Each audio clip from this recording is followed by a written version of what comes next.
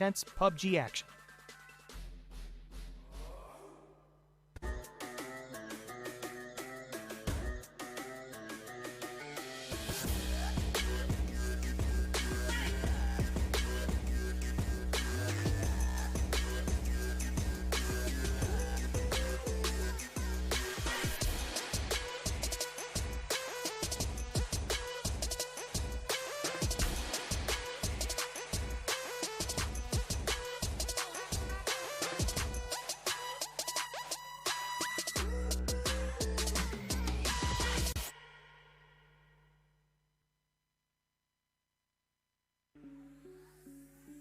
Trouble getting out of position with it. I think that's why they're just abandoning the vehicle, but look who spotted them out. That's going to be Evie from just a second ago. Going to go ahead and get a knockback over towards all by himself.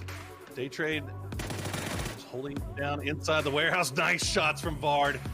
He's going to get the flush onto Neil and find the down onto Flash, but Daytrade, 6 kills already. They're just holding the line. Let's see if Vard can pull off magic.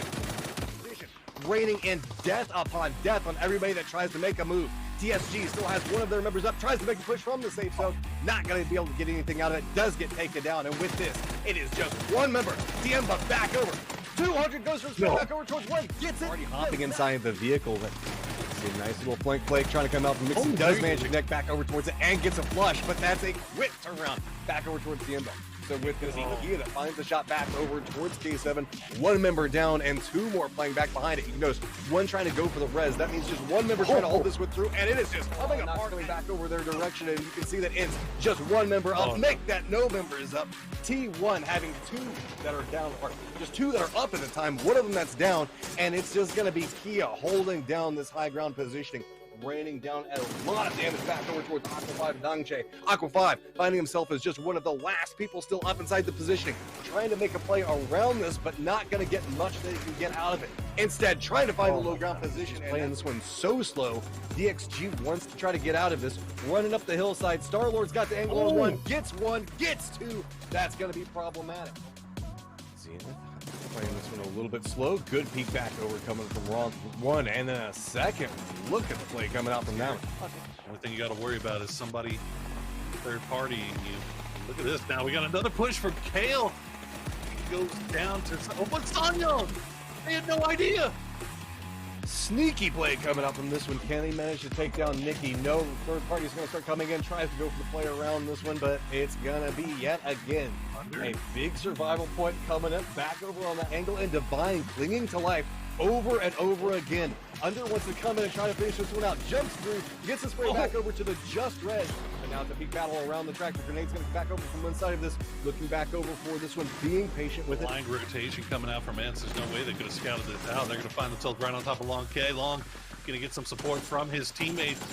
And he's got to do some work from here as well. He's going to find the knock on a Diggory. That grenade not going to find its way inside of his shack. Svit does get Brez here.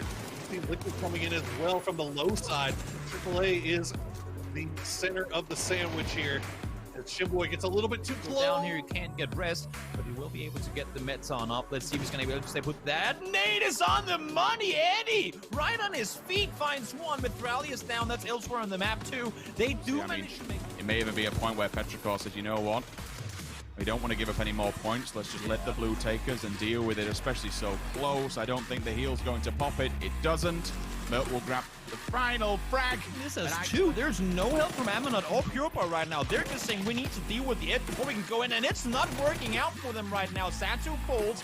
You need to be up here and help. If you want to make this push, go for it together. They thought they had the Nux. They thought they can catch them off guard, but it ain't happening. Sylvia trying to hold off on his own. Will find. Nine's got an off angle. Does Balefrost know he's there? He does not. Balefrost went for it. This is insane. 9, he was up there. They were essentially doing the exact same thing. He might go down to blue here. I'm not sure. Yes, he does. Xiaoyang is up. Snakers goes down. Xiaoyang falls in the end of it, and the winner is going. Simultaneously.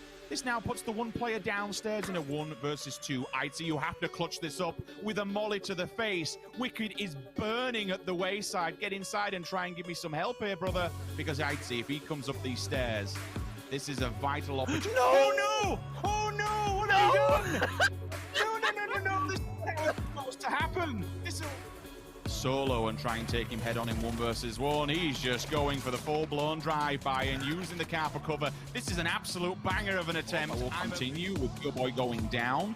Luke also in the on the kill feed to another player, Metralius, onto Amnonot, and then this time has fallen Sylphia with the nade in the back, Toby. If he can do something here and get a knock, then maybe there's a sign of life on the right-hand side. There might be a good chance for them to get it. That nade should be the kill of Sylphia. No, a bit too far in that one. They can't find Satsu either. Not in the same game. Thank you.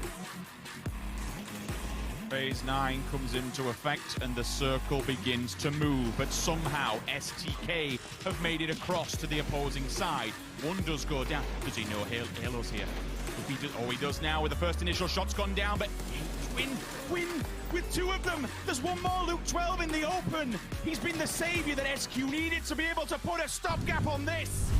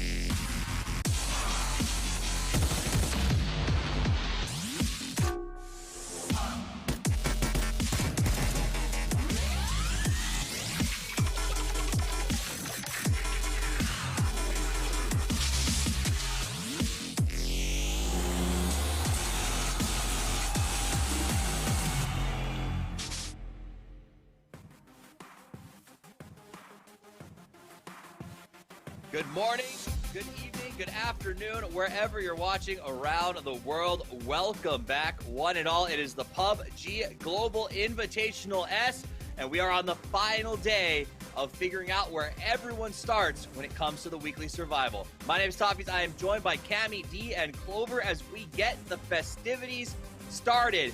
Welcome, guys. It has been a crazy 2 days of PUBG. Lots of action. Some of the best games that I've seen in a very long time. But let's just put the spades out on the board. It's the 32 best teams in the entire world, and they are here to earn their spot in the top 16 so they can start making money on week 1, Cameron. Yeah, and that's really what we're going to be looking at today is who is going to be in the top 16 compared to who are going to be in the bottom 16. And it's the bottom 16 where it becomes important on where they land. We do want to reiterate, top 16, they all start at the very beginning. The way that the weekly survival format goes is that the higher, if you're not in the top 16, the higher up you are from there, the more chances you will have to play in the weekly survival for the weekly final. But Clover, is there some aspect of wanting to be in the top this week, wanting to send a message, wanting to prove to everyone else that you are the big baddies in the room? Absolutely. I mean, this is a big conversation that we've been seeing on social media and even in private channels from some of these players and coaches about what it is that they're hoping to achieve here in the group stages. I think we've even heard it not only from our casters here with us this weekend, but from the other groups casters with EU, is that there's been a lot of contention for drop spots, for places for that dominant position, and where you would typically play in your own region. Now that you're mixing it up with people you're not used to being around, sending that message is absolutely serious. As you said, I mean, it's going to take those chances and really start to put them in your favor. Yeah, you got to take chances in the game, but we don't want to take chances in real life. That's why it's been of the utmost importance for everyone involved at PUBG for this event to focus on safety. COVID-19 measures have been aggressively observed, from PCR tests for the players, 14-day quarantine, social distancing, and masks on site. You'll see it. The second a match ends, the admins are no longer just telling players, hey, rush to the bathroom. They're saying, get those masks back on, be safe. That's the best way to play. The best way to keep all of our players in their chairs getting frags is making sure that they're safe while they do it. So a big shout out to PUBG Corps for making sure that that happens. And there are delays, guys. The break between rounds, things like that, are because we want to disinfect the stadium. We clean before and after every group. It is a very, very important process. Let's talk about some other important processes, though. That is the games that we're going to be seeing today. It is 2 sets of 4 as the groups come up against each other. So let's take a look at that schedule to see exactly what you're going to be waiting for today. First 4 games, 2 on Miramar, followed by 2 on Erangel to kick this thing off. If you're worried about what time it starts, it's 15 minutes from now.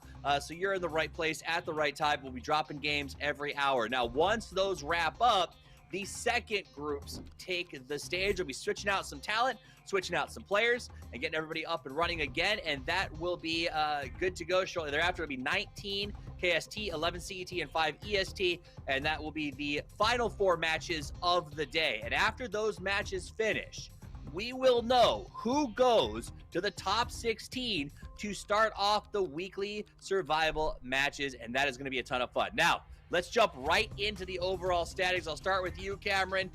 This is going to be intense.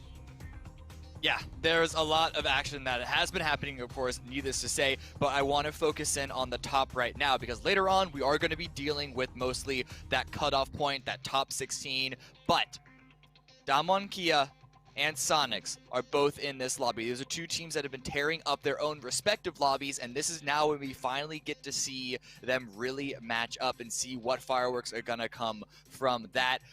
But we also want to point out that there is a large collection of points at the top, and it does drop off quite quickly. Once you hit the double digits, then it's sort of a smooth slope down from there, which means that even the teams that are in 10th place, 11th place shouldn't be terribly comfortable when they might be even 10, 15 points ahead of the teams that are in the 20s right now. What's your take on the standings right now, Clover? I mean, exactly that, right? Just kind of the dominance position that we have from a lot of these teams. There aren't huge drop-offs in terms of placements when we look at standings from 1 even all the way down to 32. I think that our bottom-dwelling teams that didn't do so good after the first day were able to have some really good games yesterday and make that really close. And what that means is that today, 1 good game, 1 good win could really shuffle up this lobby. And really, I think except for the handful of potentially maybe the top 5 teams, not everybody is necessarily safe and secure in the top 16 just yet. Cameron, what groups are we going to be watching in the first 4 today, and what does that tell us in terms of preparing? Are they at an advantage because they're playing first, or a disadvantage because they're starting this thing off? So we're going to be watching groups B and D, and I'm going to say it differs from player to player, but I do still think that going last on the final day does give you an advantage. I mean, obviously, I'm a little biased on this front. I know where my weakness is, and that is anticipation. And so I know if I were in these players' shoes, and if I played my games, but then I had to be hands-off for the second half, and I can just see what everyone else was doing on the second half of the day, and I had no control over what the final result was going to look like, or no control. It felt like I had 0 control where the final results ended. I would absolutely hate that. However, I've heard some players dupe for the opposite, so it really does come up to each player. And before we go to a little bit more, I want to talk about a team that is playing today, Clover. Afrika Freaks are on the bottom of the bracket, and they're also the only Korean team that has not gotten a chicken dinner yet. And I think there's some regional pride of like, hey, if all 4 of our teams could win one, that'd be pretty meaningful. Do you think they have what it takes today? I'm definitely a little bit heartbroken with Afrika Freaks. I kind of went a little bit back and forth with PUBG Annie on terms of Korea last night. She's so proud, as you said, that some of the teams are doing great, but Afrika Freaks has been finding themselves in really awkward positions along the edge. They're coming into the zone, rotating alongside a lot of different teams that they're not typically used to playing. I've seen them kind of make these plays to go for kills. I mean, yesterday they walked away from the zone to third party, which was great. They got a few kills, and then they were immediately wiped out. And it's kind of this risk-reward play that they've been doing that just hasn't been very rewarding for them, unfortunately. So is that a yes or a no? Can they win today? I always want to say yes. I know you guys are trying so hard to get me to be toxic, but it's gonna be a big uphill battle for Afrika Freaks. Fair enough. I can't. It is an uphill battle. Do so good. And what are they trying to get to the top of the mountain for? They want to win their money. They want to make the top 16. Let's talk about how that prize pool is going to be breaking down for all the teams who are involved. This is the PUBG Global Invitational S. With a prize pool of $3.5 million, it is the biggest prize in PUBG history. But how does that big stash of cash break down? Let's take a deeper look. 2.4 million will be earned in weekly survival and final rounds. There's a guaranteed $1 million so that all teams participating can take home something. But the sky could be the limit because 30% of in-game sales go to the pick'em pool, allowing you to support your favorite teams directly. But how do those teams win the lion's share of that cash? Well, they have to win.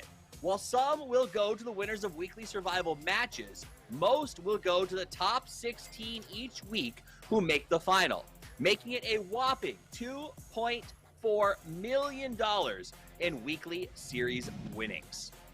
The first 8 teams to make the weekly final get paid, but the pay goes down the longer you take, so win early if you want a cut of that $192,000. But no matter when you get it, what matters most is getting a chicken dinner so you can go to the weekly final, where we return to the super rule set and the prizes get bigger by the week, ending with week 6's $1 million prize pool and a $500,000 grand prize. It is about to rain money as the top 32 teams from around the world drop in on Seoul, South Korea to earn their share. Will a past champ repeat, or will a rising star hoist the trophy? All we know is that sitting in these lobbies is the next PUBG world champion. God, I don't know who does that voiceover, but they are amazing. Let's take a look at the groups. I know I had you tell me what groups we're playing right now. We'll take a quick look at exactly who will be in those in just a second once it comes up. We have not had the pleasure of covering the group of death, quote unquote, Group C, Cameron, but we have had a chance to watch most of the other groups sort of wet their palates, get out there and play, and it's been a lot of fun to watch. Talk to me about what stood out to you, which team has stood out to you from the 2 groups we're about to join in with. It's got to be Damwon and Sonic. Sonic's is coming from the North American region where we all hail from, winning 2 PCSs and looking super strong while doing it. It's definitely our sort of hope as far as NA being a relevant international region in stark contrast essentially to what we were in 2019 on average. Overall, STK fans, put your pitchforks down. But then Damwon has been also looking so amazing over the course of this entire weekend, and we're going to get a chance to really compare them head-to-head in just a little bit. But first, before that, we'll be looking at all the teams that we're going to be seeing, all 16 of the squads that are competing, at least in the first half of the day. And it's going to be a lot of fun to watch. Clover, is there any other team that maybe Cameron didn't mention that you want to say keep your eyes on these folks? You know what? We're going to talk about it quite a lot today, but there's going to be plenty of teams playing for that 16th spot. It's very competitive. As you said earlier, the leaderboard is close for a lot of these guys. And I think in the beginning, I was really worried about Buriram, but they had a decent run yesterday, and it helped them quite a lot. So I'll get more into them as well here in just a little bit, but it's definitely one that I would keep an eye on to see if they can push forward, because it looks like they're starting to figure things out. Yeah, I think we're going to have a chance to feature a couple of teams, probably NX, Buriram, when we get a chance. When that pops up, Clover, obviously I'll have you walk us through those 3 featured teams to keep an eye on today. But it's going to be a lot of fun. And again, it comes down to Cameron getting in there and making the top 16. Is there a prize pool today for first place, or is it really just about being in that spot?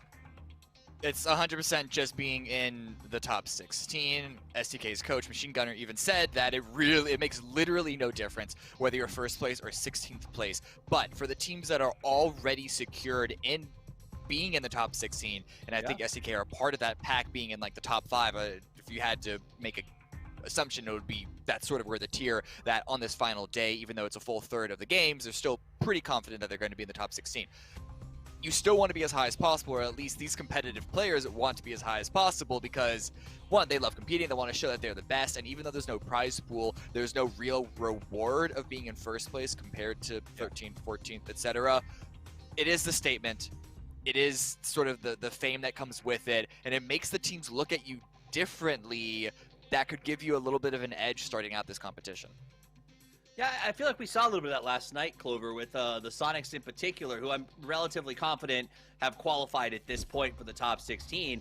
And it felt like they were putting on their muscle tees and flexing all over the place in that last game.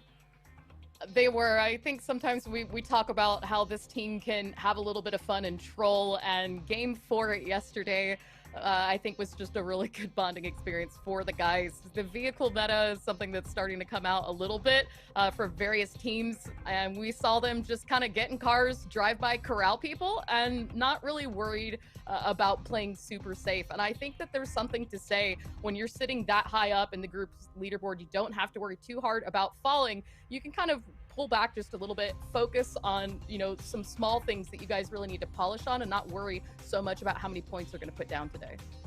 We'll touch on this briefly. I think we'll probably come back to it as this tournament develops for sure. This idea of a vehicle meta, Cameron, I think I've heard Toby in particular seems to talk about this vehicle meta, this idea that people are going to be using sort of the new stability that exists in cars. Yeah. But I feel like we haven't seen it be overly impactful. We've seen some moments, but if a meta is an approach to the game or an overall strategic system, have teams really been expediting that or using the vehicle changes a lot?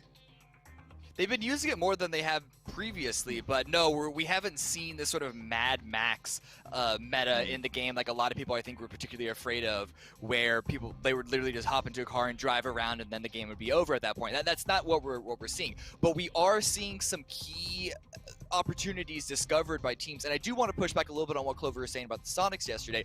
Those vehicle drive-bys that we saw in Game 4, I don't necessarily agree that was them sort of, yes, they were having fun with it, but I didn't see them do that in a situation that was particularly risky. They saw opportunities, and there is a real strength to attacking someone in a vehicle. You approach them very rapidly, and then the vehicle itself also acts as a little bit of mobile cover. It's very risky to drive by an entire squad because that is still up to 4 ARs that are going to be firing on your position, and we all know even if you don't land shots on the individual inside the vehicle, vehicles themselves can only take so many shots before they themselves go up in flames. We saw Sonics eventually leave their vehicles and then take the footwork towards the mid-game, towards the end game. So I don't necessarily think that that was them going crazy, nor do I think that there was a lot of craziness drive-bys across the entire game, other than just key individual opportunities executed upon. Now, I know that you said you had you've been looking at numbers in particular with vehicle fighting. Clover, do you have any of that? Like, do you think, tell me a little bit more about that. You know, I mean, if we had to have a leaderboard in terms of players right now that are getting those drive-by knocks and kills, I kind of do have that for you in terms of, and it's going to be, you know, Ionix, Savior, Mime, Loki, and Pio. And, you know, a lot of these squads, these are the squads that are up near the top. These are squads that are showing that they are aggressive, they're quick on their feet, but they're also being able to get quite a lot. I mean, Ionix has 5 vehicle kills right now. Mime isn't too far behind him, with Savior each having 4. So it goes to show that it's not a one-off fluke. You're not seeing teams just occasionally say, hey, you know, I see someone, I'm going to take a knock. So far, all of these teams have played 8 games each, and to get that kind of kill numbers, at least for me, shows that there is some resemblance to the fact that vehicles are more into play than they have been previously in the past. And I don't necessarily think it is going to go away, especially since it's something that, I know I've heard Paper say this before, is a little bit on a normal in the early game for some of these Asian teams. You know, if I'm allowed to put on my analyst hat here for just a second, it seems to me as I've watched this that the impact has been a little bit different in terms of it's actually making rotations a little safer for some teams. Like yesterday, we saw IQ come out of his house and shoot an entire team rotating. And the second that he started shooting, he had to run back inside because we saw 4 instantaneous seat swaps and everyone opened fire. So the old days where the whole team ran out for free kills doesn't really exist anymore, Cameron. Well, I like this stat. Yeah. I don't know how to read it. There was also... Yeah, no, we can definitely touch on the stat in just a second, but to round up this whole point about drive-bys, there was a moment on, I believe, the 4th game from the first set yesterday where T1 were rotating out of military base. They came across another team who were ratting in an area, it was Day Trade Gaming actually, in the area just southeast of Pachinki, that sort of sewer exit-ish area on that road, who took shots at them, and in other situations in previous metas, T1 would easily have lost a player or two, but because of the vehicle ability, they were able to fight back. They actually got 1 or 2 kills of their own. It wasn't full domination on the side of Day Trade. It wasn't an auto win on T1's effort, but it does give them, as you mentioned, a little bit of an advantage where previously they'd be done. Is this a GME trading chart? I don't understand. Okay, so this is the team on the edge that are, and that's kind of what we got to talk about. Is we're going to be focusing on the teams that are on the edge. And I want to let you guys at home know our observer team has just passed the word to me that they will be focusing primarily today, especially on match 3 and 4 of each respective groups, that on 12 to 20, the teams that are on the cusp that are trying to make the top 16.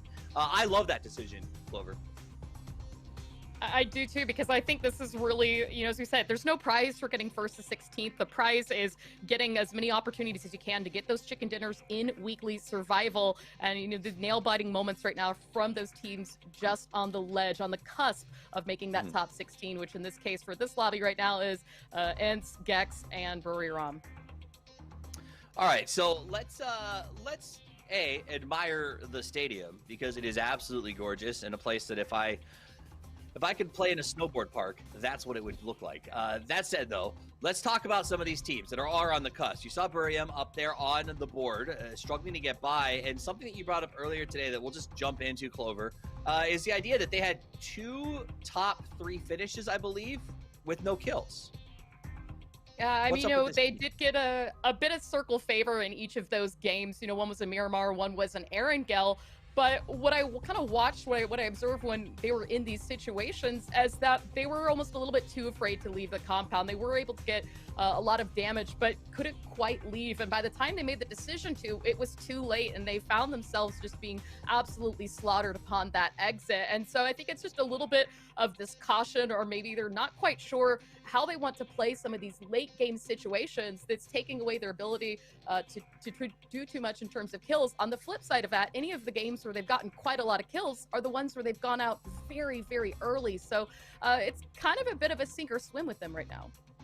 We've talked about a team that's a little bit in a struggle bus right now. Let's talk about 2 teams that have been on the top. We've got some fun opportunities to do comparisons throughout the next 2 months. Let's look at one right now. Cameron, I'm going to let you break into this one.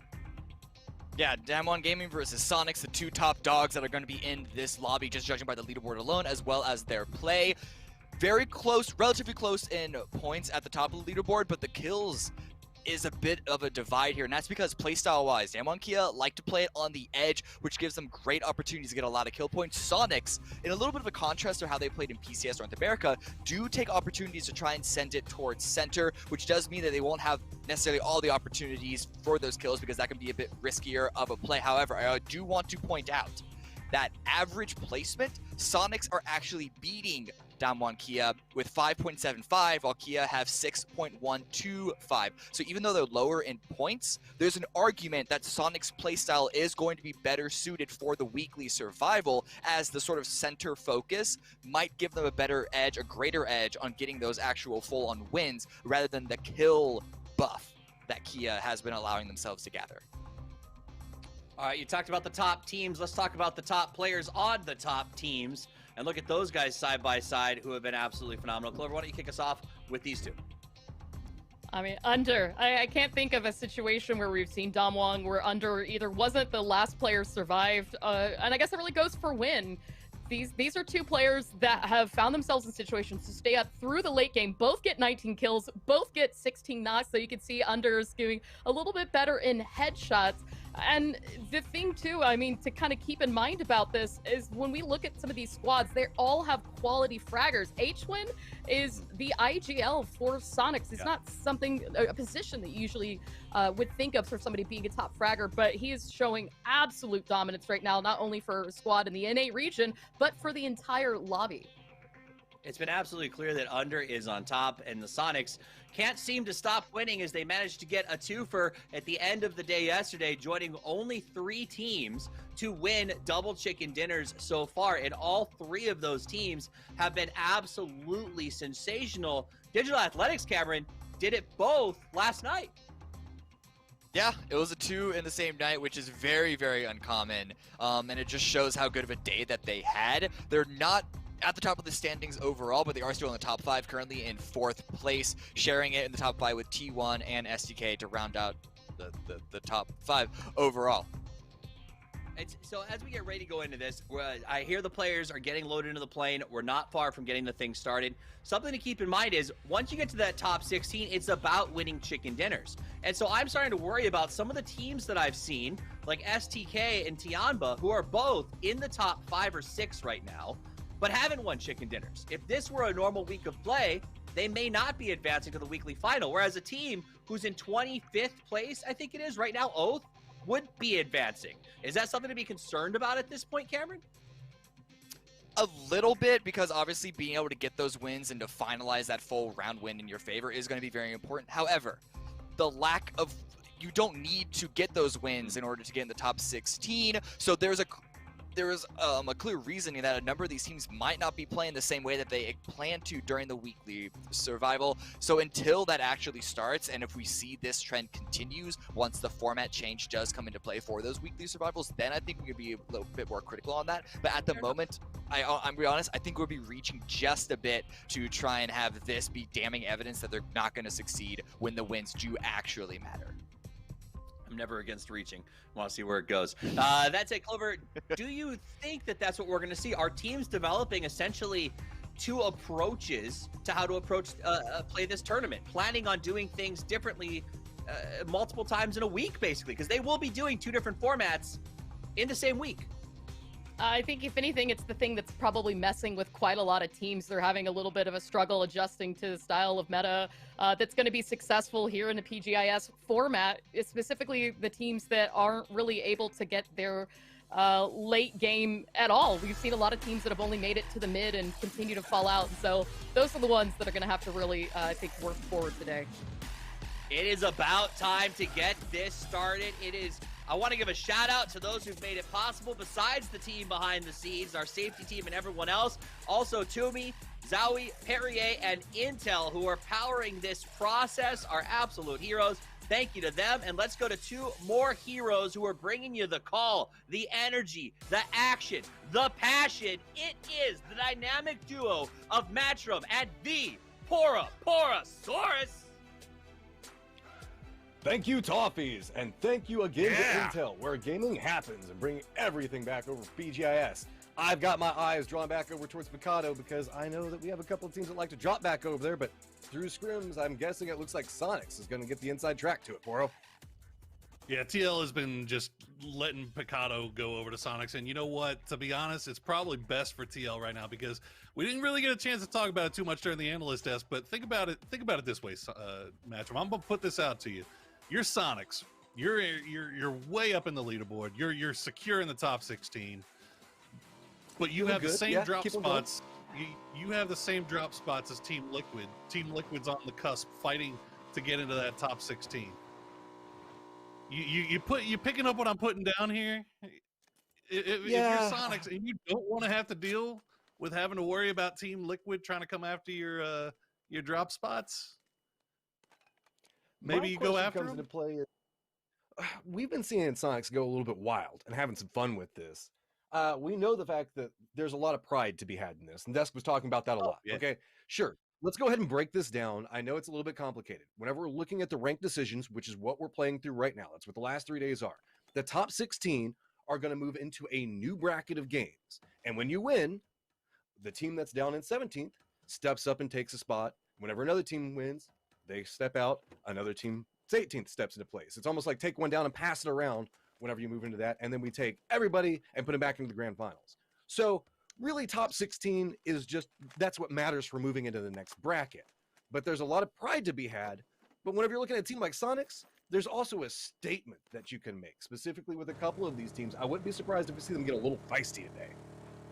No, absolutely. I particularly expect teams like, well, mostly Sonics and STK, because that's what we've been looking at all year. We know how those teams play, how they played through PCS 1, 2, and 3. Once they were secure for the finals, for the PCS 1, 2, and 3 finals after the group stages, they just go ham. They do whatever the hell they want. They go out there, they have fun. They get involved in every fight they can find.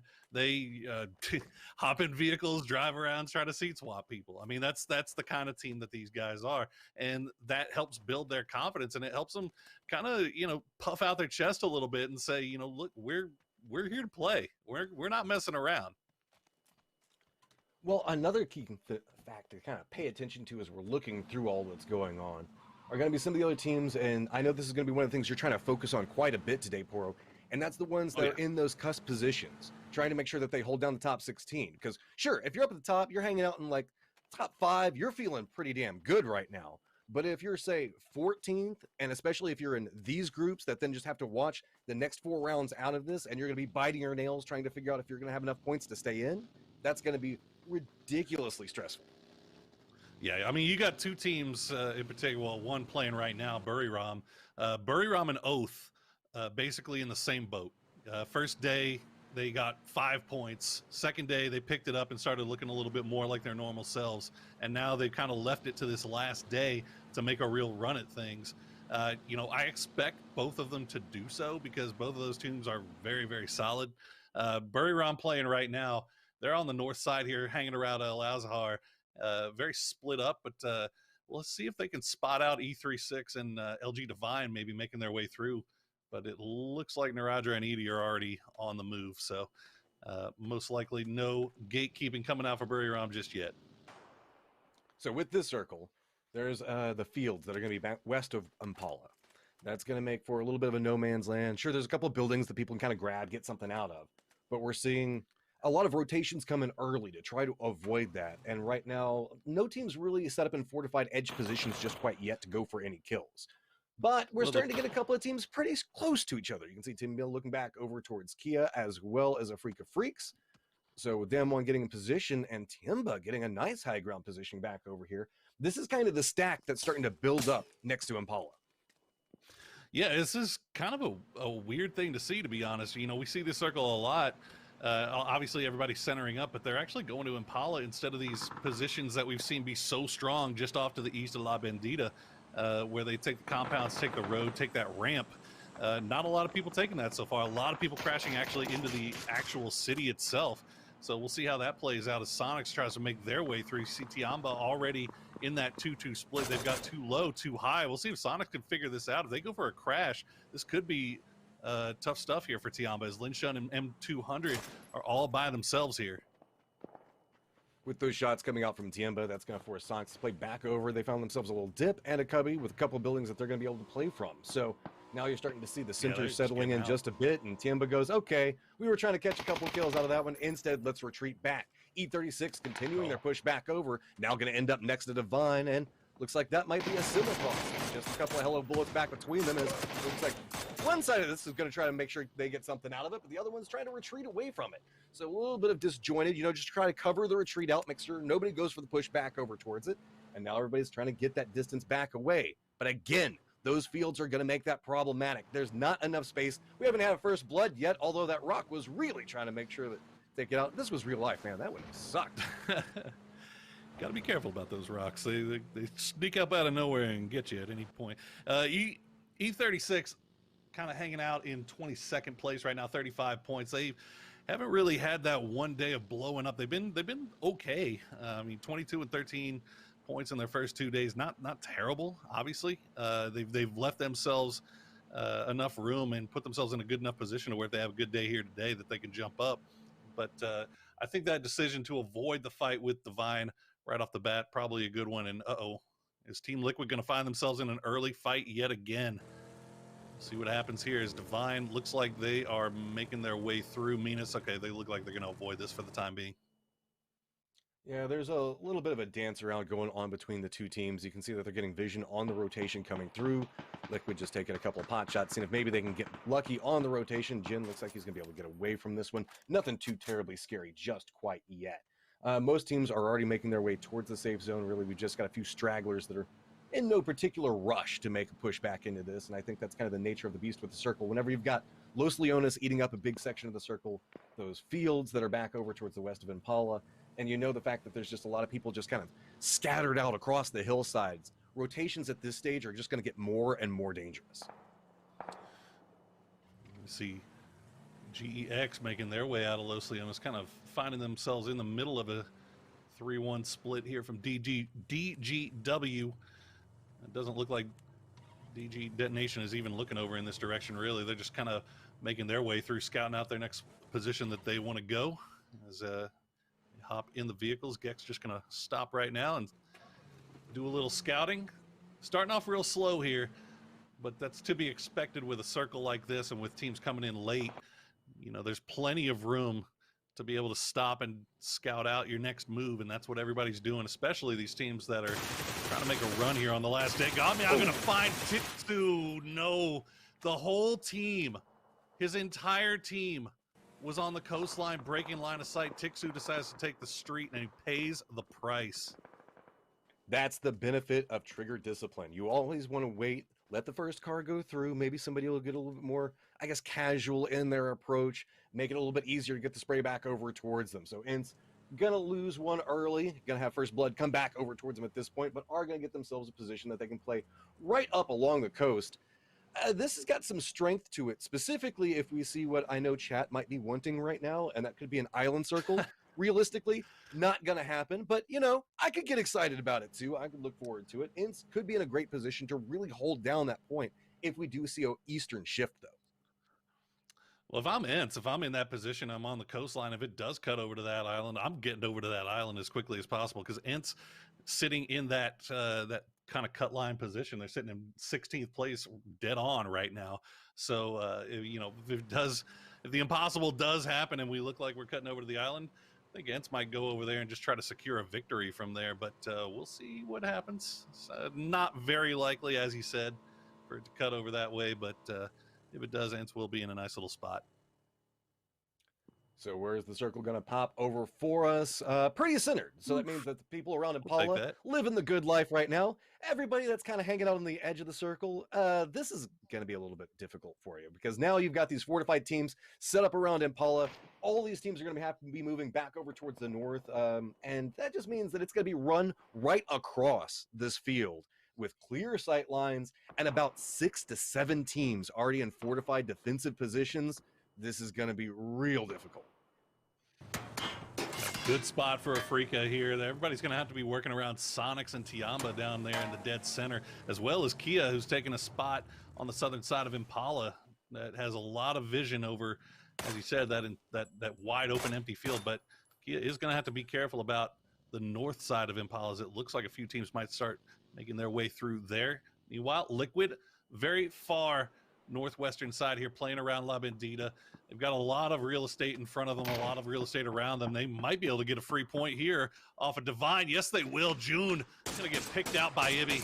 And can they get another one? As they see and JN trying to make their way around. I think he got the tire on that one. Yeah, they did. Jin, 1-star Uber, didn't make the time for pickup. Instead, now just going to have to roll off into the distance. I am kind of excited about this one, Poro, because I do enjoy Impala finishes, if that's what we end up getting. I mean, they tend to be pretty spicy, but most notably, you have like that area just to the north of Impala that can be pretty big, and we have teams that are already starting to cluster around these specific points, and leads to really interesting fights. I mean, hell, we saw a Los Leones finish in our first round yesterday, so it's not unexpected at this stage. Yeah, the big question right now, is this going to cut north or south of that road that's just south of Impala where Sonics is holding down right now? You know, a lot of teams kind of thinking that this one's going to play to the south, but it's probably about 50-50, a lot to the north as well. But I know you guys are excited to see how these teams finish, but you're also excited to get your free EP by having that code. It's down there in the bottom left of your screen right now. Type it in as quickly as possible. Try to get some free swag from your PUBG esports site. Liquid doing a little bit more scouting back down into position. They are right along the edge of this point. They do have themselves a pretty strong hill that they can play from. So you can see that's where they're kind of setting up at the time and continuing to harass back over towards Divine. This is a pretty long range fight right now, still about 300 meters or so. So no real big expectation to make a quick play off of this right now. Liquid's not in a comfortable position, but they know if they start aggressing too much further into the circle, that's where it's just going to be too big of a crossfire, and it's going to be very hard to contain a fight. That's really the concern right now if you're Liquid, really, is not where you're at right now, but where the next place to go is. I mean, as you said, to the south, you've got Divine hugging the roadside where the ramp is. Meanwhile, Virtus Pro hanging out in the compound that's in the middle of the field. So it looks like TL actually going to spread out a little bit. Meanwhile, Sonic's still holding down that dead center position. Looks like Tiamba going to take a few shots over in that just to make sure nobody's sitting comfortably.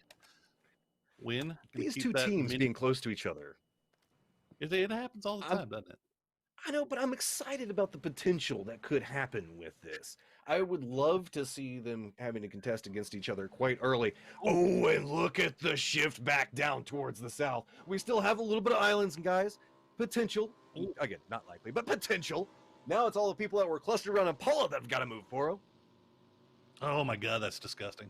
That's a dirty shift. I mean, look, you were thinking maybe if you got south, you could think it was going to cut that part of the east as well. Sonic's in a good position to maybe do a little bit of gatekeeping. VP already on the move through the hills. They did leave Lou behind. Unfortunately, I think he might have gotten a tire pop, so that might be VP losing one. But this is a nice little spot for them to play if they can hold it. And taking their way down the road, they're running through DXG. Again, now Ruskamar going to find himself in a spot a little bit too early. Where's the rest of the boys? This is pretty dangerous based off of positioning. You know, back behind this, there's TM that's starting to make a move back down the hillside. That's going to be one already spotted out. Rustamar gets down and flushed quite quickly. Rest of Vince making push back over towards the north, but it's while everybody is making their rotation back down into this position. You can see a Freak of Freaks coming along a similar path. These guys could just drive back next to each other, but Squeaky, I think he's just going to met up, let this one pass by him. I don't think he wants to take any shots right now. Coming up back behind them, it's going to be Buriram on a similar path. But with this is going to be a little bit more dangerous. Most notably, Route 66 right over here next to the coast is going to be quite bloody. There's AF going. This was a blind send coming around the roadside. They stay alive for now, but look at this. Division X in a perfect spot to just rain grenades down on top of them. Akkad already low. EJ at about half HP. They're not getting any support from Hikari or Hansia either because there's just no line there. A good grenade's going to find EJ. The second one will molly fall on Akkad. Not going to get it just yet. This could be bad news for AF as they are finding themselves just beset on all sides by squads. Dude, AF cannot just get it together. It's just coming apart for him right now. Two down. You can see Molotovs. They've thrown down a lot of utility, but this is a ton to use at these earlier stages. Note the fact that their armor is already pretty far down on the members that are still up.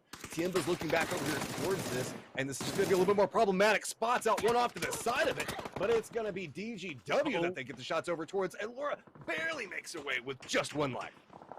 I mean, 4 teams all on top of each other right now. The only team that's happy about this really is the Freak of Freaks. They've been able to get both of their reses up. They're back up to 4 strong, and now they can turn their attention towards somewhere. But where do you turn it to when you're surrounded on all sides? Meanwhile, Kia tried to send it as well. They're down to Indigo and Kale, as it looks like VP picked them apart here. VP still with 4 up.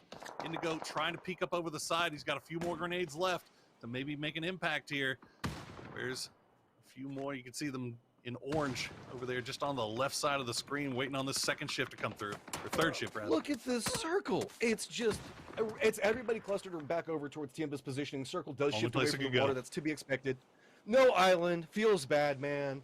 But also feels bad for E36, Sonics, a Divine, Meta, all of those teams back over towards the north. They're going to have to make a move. Tiemba, though, still quite strong in positioning. The only problem with it is there is that hillside leading into that compound that does make an approach angle so that these teams that are playing back over here, most notably where we were looking back over towards VP and Kia just a moment ago, could be a little bit more problematic once that fight finishes out.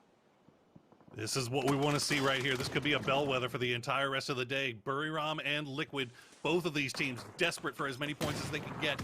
Who's going to win the straight-up 4v4? So far, it's about an even trade. Actually, no. Liquid ahead as Nuradra has gone down as well. Canaxi is down. And so good gatekeeping being done by Liquid here, and that bodes well for the rest of today. 4 kills for Liquid at this point. Is the ship starting to right itself? Has they done their homework, figured out what was working for them? Because this is their opportunity right now. You can see Enterforce looking back over towards 36. What am I saying right there? Sorry about that. Looking back over towards Team Liquid right now. So I glanced back over towards the map and glanced back over there for just a second, and it threw me. So with this, Liquid do find themselves in a little bit more of a calm section for just one moment. But Liquid still has to move back over into the new zone, and they have the road that's right up in front of them. Tiemba, though, still just chilling back over here. Only 1 kill, but you can see they are harassing every single team around them. And let's go ahead and make that a 2nd kill now. Spot out Spiro in an unfortunate position. And look at that. They take the shots, get the knock, get the flush, and immediately back on the move here. There's Lorena and Lin Shun. They know they've got Kia just around that spot as well. E36 going to hop in the vehicle, see if they can maybe avoid Liquid for the time being. I don't know if it's going to be possible, though. James going to step outside, take a few shots over in that direction. The shot's going to come through on Sylphia. Not going to find the knock, though. And this is just about as good as E36 could hope for. And Liquid now really needs to do something about this. As he said, still just hanging outside a circle, only barely. And this is going to be so difficult. They're going to have to go ahead and throw out smokes, burn a little bit of early utility as well to try to cross the road that has no cover, and a team that is already set up in a firm gatekeeping defended position, while also Tiemba is getting drawn attention this way as well. You can see that Flashbang did a nice little bounce there, but it's just a matter of whenever we see Team Liquid opt into making the push through. Note the Molotovs that are landing inside the smoke. That is a huge deterrent, and that's the way you want to try to use those. Stall this one out, really force Team Liquid to wait this one out as long as they can, because it's going to make it more and more problematic as they have the blue back behind them and making the push up and forward. Smokes now right up into the face, trying to make the approach back over towards E36, and you can see finally Team Liquid does manage to cross with most of their players. Tries to bang angle back over into this. They do have Nexley that does go down, but it's going to be a run and gun fight through this hillside. Tiemba has opted away from looking into this, so this is just a straight up fight between them. Edie goes down. Flipping Team, the last one up for the team, looks back over, and no, it's going to be Liquid going out. I mean, that was always going to be a difficult push for Liquid. Unfortunately for them, E36 going to go and get all of those kills. Sonics was also taking shots over the top of that as well. Now Tiamba, now that they know that Liquid is done, they come through for the perfect timing on the 3rd party. Meanwhile, you can see the kill feed is just lighting up as a freak of freaks have started to come alive.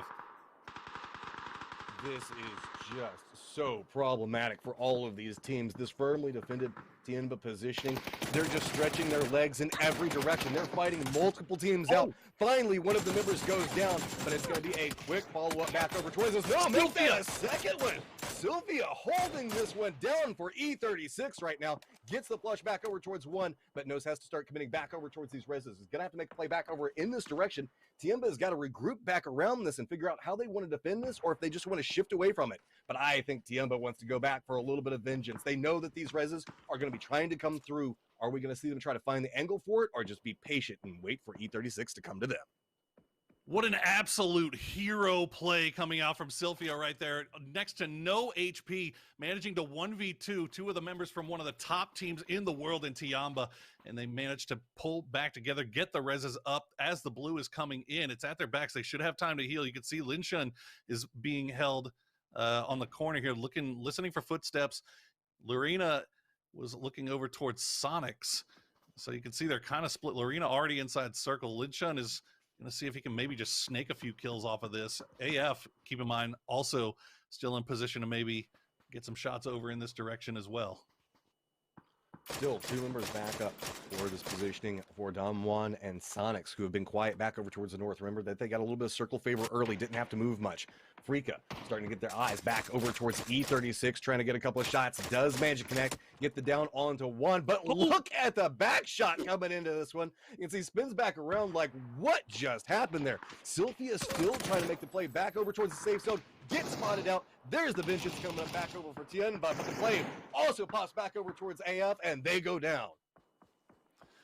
Well, AF was paying so much attention down towards E36 that they forgot about DXG, was able to do a long wrap down around to their eastern side, rather the low end of the hill. Long K and Neil now still alive, still trying to see if they can take out Hanzia and Hikari. Hikari gonna get a grenade there. Hanzia though, oh, he gets one. Can he get two? Yeah, he can. Nice man, hold Spit. up there from a dangerous position.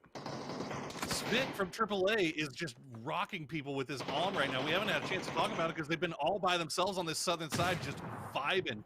AAA all by themselves. They have so much room to work with. They are just chilling back over here, and every single time somebody peeks up into one of these angles, they've just got vision on it and make their lives absolute hell. Timba, last member, starting to make a play back over towards the freak, trying to spot out.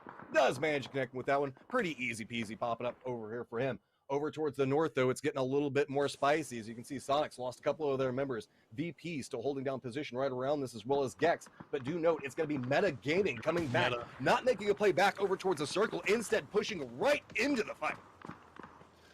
Oh, and Meta losing a couple of members in rotation there to their region mates, Furia. Furia just has the compound in the middle, and they've just been overseeing pretty much everything going on around this. Meta still trying to push, though. They know they've got to take care of Gex here. They've got to figure out a way to clean up as much of this northern side as possible. Meanwhile, Tickleton and H-Win still on the very edge of blue for Sonics, seeing if they can maybe rekindle a little bit of the magic we saw from the very first game of this PGI.S, where the duo, last time it was H-Win and Mine, this time it's H-Win and Tickleton. We'll see if they can pull off some duo magic once again. Sonics just roll right by the same. We want nothing to do with what's happening back over in here. Gex know the fact that they need to finish up this fight here relatively soon, as the blue is coming back in. Meta opted into playing into an aggressive position into this, now realizing, okay, this might be taking a little bit longer than we expected. You can see them starting to look back over towards the safe zone, making sure that they have a secure point to play from inside that. They heard the vehicles, most notably coming out from Sonics just a second ago, rotating back around through this. But here we go. Here comes the fight coming out. It's going to be Sparking stepping back over. But back on the other end of this, it's still Demon. They're trying to find an angle to play from, but somehow VP is still holding this one together as well. Gex somehow still alive as well. They haven't been able to deal with Hiruzen from VP, who managed to sneak up and strike at the right time. He's going to maybe take a little bit more damage from blue. Oh, CC going to find Wicked as well. So everything kind of falling apart here from Meta. Hiruzen will go down. That'll be VP taken out. I believe that will be it for Gex as well. Yes, Sparking still up. Silzen has been knocked, and I doubt he is going to be resable as Furia finally leaves their compound, trying to get a little bit more involved. You can see Rusty Zera slowly bleeding out there. You've got Kale and Indigo playing the hills, trying to find the angles, popping up at the perfect time. But meanwhile, AAA still on that southern side, completely unharassed, and they are just farming right now. A little bit of a misconnection coming out between Kale and Sparking there. Just a little bit of a hill in between them that's dividing out positioning.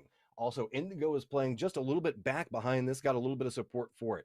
A lot of really damaged teams back over towards the north do manage to make it in the safe zone, but there was a massive cost in trying to get in position, and guess what? Circle moves back over towards AAA. They've got themselves a good position play from, and they've been just harassing everybody. Sparking knows this is going to be rough, tries to go for a little bit more out of it, but it's going to be Indigo that finds the shots back over towards him. On different angle, you can see Tickleton starting to try to make a move, but that's going to put him back over towards AAA's firing line, as well as Indigo's. Rusty Zera starting to make a little bit of play back through here. Tickleton does get spotted out, and there we go. We've got our top four Poro. Furia looking really good here. They did have that compound for the longest time, but they have left that compound and started to try to take control of the north here, picking up kills as they can. 6 already in the bag. Can they secure the win, though? You've got AAA that's still 4 strong. You've got the solo player of Lorena. Could pop up at any time. Really going to be a question of who spots out who first, who gets the right angles. I feel like this is one of those end games that's going to take a little bit of time to play out here, Matcham. Well, attack all around hasn't been having to attack all around. It's just been to the north. It's just been shot after shot, and they have done so much work into so many teams in that positioning. Like you're talking about, with the reposition coming out on the other side of this one, Fury is trying to find themselves a little bit of an reposition back over towards the west. One of the few teams that AAA hasn't had an angle for. So with this, now Fury is coming in still pretty strong, a little damage making their way in, but sitting on a higher kill count, just barely though. One member still up for Tiemba right now. Crawling his way into the zone, should find himself a little bit of a place that he can play from, but really it's just an east versus west line of sight battle that's about to pop off, with Furia being the one that's kind of creeping in just a little bit more, trying to get that inside track to the center of the circle. Looking at the overview, I love Furia's positioning way more than I like AAA's. Raspu playing this southern side here could be a huge factor. But you can tell that the rest of Furia, they know, they have this sixth sense that there's a snake hiding up there somewhere, and they do not want Lorena coming up there and impacting their end game. They would love to clear him out before they have to pay all their attention towards AAA. Svit starting to sneak up over in that direction as well, and you can't forget about the fact that Svit's sitting on that arm right now. Lorena is just going to be such an impact in this. It manages to find some type of angle back over towards Furia, and that looks to be the way he's trying to move through this one. Furia has a good feel on what's going on around them. Most of their players stack back over towards the north, but one still trying to keep vision back over towards the south, not inside the safe zone, making sure that nobody makes an approach back over towards that. AAA are the ones that are going to have to be the aggressors into this. It looks like they are starting to find themselves a little bit of way to play this. It's going to be slow. It's kind of moving the way through this one, finding a little bit of a dip, and that is going to be huge for the team. Feeding that information back over. Now they're going to find an approach to start making them push back towards the center and maybe start contesting Furia's position from a much closer angle. Fury being really disciplined here, not over-peaking, not giving away too much here to AAA. They're not giving away the free knock. I gotta say, though, Raspu still sneaking in from that backside. AAA has no idea that he's there, and Raspu could be absolutely huge if he comes in here. He's got that AUG as well, so I definitely have my eyes on him as well as Lorena. Yeah, Raspu's positioning is very peculiar right now. If he can get a knock from this, it's going to be great. But the problem is it's going to draw a lot of attention back over towards them. You can see the close range fight starting to break out. Raspu can use this opportunity to creep up back behind it. Jonku does manage to find a shot, or actually a grenade back over towards Rusty Zira. Going to be Raspu lining this one up, playing this one patient, doesn't want to go just quite yet. He knows his opportunity is going to come at any given time. So instead, opting into the grenades, good roll back over into this one. Any given moment, he can opt in to start taking the shots back over towards this. Jayers realizes in a lot of trouble, and Furia has just complete control and is manhandling AAA from this position. Exactly what he needed to do, using those grenades, not giving away his position until he was absolutely sure that he was going to be able to flush those kills out as quickly as possible. And now those two knocks have sent AAA on their heads here. Gems, Jayers still hanging out on the side. They will finally take care of Lorena, but Furia now, I think they know exactly where the AAA guys are. They're collapsing on top of them. They do lose one, but now it's just a matter of time here as Necro try to get up here. Oh, Gems, no! I love trying to fight their way out of this one. Don't beat it over the blue. There's a potential to get a kill point, but they're not going to find a single one out of it. Furia walking away with a round victory and a strong 11 kills. Oh, that's so huge for them. Furia has been playing very well. They just haven't had things come all the way together into the late game for themselves. Finally it does. They get a little bit of circle favor, they get that compound, and then they play it so nicely, leaving it at the perfect time to go do a little bit of farming, make sure they get the kills. 11 kills go with it, so 21 points here for Furia. They've only gotten 18 points in their 2 previous days, so that is absolutely huge. We'll see them jump up this leaderboard matchup. And while they did not get the win, AAA do come into a good position, coming in very late, following up, getting that second place, and also picking up a couple of kills along the way. That's going to be a big game for them as well. Other sides of this, we talked about there are a couple of teams that do need a lot of points, and we did see a couple of those go down early, but worry not, there's still opportunities. You can see we just had a team that needed some points, walking away with 21 just inside this round. So don't get disheartened just quite yet. Yeah, I'm looking over at my points here. I mean, attack all around, that was huge for them. That 12 points that they get from that second place is going to push them all the way up into 17th. So they have now put themselves in the mix for possibly making that top 16. But we are going to take a break real quick. We're going to let the analyst desk talk about this one. There's a lot to talk about for sure. So, guys, take it away. Too Fast, Too Furia as they come out on top with a much-needed win to start this off. And I'm going to be honest, guys. 3 teams from North America have won chicken dinners. Now, one of the 2 teams from South America. I'm hyped for PCS Americas starting a new season after this. It's going to be awesome. Highlight time. Highlights.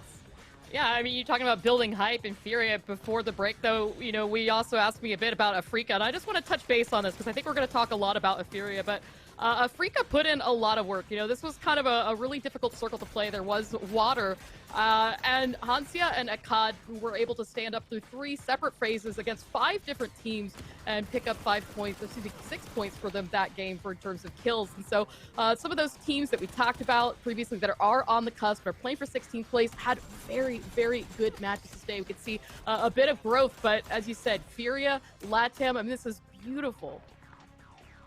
Yeah, this is just a very, very heavy fragging game as well for a lot of these squads. We're seeing a big separation, a big share, more than usual, I think, of kills towards each team. There's Enter 436, who went out in 12th place, but still got 7 kills. Afrika Freaks out in 10th, still got 6. Liquid in 13th, still got 5. And that's just the nature of whenever there's a circle that has a lot of water right off the bat, that means less land to share amongst the 16 squads, which means you have to start fighting earlier on. But now they're at the end of the game. Furia, who were up until this point not quite as loud, they were just chilling quietly, chilling in the compound that they had secure for themselves. They knew they didn't really need to do much with it, but when the opportunity came for them to leave that building and really take over the map, they actually succeeded a lot more than I expected they were. But I have to say about Furia overall this past weekend, they've been getting better and better. They're not the only team that you can really say that about, but for a team that is,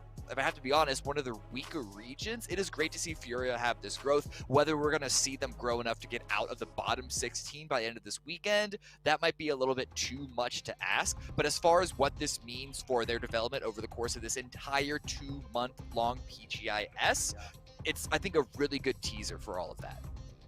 I agree with that, absolutely. I mean, this is a fully Brazilian team that has been fully surprising. They had a great end of the year, 3rd and 4th place finishes in Copa PUBG Masters. And, you know, I think that a lot of people are looking at him as a bit of a long shot, Clover, but the reality is, I think that veteran combo of Rusty, Zera, and Raspu, who've been, like, all the way back to Red Cannons, like, they are just absolute veterans. And you throw Necro, a young, relatively unknown but strong fragger into that mix, like, Furia could be the future.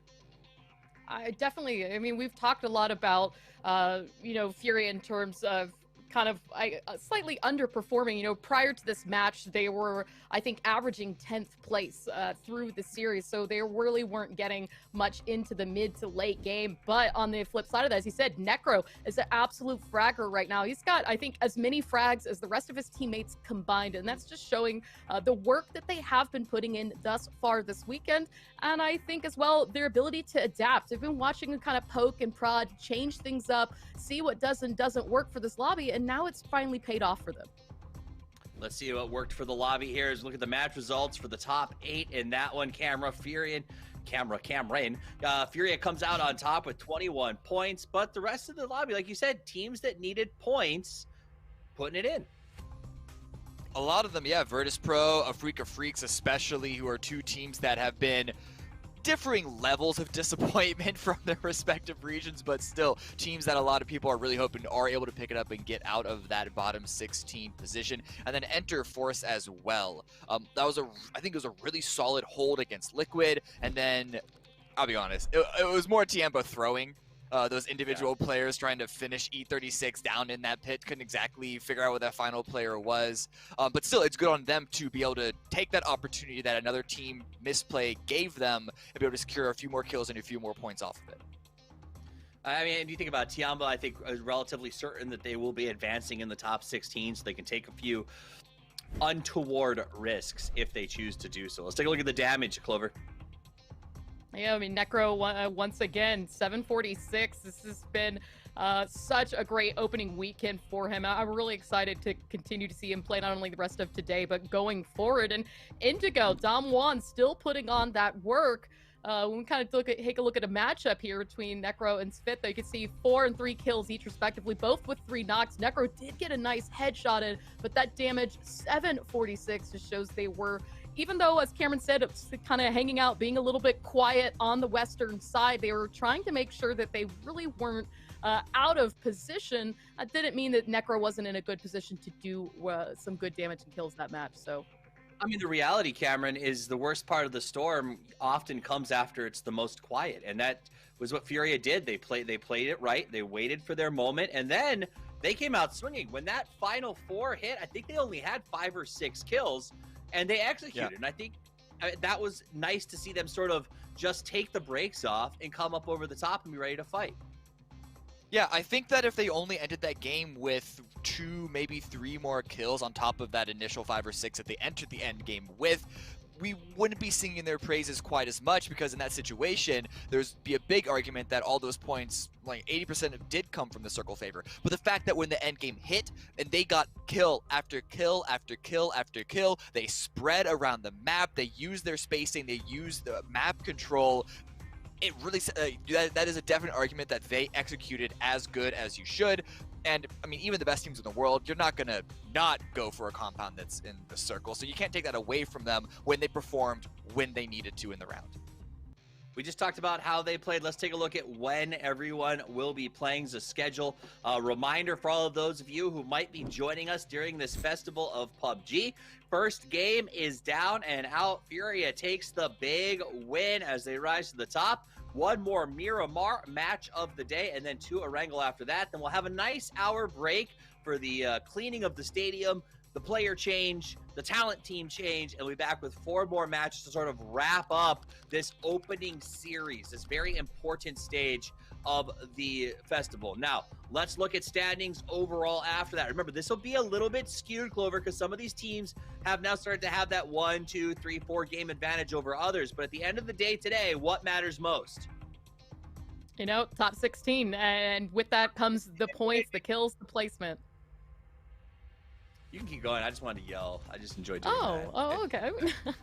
No, but I mean, you're serious, right? You know, we talked a bit about Ints, Virtus Pro, Interforce, all having good games, putting down kills, but you can see they're still on the cusp, 18th, 20th, 21st place, and it's going to continue to take all of that work. As you say, there's still more teams playing later today, so just barely getting the top 16 is not going to be enough, because odds are you're going to get knocked back down by those teams playing later today, so you really want to aim for 12th, 11th, 10th place. That's what you got to be thinking about right now if you are in Virtus Pro and Interforce.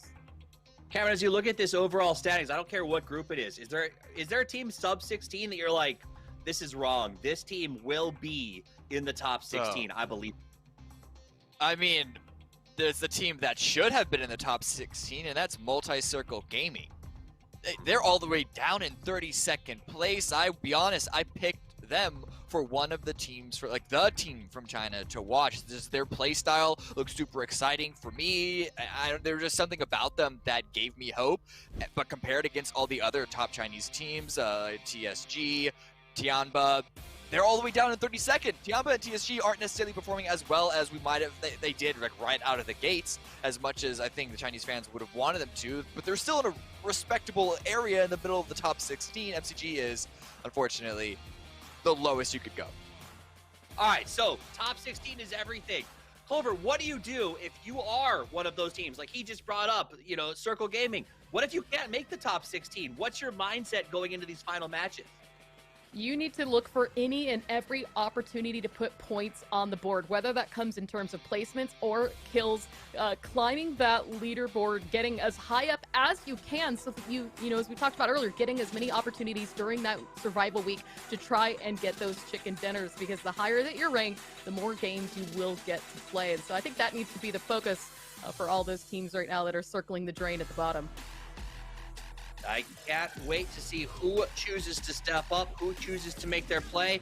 It is time now for us to get into the second Miramar match of the day. A big shout out to Intel for making this happen. Let's go to the 2 guys who will keep it going. The Titans of Talk, the Hype Herculeans. Let's go to Porosaurus and Matchroom with the call. Thank you, Toffees. And he never ceases to astound me with all of these things that he manages to come up with whenever he throws it over to us. Just want to give another quick shout out to our America's brothers in Furia for that last round victory. Oro, one more Miramar to go for these two groups. One more Miramar to go, and I'll tell you, he's probably the happiest to see no more Miramars after this. That's going to be Liquid. Miramar has just been their kryptonite for the past 3 days. We'll see if they can pull something out this one. Last game, it wasn't that bad. That wasn't that bad. You can't really fault them for what happened there. They got pinched on that northern side coming through, but they still managed to collect 5 points out of it, and you're going to be happy with that. Ince probably would have liked a little bit better, but you know what? Doesn't matter. AAA get the second place. They managed to climb themselves up into the fight, and huge game, obviously, for Furia as they find themselves in 7th now. Seventh. Such a climb After coming one out game. from them.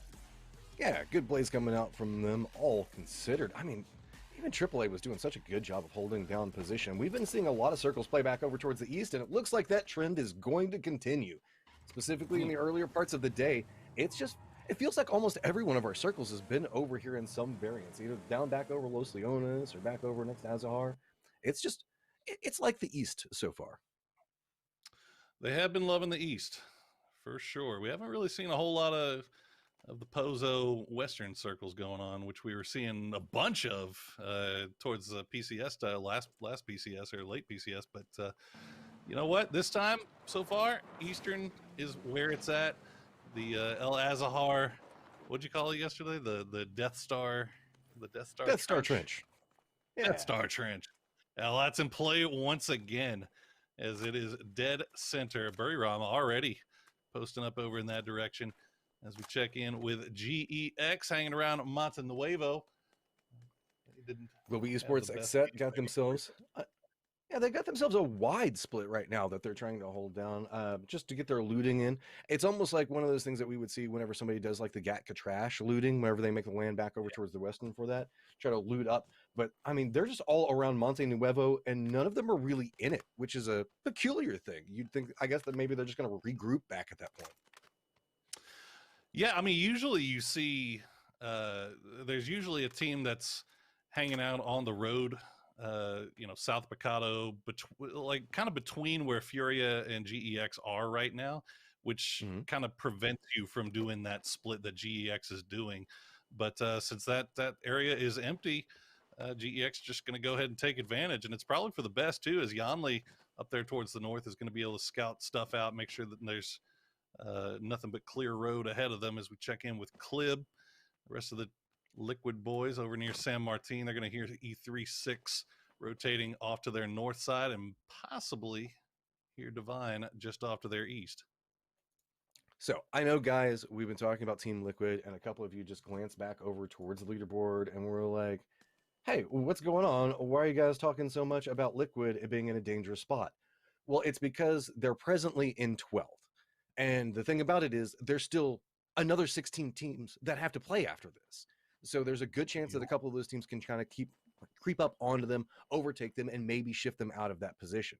That said, there's still plenty of opportunities popping up for any of these teams that are in these cusp positions. AAA, INTS, Gex, VP, E36. Look at how close that is. That's 44, 44, 43, 43, 42, and Zenith back behind it in 41 that they're going to be playing later. I mean, it's just essentially a kill or two separating out multiple spots right in the thick of it. Yeah, and when you start looking at the teams that are going to be playing later in the day that are not highlighted right now, you got Zenith, Day Trade, FaZe, Oath. I mean, these are teams that we know can perform and can get points and can start climbing up this leaderboard. So everybody on that cut line would love to get as many points as they possibly can. And if they can get it here on Miramar before turning things over. Oh my God, James, are you serious? Through the smoke too? Filthy boys. This is what you need. We were talking about the fact they need to get those points, and this is the way you're going to start stacking them up. So just trying to get the only way they can get them. European teams only can kill. They can only kill each other. It's like written in the handbook. I mean, look, hey, and it's been the same with NA. Every international competition. That's what I was about to say. It's always regions versus regions, right? I mean, we often see NA be the ones that like undo NA, especially at pivotal points. Jeems still a little bit hungry back over for this one. And not going to have good vision on what's happening. The hillside's going to block that one out. We can see what was going on just due to the X-ray. It's kind of quiet, all things considered. There's this exchange that's going on right now, but really wide splits are the predominant story in what's going on. So that's leading to a lot of long-range skirmishes. Hence why it's a little bit more calm, and you can see this area of the map still having capabilities of rotating, as everything to the south is pretty open. Divine getting themselves a nice little toy to go for a couple of sprays, especially whenever we're looking at rolling around in some vehicles that could be quite opportune for coming out from them. So Divine is one of these teams that's kind of a guilty pleasure of mine, bro. I always just love to watch how Divine plays, because they manage to just at a certain point, I guess, just stop holding themselves back. And there's always that point that happens whenever they just say, that's it, we're just going to go after every kill that's around us and just start hunting down stuff. And that feels like whenever they're at their peak is just when they're just hunting down anything that moves in their general vicinity. Oh yeah, I mean, you're talking about going back a couple of years, the first time we really got to see Divine in action, and really that whole region in action and what they're capable of was back in, a couple of years ago with Star Ladder, and everybody was so pumped about it because they were just YOLO, throw it, send it to they took every fight they could get. They would full crash 4-man on the compounds. It was just nuts. And the only problem was their meta was writing checks that their mechanics couldn't cash. And now we've gotten to the point where their mechanics have started catching up. So watching Divine and watching these SEA teams, and we've seen it so far here in this tournament, they've really started to show how much better they are when it comes to mechanical terms. They can win these fights, and they are not afraid of anybody. They never have been. I thought IQ 500 was in a little bit of a difficult spot, but there we go. That's going to be Detonation taking a couple of shots now back over towards DXG. They kind of passed on the first one, instead going after the second one. DeLong K is going to find himself okay as well. Detonation's going to continue to circle back around over towards the north. This is not inside the safe zone, but let's be real, it is so close it might as well be. And the northern area is going to be pretty open. That's going to be the Kudavala area, so not going to be the worst. But now you can see that it's going to be a Freak of Freaks, another team that's very much in the hunt for points right now. They're kind of scouting out what's happening around them, trying to make sure that they get a little bit more control. They are very centered up, and they do have some beautiful high ground positionings to play, but the risk comes in the fact that they are ridiculously separated right now. And so if we see another circle pop back over here, or maybe even two centering in on this position, it's going to be very difficult to regroup. Yeah, getting a lot of information right now. Slow playing for AF, not necessarily the worst thing in the world. They've got Akkad and Akari, who are proven fraggers, EJ and Hanzia as well. That team definitely playing a little bit below the level that I think a lot of us were expecting them to coming into this. But you know what? It's a one weekend. It's 3 days. Everybody can have a bad weekend at any point. It's just, this is not the weekend that you wanted to have it if you were going to pull it out from nowhere. So we'll see what they decide to do here. The rest of today is GEX. You can see Yanli doing a little bit of scouting. I don't know if he's maybe spotted out Turtle at JN. Well, now they did. CC going to pull away from that. And GEX will post up. They do have to worry a little bit about DXG coming up behind them as well. As we can see, Satu spying off in that direction. So I also just wanted to alert everybody, if I tend to be an underdog fan whenever I root for teams. So if your team is one of those that's in a little bit of a riskier position for that top 16, don't forget the fact that there is going to be another rank decision that's going to happen in the second half of this. So it's kind of broken apart into two different sections for it. So that means if your team doesn't necessarily have the best weekend this time around, the money just builds up the further you go into this event. So that does mean the next rank decision could pop off. Your team could pick it up, just take a lot of information that they've gathered based off everything that's going through here and really turn it around in the second half. So don't get disheartened. I know we're talking about how important today is, but that's just for the next couple of weeks. Don't forget, this is a very long event, so there's still multiple opportunities. Yeah, and you know what? Look, hey, if worse comes to worse and your team finishes outside of the top 16, it's still not the end of the world, right? If you finish in 18th, 19th, I mean, that's still, you're still going to be guaranteed to play a few games there after, 2 or 3 winners are crowned. So it's definitely not the end of the world. And you know, I know a lot of these guys, obviously you'd love to get in the top 16 because that's going to give you more opportunities to get that chicken dinner. But, you know, it's, you gotta look at silver linings, Chad. Silver linings, they're always there. As we see our new circle in the Death Star Trench still in play. Bury Rum holding that down, and this is kind of where we're all setting up to see whether it goes north or south at this point. Don't lose your car. Oh. Hey, he managed to catch it. Hot feet coming in there, and look at the driving style on that one to circle it and turn it so quick. That's a lot of control coming out of that one, especially on that hillside. So we've been talking a lot about the Death Star Trench. It's just going to be the west of this position. It's a very deep ridge with the road running right through it coming out of Azahar. That's going to make it a little bit more difficult for teams playing back over in that position if they do have to go either north or south. But do note, there is still Hacienda in play as well. So that's where we're starting to see a little bit longer of rotations cutting across these fields right now. And Team Liquid starting to eye the same positioning back over towards In's positioning is at. There is going to be a crate inside of it, so that might slow them down just a little bit. And, you know, nice new juicy toys might draw their attention away for just a second, but it looks like safety is the key component that Liquid is looking for right now. Yeah, there's no real reason to push this any further than they really need to. Mexi going to take a few shots in the back from Gex as they make their way a little bit closer. 3 events in there. Tixu going to start making his way down from the north side as well. I'm not sure if this is Liquid just scouting this compound out or if they're really wanting to just kind of post up around it. It is dead center. So that's kind of falls in line with the way these boys like to play. And that hillside is strong. What happened? It is, and you can remain relatively safe from Ents as well. You can avoid those lines of sight for a pretty strong amount of time. So we'll see what happens. Damwon rather coming in, still hanging out on that eastern side. They do have Tiamba just to the south. You can see Ming's already peeking up over the side and seeing what he can spot out. Songjong is going to be a little bit separated from the rest of the boys, feeding them information of what may be coming their way from that southern side. So I like this 3-1 split here from Kia.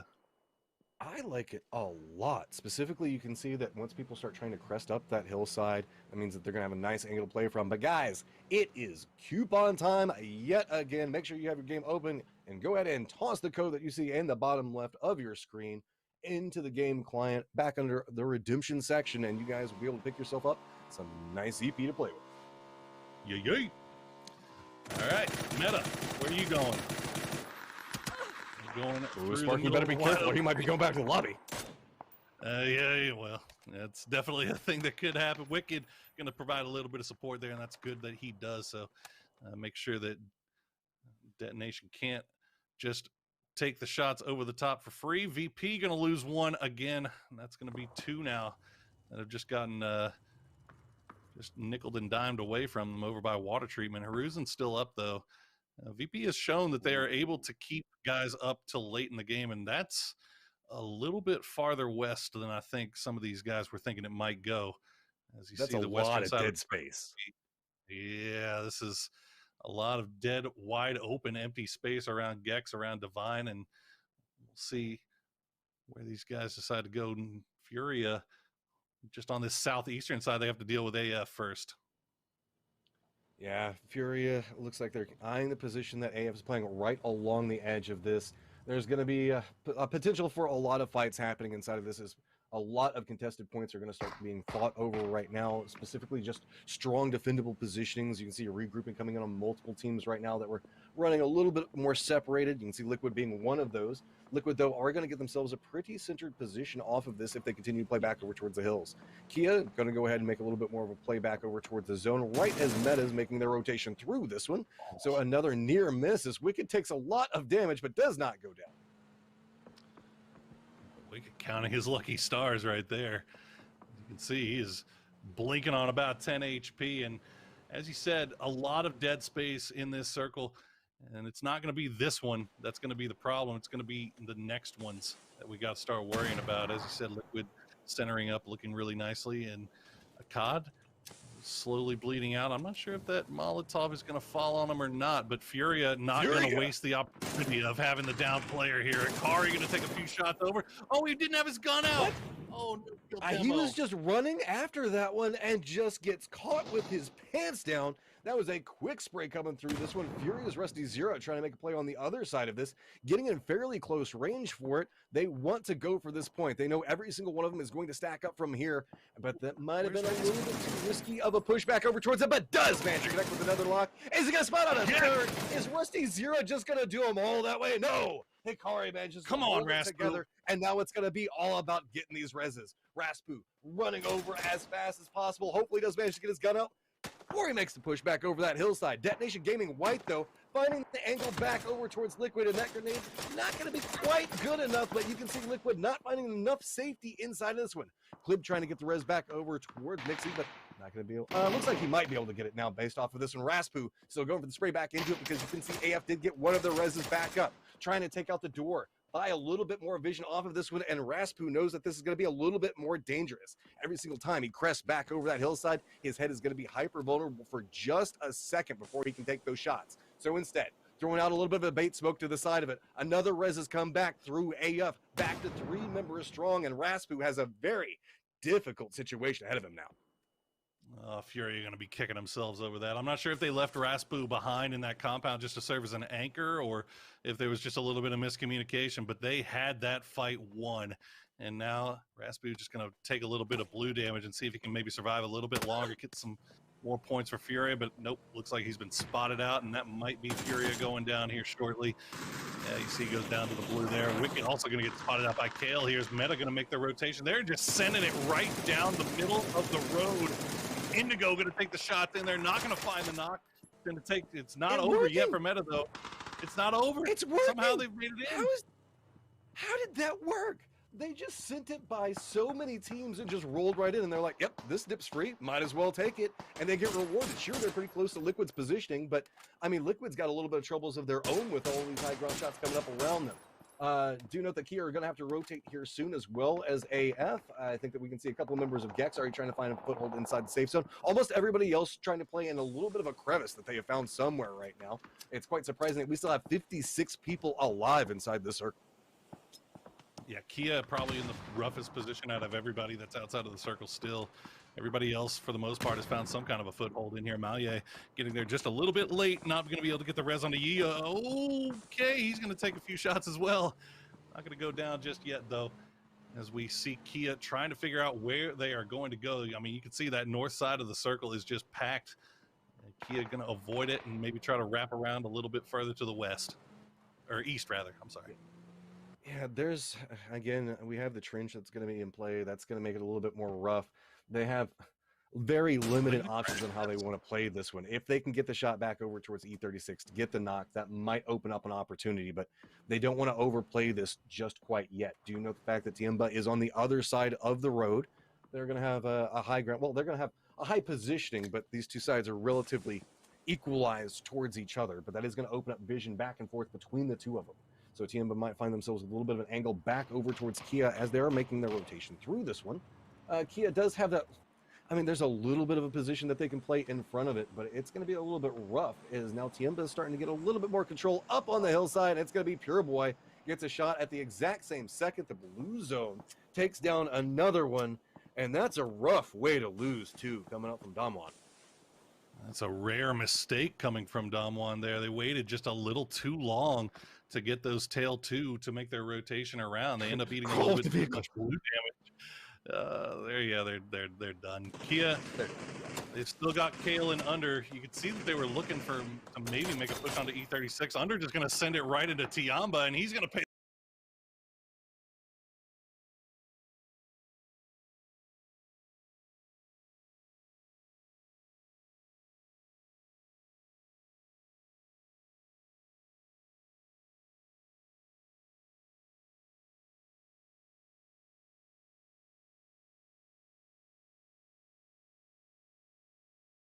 The prices.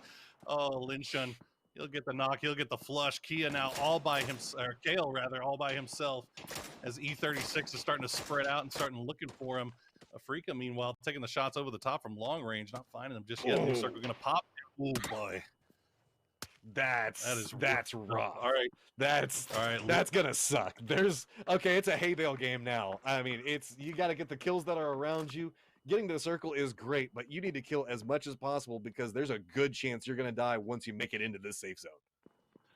I mean, Liquid, the position they were in, looking really good right now, but they're about to have to do a lot of tower defense for their part. Look at the shots from Tixu. Going to find 2 from AAA over the top, and 1 more alive. Nope, that's it. That's all of them. Done and dusted as Jeems will do the duty and take care of Jayers and open up the door here for Ents to try to make their way through. But, I mean, look how far they have to go. They've got some hills to work around, sure, but it's not looking that great. Meanwhile, Tiamba, they're quite pinned down as well. Yeah, they had a great positioning for if the circle went anywhere else but where it did. AF in a kind of similar position. They're going to have I think that there's a dip that can be played right on the, I guess, like the southeastern corner of the zone. There's like a little bit of the hill that sticks out right next to the road that's got a dip there that I wouldn't be surprised if they opt into playing. And I think that's where they've got their eyes set towards. So they're one of the few teams that can easily rotate into this point.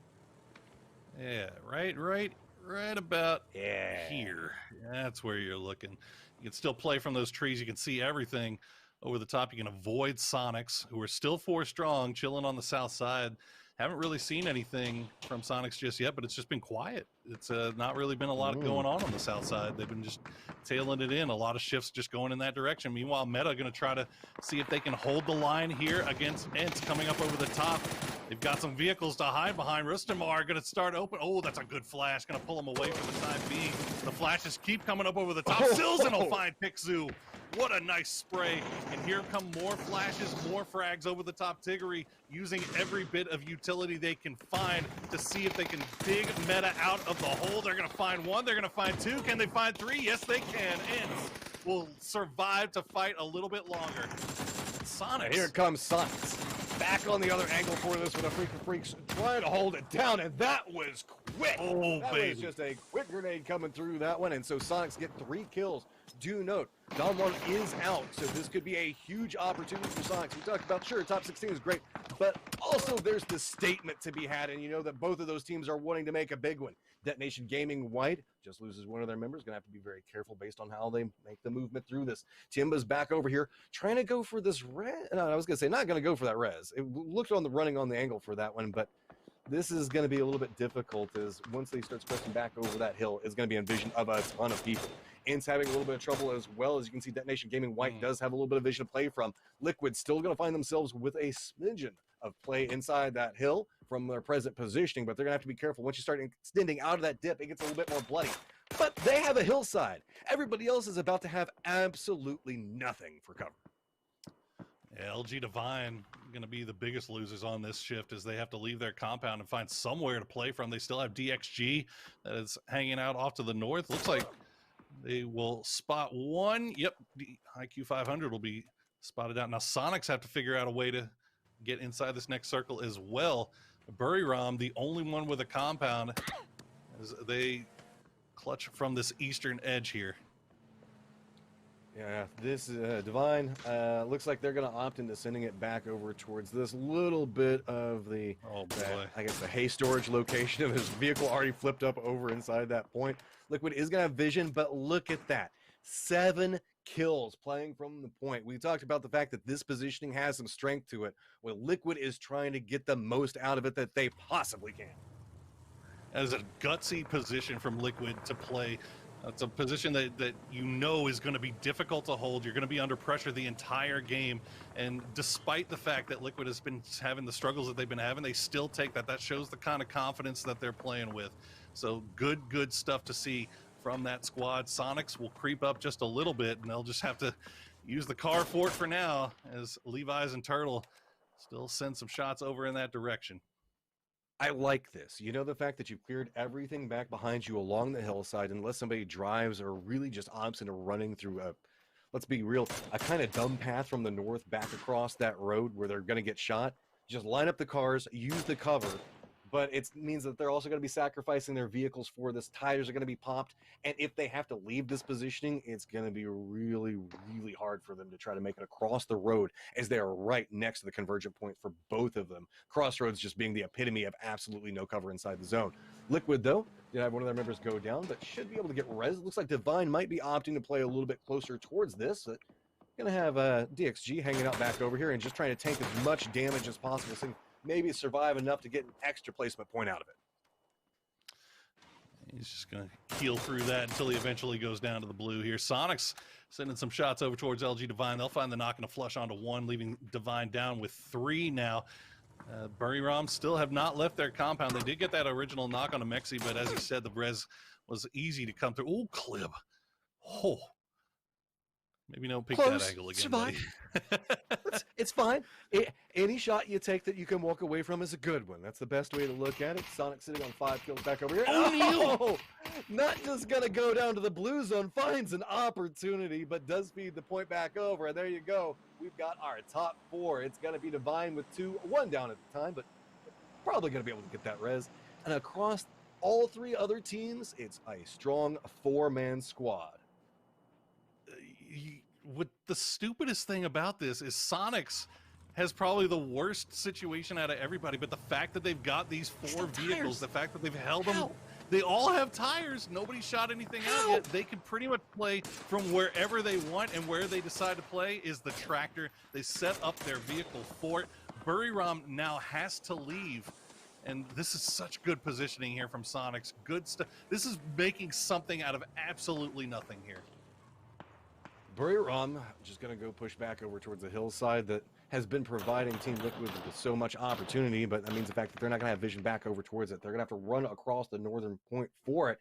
Team Liquid is not inside this safe zone. They've been farming a lot of kills, but they know the fact that they've got their sights set back over towards the vine, so maybe they can get a little bit more before they have to make the push through what could be a very dangerous position.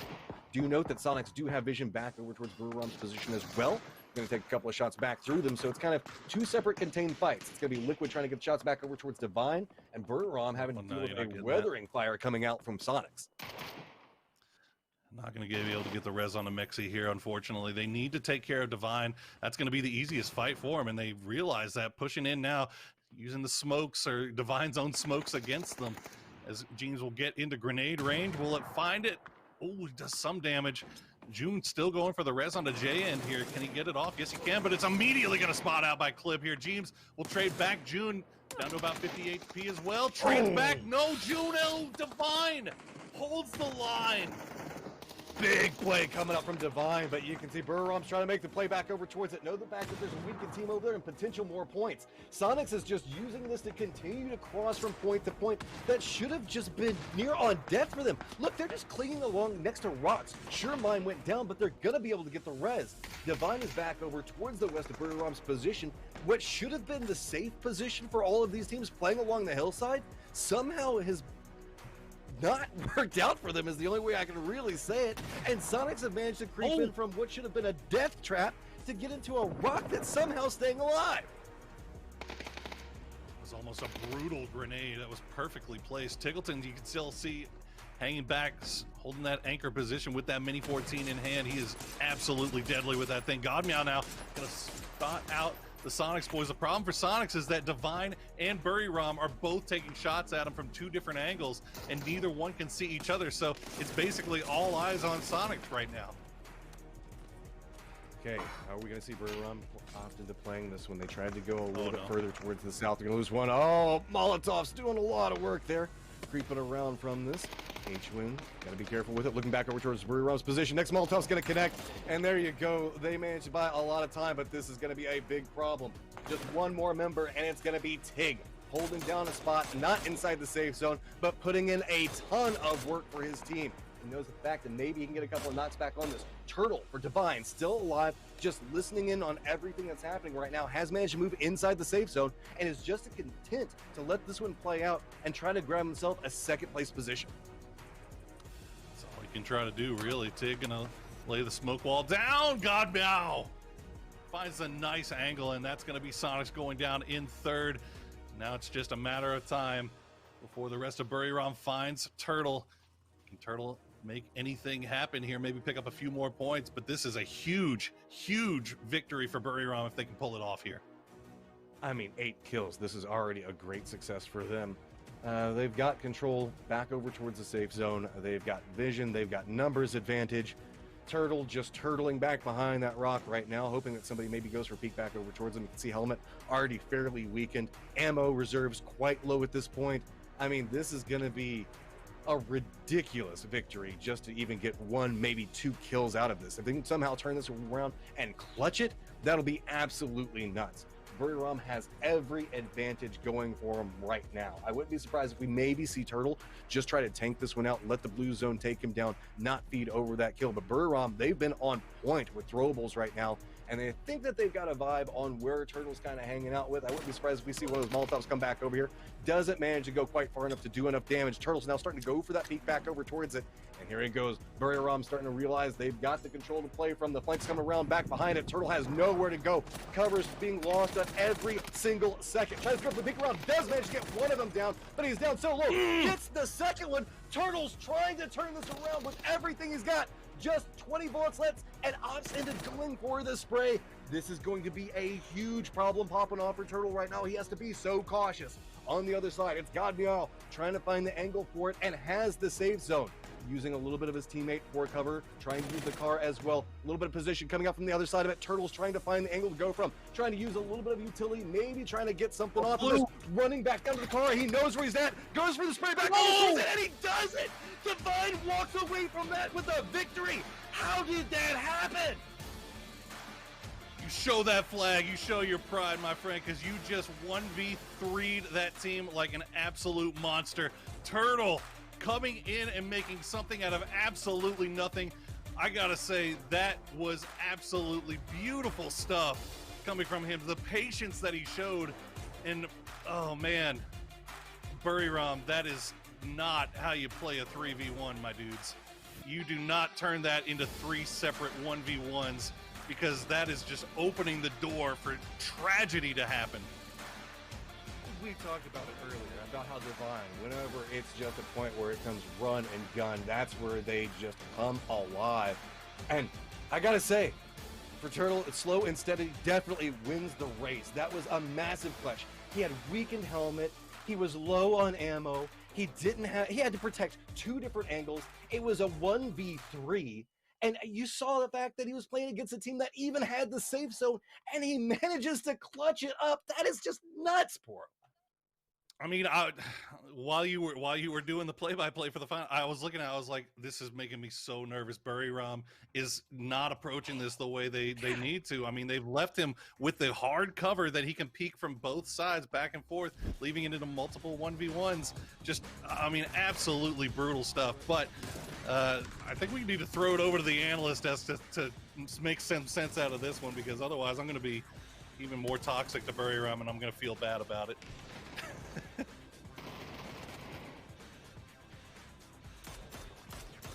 All right, let's just go straight to the highlights. Yeah, I mean, it's an exciting game. Why wait? It's been exciting for a lot of teams, especially Turtle at the end there, but this zone was so brutal. Even on like phase 5 at this point, you can just see how wide open it is. So many teams just getting deleted because there wasn't a lot of cover for them to hide behind, and we saw some great individual plays really come out. But ultimately, you just had to click those heads. And I know that that's always a thing in PUBG and any FPS, but especially here with the lack of cover. Yeah, and you know, so many opportunities that were taken by teams to click heads. We talk about, look how many kills Team Liquid had. Obviously, they kind of went out in 4th, which is great. We really want to see them do better in their late game, but they kind of were pinched in that position. You know, Buriram did come in from the northeast. They played that slow, methodically. They looked for opportunities to pick up kills. They got 7, but as we heard Poro and Matt say, that is not how you play a 3v1. And ultimately, it was just this magic coming out of Turtle here, who very, very wonderfully took care of that problem, giving them the victory to LG Divine. It was, you're right, Buriram looked like the lemmings of the Foot Clan as they go up against a Turtle who clearly discovered the secret of the ooze. He came out and absolutely smashed heads, played that very, very well, and I think surprised us, surprised the casters. surprised the viewers, and came out with an incredible clutch. Because I will say this, Cameron, it's easy to say Buriram threw that, and they may have. It was a lot of overcockiness, but the reality is you can't throw unless the team that is at a disadvantage steps up and makes a big play. And that back to fourth, the on shots, the head aim was beautiful. Yeah. More so than that, it was actually some very well-timed flashes coming out from Turtle. You saw him get that opening knock on one of the Buriram players down the hill at the Murado, which, that's fair, that's fine. Even in a 1v3, that's not unexpected. But then when Konak see on Buriram's side, he was the lone player on the off angle. He was trying to rush and find that flank. He left his cover right when a flash from Turtle hit him. And so he was caught completely off guard. And even though there is a sense of Buriram sort of approaching it a little haphazardly, Turtle and Turtle, because he was the only one left on Divine, set it up in a way for them to be able to capitalize very successfully on it. Let's talk about Divine, all right? So this is a team that has had a less than stellar start to 2020, Clover, but they seem to be on the rise. They very closely beat out Fury for PCS2, APAC. And I will say this, Nikki and Leviz have been together for a very long time, but Turtle and some of these other players have really, I don't know, it feels like they've just infused some new power into this team. I mean, infused is definitely, I think, a perfect term to kind of describe that. When we look overall how they've been performing this weekend, they've had some really great matches. We've seen them make it to the late game, get lots of kills, and then occasionally things fall apart. Things don't work out. Kind of looking back even to game one when they got caught out in his poor rotations. But whatever it was through this late game, Turtle, I mean, just the ability to really control that spray really, I think, helped them out here. Yeah. There wasn't a bullet wasted in that fight, and I think that that's kind of the mechanics that we really need to start seeing from some of these teams that's going to really take them to the victory. Buriram comes out with 13 points there. Liquid and Sonics also on the climb. And then we got Division. Gaming gets themselves into fifth. We talked about some teams that need to be putting up some points. Buriram and Division both needed to have a decent day. Both have finally made the move here in game two. But I got to be honest, Cameron, as we look at the Sonics in fourth, they got 3 when you look at the overall point, or third place, fourth overall because of the kills. In the last game, they got fifth. Like, this is a team that doesn't really need to put a ton of points on the board today, and they just won't stop. Listen, they're just that good. Whether or not Sonics are playing around or taking it seriously, the mechanical skill on that team and just the prowess that you've seen from them time and time again, they're going to be getting those points, whether it's a win or even just a good kill third place. Let's take a look at the damage leaders. Nice to see Jeems up there. Mean Jeems with that mean mug at Clover, but surrounded by players who were just putting in work. And a little bit of a surprise, I know you talked about the Freaks last time around. Hikari coming up in number 4. I mean, Hikari and Freak of Freaks came up onto Furia a little bit early on in the game, and unfortunately it took Fury out in the 16th, and it was just that climb that we talked about that we're really looking forward for some of these teams that need to make that cusp. But ultimately the matchup here, Godmeow and Turtle, we kind of saw it there at the very late game. You know, Godmeow and Eddie had those Molotovs onto Sonics, racking up quite a few kills to see Godmeow without the total of 4. In fact, if anything, that positioning that Godmeow was trying to take out south, looking for that angle onto Turtle, could have been big. I mean, if he had spotted Turtle, I think these numbers obviously would be a bit more in his favor. But that said, 889 damage just shows how wild of a firefighter that Turtle is. A godly cat versus a divine turtle as they go head to head, but ultimately I think the shell was just too strong. He played that so well, he waited. Part of it, I think, came down to the way that Sonics played that road cross camera. They had some trouble. They had a very difficult move to make. Taggleton guarded his team as they got to the boulder. And that boulder was a great spot if they didn't have 2 Molotovs waiting for them. Yeah, I mean, not even just that. The amount of utility that Buriram had to try and utilize on that rock alone, I think if there wasn't that downed player, and I forget exactly who it was on the Sonics behind that rock, I think Sonics could have done a lot more to, like, dealing damage back in the face of Buriram and trying to take them out and get some knocks on that end. But I understand why Sonics would try and prioritize their own revive in order to try and keep 4 up because of how difficult the terrain would be. You want to give yourself the best advantage that you can, but that did make them a little vulnerable to Molotovs. It absolutely did. And then again, we'll just touch very briefly on this. Clover, your opinion. Is there what could have Buriram done differently? I mean, did they really was it pure overconfidence that gave Turtle that win? Their attention was split between so many different teams that we had up there in the late game. I hate to say there's necessarily something they could have done differently. If anything, just perhaps act just a tiny bit sooner, especially Godmeow and his positioning that he had to maybe even kind of push Turtle out to the side, allowing one of the other members the opportunity to catch him. But it just looked like, if you saw, Turtle was a little bit quicker to the switch there, so. I'm just saying he can only peek two sides. You may as well pre-fire him while the third man pushes. We'll see what happens next time around. Guys, we have 2 more matches from these groups as we change the map to the classic, our home, Orangel. We'll be back in just a few minutes with even more PUBG Throwdown. Don't go anywhere.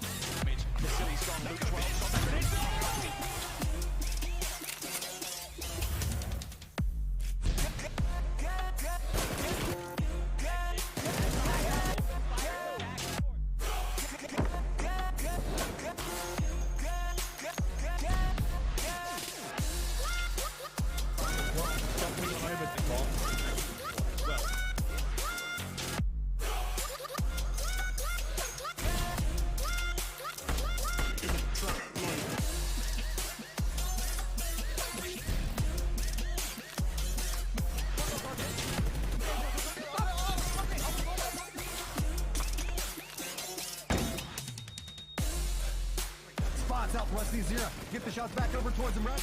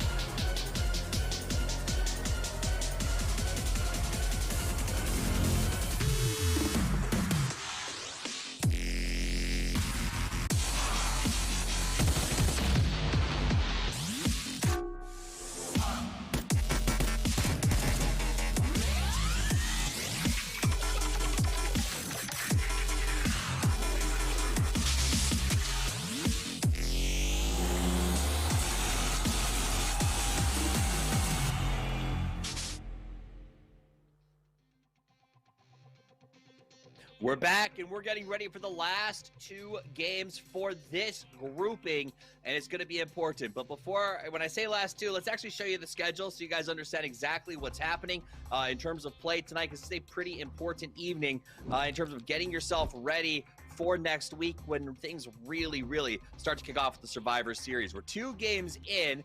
Furia and LG Divine have taken both of those victories. Both were wins for teams that needed a little bit of an extra buffer. They want to get closer to that 65-point estimated cutoff to guarantee their top 16. We've got 2 more matches from this group with B and D tonight. Then we will take an hour break and return with the other groups coming in. That'll be 19 KST, 11 CET, or 5 EST, depending on where you are around the world, as we'll see the last 2 groups, A and C, battle it out for championship status. Now, let's look at the standings. Yes, Kia's on top. Sonics are out of control. Tianba is great. Divine is now mixing it up there in 4th and probably very safe. Let's look at the cutoff.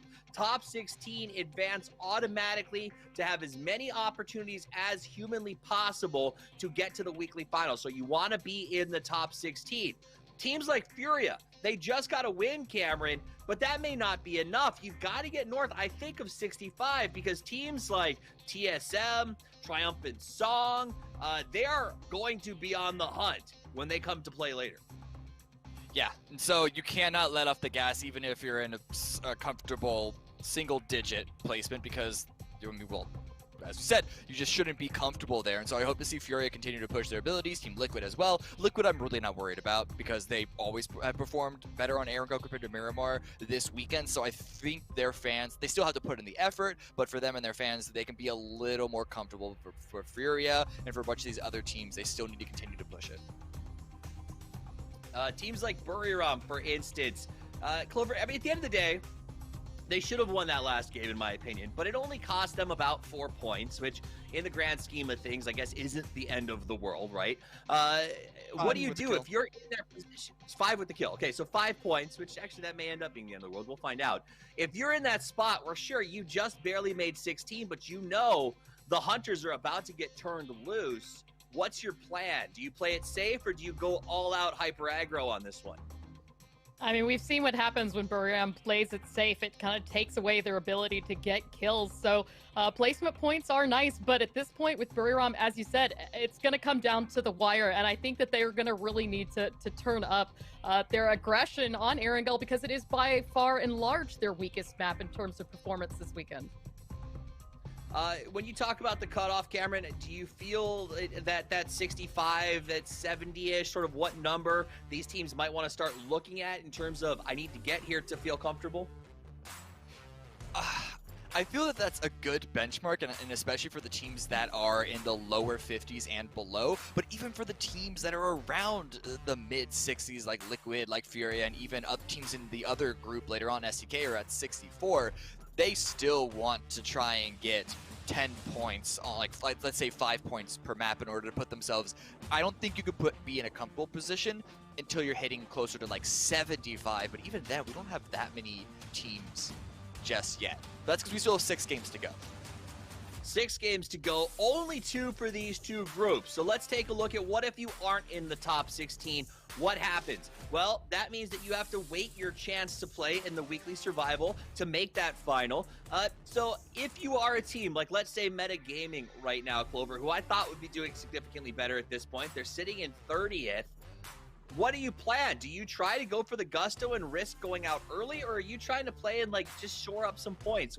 If you're the captain of those teams in 26 through 32, what are you telling your people right now? I mean, at this point in the weekend, you should have a decent idea on what to expect from some of the other teams in this lobby, and you've got to kind of start making those hard decisions on what is it going to be to get you a couple of points. Who is it you think you can kind of go up against, and look around you, right? See the people that you're kind of challenging through this. Is your better play going to be going for placement? Is it going to be for kills? In terms of meta, I just don't think placement is the key for them. They're really going to have to look for opportunities to frag out third party and steal kills. I think that's their best chance at points. And, you know, the story's a little bit different for each and every one of these teams based on what their, you know, individual strengths and weaknesses are. But that's the hard conversations they need to start having with themselves here. All right, I'm going to put you on the spot, Cameron. I'm going to make you Coach Cammy D. I'm going to say that you've got a team who is deflated, has struggled. You're underneath, maybe even 28th. You're sitting at the bottom, and maybe not even. If you make 32, you don't even get to play next week. Like, let's be real. You're the coach. What do you tell these players to get their head back in the game, or to focus, or how do you tell them to run this thing? Oh, Lord. So obviously that's a very difficult thing to do, considering it's got to be unique to each individual player. Let's pretend in the perfect world I would have a team that I've been coaching at this point to be all about discipline, to be all about just like structure and having that, training that mental strength forward, so that won't be something that I'm working on a deficit. But even after all of that in this position, it really will just be about go for broke, make those high risk, high reward plays, but only the ones that you think you have an actual chance of winning. Because when you're a team at the bottom in the lower 20s, one win, remember, they're only playing 12 games overall, one win, which usually averages out to around 19 points, can do so much for your placement. And even if you can't break out of the bottom 16, that still gives you that many more chances during the weekly survival. I mean, that's the reality, isn't it, Clover? 26 points is 32nd, and all the way up at 25th, it's only 38. Like, it's not a massive climb to get yourself a chance of playing in the weekly finals. No, as Cam said, you really just need to have one game. We saw what that win did for Furia in terms of their placement on the leaderboard right now. So if you're one of these other teams that's struggling, that's got to be the focus for these last 2 games. All right, well, the last 2 games are coming up very quickly. The players are loading into the planes. They're getting ready to make a drop, and this sets the stage for how a 2-month esports festival is going to go for these teams, and it is a very big moment. Final thoughts before we kick this thing off, Cameron? I'm honestly gonna have my eyes set on Virtus Pro specifically. When you look at their points that they've gotten on average on Miramar, they're garbage compared to Erangel, and they're pretty low on the leaderboard. But when they have close to 3 times the points on Erangel compared to Miramar, this is when they really need to step it up and deliver on the map that's been their home so far. Hopefully they are as aware of that as we are. Hope that that gives them at least a little bit not necessarily confidence, but some stability as they go into this final map and say, okay, that's fine. Miramar is over and done with. This is where we thrive. This is where we live.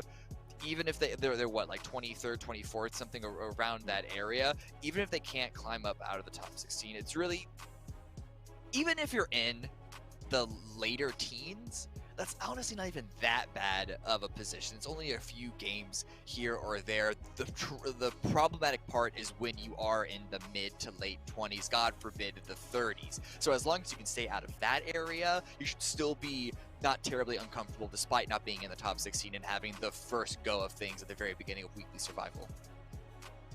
I mean, let's keep on this sort of Virtus Pro train for a second. I think we have a little pause going on right now, so we'll dig into it a little bit more, Clover. VP is not a team. I mean, this is a team that was originally Northern Lights. They are known for their play. This is a big organization. I'm kind of shocked at what's going on right now. I'm not quite sure if maybe things just feel a little bit different, but they've been struggling just a bit out of the gate. I kind of have confidence that they're going to grow, and Dothius, I'll toss it back to you because it looks like the game's ready to start. It's game time, baby. Big shout out to Intel that has powered this thing and is making it possible. It is time for our third match of the night. Let's go to the kings of casting with the royalist of all Rhapsodies. It is Porosaurus and Matchroom. Thank you, Toffees. And here we go. Plain path over military base, inning over next to Georgia Pool and Zarky. Cutting in from the southeast, inning in the northwest. You can see a couple drops already coming through, and a couple of teams maybe taking the eye back over towards military base. Poro, we've got the switch up from Miramar, making our way over towards Erangel. You ready for this? Oh my God. You kidding me? Yeah, I'm ready. We got 2 more games for these teams to make their run. And you can see on those leaderboards once they come up how close everything really is. And I got to be honest with you, Matchroom, we have not seen the wheels off circle yet. We have seen, it's been pretty kind on Erangel for the most part. We've gotten close, yeah, but we haven't seen just everything go horribly, horribly wrong anywhere near what we're normally used to seeing. So hopefully for these guys, these last couple of games will be as kind as they have been. Is this a hot drop? Or we got some North George action going on here? It's North George, though. I mean, we'll probably see the South-North split coming out from the this one. Lukewarm drop. Yeah, it's more just like, oh, hey, yeah, you can have that section. I'll go over here, and everything will kind of calm down. And yes, guys, we are talking about the end of this group. So remember the fact that there's still another group after the break. I know we're talking to you guys about it a lot. We just want to remind you that there are still technically 6 rounds, just only 2 more rounds for these 2 groups. Yes, yes, yes. There's one of the teams that we definitely have our eyes on, Virtus Pro. I think Cammy hit the nail on the head. Miramar has not been very kind to the Bear Boys. We'll see if they can pull something together here on Erangel. If nothing else, they got to maybe look over towards their European counterparts in Liquid. They have definitely righted the ship. Liquid looking fantastic today so far, and maybe that we can draw a little bit of inspiration from the Liquid boys. We'll see if Europe can kind of rally here. I mean, it's still so close. Look at Virtus Pro, 3-way tie, 19th, 20, just all tied up right in that positioning coming out for this one. So E36, AAA, they're continuing up against from these positions. The other side of that, I mean, Dom1 Kia, they're feeling pretty comfy right now, but Sonics keep trying to snag a couple more points, and they're really trying to close that out. You know, the fact that it's still, I mean, it's an ego match up at the top of the leaderboard right now, and then it's kind of a little bit more of a struggle bus back whenever we're looking at 16 through 20 right now. Yeah, I mean, look, hey, a little bit of extra. So if you are a Sonics fan, I know we got plenty of them in the chat.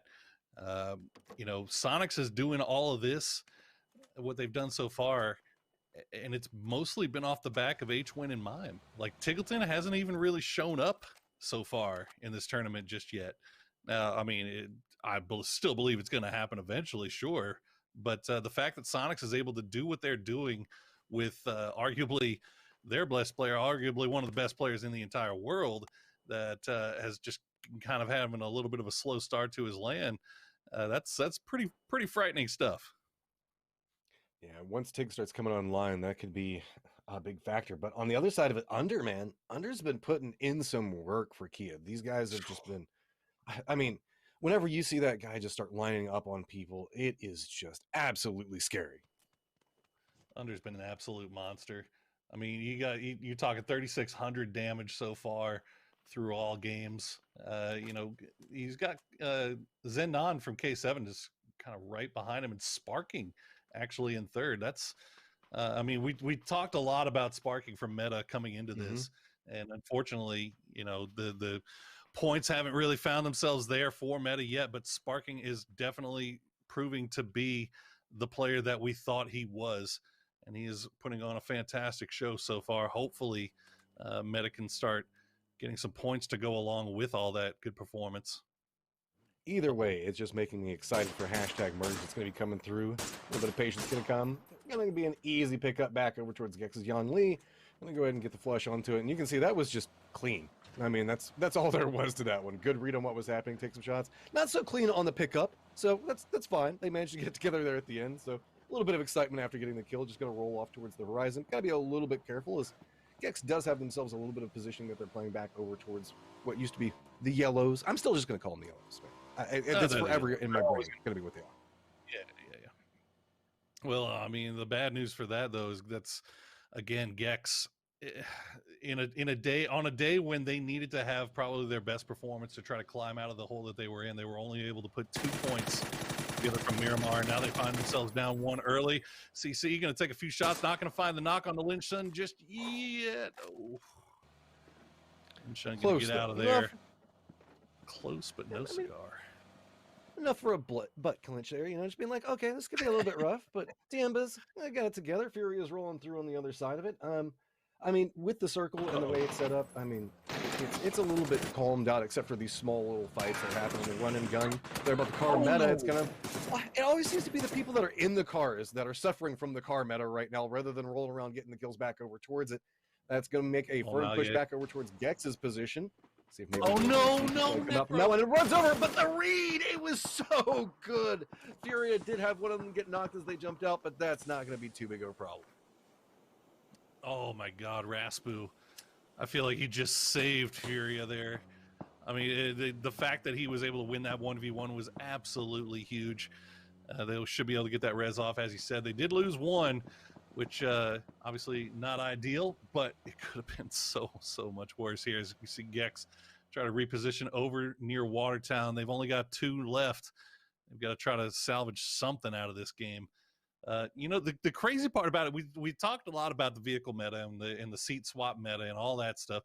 You know, the nutty part about it is we've seen more people knocked out of vehicles than we have seen people get kills while in vehicles. And it's not even by a little bit. It's almost double, which is not really what I was expecting with this new seat swap meta coming to play. But that's just how good these guys are. Like that's how good these players are. Everybody has had so much experience shooting people out of cars. I mean, everybody that is playing in this event is a phenomenal player. And I think that kind of leads into it, because now there's the confidence coming through is like, oh, it's so easy to hit sprays from a car now. They're taking those shots from it, but there's so much experience on shooting people out of cars on the other end of it. It's still quite dangerous. Sure, it is easier to do, and we've seen a couple of teams execute it. Yeah, guys, I already know you're going to be talking about the Sonics plays that were coming through there, but it's just not as easy as I think a lot of people were expecting it to be. Let's see what Liquid was holding that little 2-2 split. They got Kia just off to their south. Meanwhile, Akari, where's your buddies, man? You are kind of surrounded by meta right now, as you see on the mini map. The rest of AF a little bit further off to the east here. As you can see, Sparkin takes some more shots over the. Oh no! Oh no! Oh. Not going to go for the shot just quite yet. Maybe waiting to see if a little bit of reinforcements come through on the other side of it. And yep, there you go. Going to take shots, and that's going to force him to go for a look. And oh, Akari, I almost thought that you missed that one there for a second. Does get down Sparking. Should get an easy flush onto this one. And so now AF has a track back over towards Meta's positioning that is to the north, but I don't think that they might run up this hillside for it. That might be a little bit too risky, as Meta is playing, I mean, a couple 100 meters, well, probably, I don't know, about 100 meters away from that position. Yeah, now all of a sudden you thought you had AF pinned down where they were, and Akari coming out of nowhere. You see a little bit of seat swapping going on here with VP. They've got Songjong a little bit pinned out. As yes, Sunshine, they're actually just chasing him down. The rest of Kia, remember, is just to the south of TL over by Ferry Pier. So Songjong completely separated from the rest of the squad right now. And Tree comes out of nowhere. trying to make a run here. See if they can get this this kill point off of him. And Songjong going to have to go into the blue to avoid the polar bears. But I mean, if he makes it away, it's a little bit demoralizing. Like, how much are they going to commit to this? I think that they're just going to let that one go. It's okay. Nobody saw that Virtus Pro. You're going to be able to make it inside the zone. Nobody's camping the bridge. You're going to be fine. Just a little bit of harassment more than anything else. So I mean, it happens. Yeah, I mean, I think the original idea for VP was to cross over on the Eastern Bridge anyway, and they just happened to maybe spot out Songjong. And you know, chased him down a little bit, but fortunately for him, he will stay alive. And it is circle 1 damage, so he should be able to regroup with the rest of the boys here as we check in. VP doing a little bit of scouting before they make their way across. Where's the next circle going to go?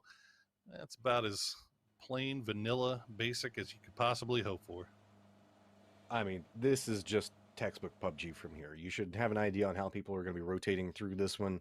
It's just due up towards the center.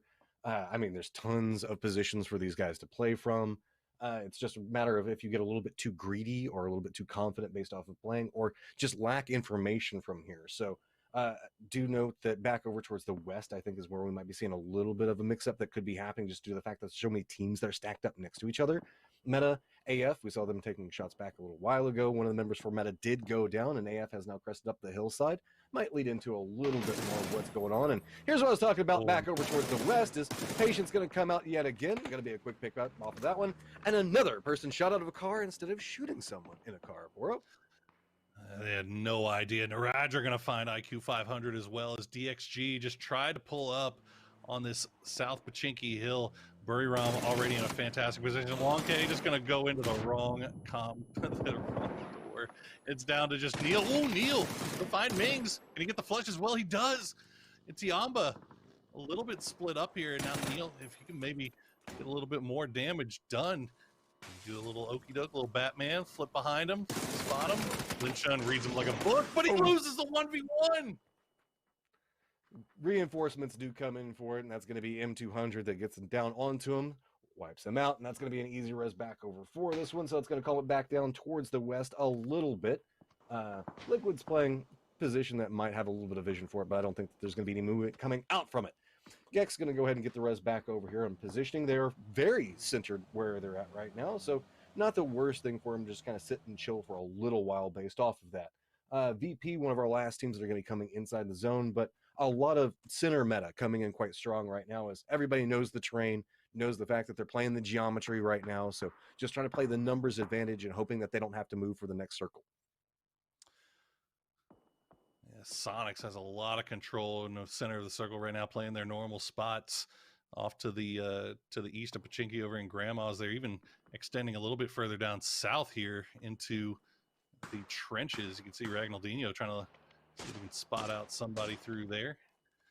No line on it just yet. Meanwhile, Kia getting a knock down there towards the south as AAA maybe extending a little bit further with gems than they wanted to, and that's going to be the flush here is a COD. Oh, this is what we were worried about. A Freak of Freaks. They did take out Sparking, and they've been slowly creeping behind Meta this whole time. Wicked and Ragnar still looking over in that direction, but it doesn't look like they've spotted each other out just yet, though.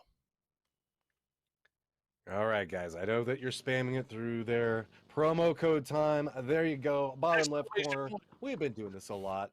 You guys know what's going on with it, so nothing to be too terribly afraid from. Liquid going to go ahead and make the play back over towards Pachinki itself, and slowly and steadily, you can see that Meta is getting an idea on what's happening around them. Takes a shot back over towards AF, slows him down just a little bit. Yeah, AF just trying to see if they can get something for cheap off of Meta right now. Meta doing a good job of not over peaking, not over committing. They're just going to surround themselves. They realize the situation that they're in. The circle's going to pop, and it's going to go right to the dead center. So we've got a few teams on the edge up there towards the northeast and the southwest that may run into each other. So we'll keep an eye on that hillside just to the north of Potato. As it looks like E36 Divine, possibly even Ents might start making their way in there. I mean, yeah, it's just rotations right now. They're still pretty open, and these guys know how to handle these. If we have some good aim coming through, we might see a knock here or there. Going to be followed by a quick flush, but it's all about how you decide to curve this window through. We can see Divine making a roll through, and what is this? Liquid just runs out of Pachinki and rolls right back over next to Sonic's positioning. Already one member down for it. Make it a second one. Make it a third. Now it's just one more Liquid person alive from this position, and I don't think that they wanted this one. That is overdone, and Liquid is out in 15th. Other side of it, you can see Divine rolls back through and going to go ahead and res the hero and legend that is Turtle. Oh my God, chat's about to be just absolutely lit up there. Yeah, the compound crashing for Liquid on Erangel has not gone fantastically so far in this first weekend. That was a decision, to say the least. Ambitious to say the least. Say it that way. Yeah, I mean, they had a goal. It didn't work out the way that they had planned it out through there. AF had a similar goal back over towards metagaming, and it looks like they've decided to break away from that one. Virtus Pro still rolling back over through the hillsides towards the north of this. It's getting a little bit more spicy as E36 also getting in position back over towards Inns. There are a couple of standoffs way towards the north of that. You can see that they do have one apiece with, I believe it's Squeaky that's going to be back over next to School. On the other side of it, there's E36 member that's going to be set up as well. So just trying to make sure that they have controlled firing lines back into a potential fight that's going to happen, but it's going to be Sato that gets grenade back over towards Rustamar. Yeah, Squeaky trying to give some support from long range here. But unfortunately for him, he just does not have the lines to see Pure Boy that manages to get right within grenade range. They do get the knock on the Rustamar, aren't able to get the flush just yet. They're just using all the utility that they've got. I think Pure Boy might be spent at this point. The last grenade not going to do it. The smokes are going to come out, and that might prevent E36 from pushing forward anymore here, as Ent's going to hold their ground, but they now have Detonation starting to creep up on their backside as well, and they're about to be pinched. Yeah, Detonation has a good position to play from this one. They can see the smokes and everything that's going on, so know that there's an idea of some weakened players around it. Ints, looks like they're going to go ahead and send Squeaky back around on into another angle, maybe try to get a hind approach back over towards it. Circle is about to pop in just 1 second, and then we'll see how a rotation is going to come into play for these teams. It's mostly back over towards the north and Pachinki that are going to have a little bit of trouble. Again, it's another late game circle that has a decent side field, and that's going to just negate a lot of the territory these teams can play. Yeah, a lot of field coming from the west outside of Pachinki, but you do have that big giant hillside to work around that's in the dead center that goes all the way to Potato Mountain. You've got AAA that's coming in from the south, Buriram as well. Enterforce needs to figure out what to do about Ents right now. They've got a good split going on, but they also have to deal with Detonation now, as Ents somehow still has managed to stay alive. They've gotten all four back up. So the fight hasn't broken off yet. And keep in mind, you still have to worry about Meta and Afrika that are at the top of Potato Mountain that could anytime come over and, I guess, fourth, fifth party onto this fight. Oh, there's a third party coming in. Detonation White gets down onto one, trying to connect back over towards another, but it's going to be E36 that goes ahead and flushes it out and says, thank you. I was trying to get that point a second ago. White still trying to creep up back behind this one, spots out Squeaky. Squeaky's now finding himself in a little bit of a problematic situation. Two different teams surrounding him right now, just gonna have to fight his way through this one. Drops back down so he can maybe get a little bit of time on it. Grenade's gonna start going through. Is it gonna roll? And yeah, that's gonna be Squeaky going down. It's in a very difficult position based off of this one. Detonation's just gonna continue to make a little bit of a play back over towards their position. E36 says, okay, I think that's enough. Instead, making a play back over towards the east and starting to make a way towards the safe zone. Yeah, surprised to see E36 pulling away from this right now. I guess the blue is pushing in, so they do have to worry about where they're going to go next. And Afrika, keep in mind, still holding down on the top of Potato, has not gotten involved in this just yet, but they are in a perfect position to do a little bit of gatekeeping. Meta has also started to make their way over here. We'll see if Diggory can find anything off of Detonation before he gets into the vehicle and starts to make his move as well. So far, Ent's still alive, but it is... got a long way to go here as we see Buriram now crashing into AAA.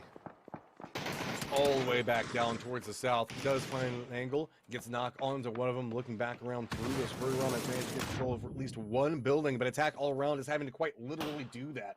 Back over towards the north of them, they've got VP playing from position, and naturally Brewerum that is just come in with fire and gusto, trying to make sure that they take out the teams that are around him. Attack all around, just down to 1 right now. Looks like he's going to try to do a low hand toss, maybe try to save it. Cook is going to connect onto anything and doesn't even get any damage. Well, I mean, he got a smidgen of damage back over on the other side of it, and this is not looking well for AAA. I mean, you can try to hold the top of this. You can see Molotovs coming through. It's just a matter of time unless he can get a couple of knocks to scare this fight away. The longer he can drag this out, though, the better it is for him, because VP, as he said, is kind of overseeing this from just off to the north. Meanwhile, back on the northern side of the map, DW has now run into Meta. They've also got Furia that's pushing in from the north side, and the blue E36 out there as well. You can see it is just a cluster on the north side, and now Afrika starting to make their way over into this as well.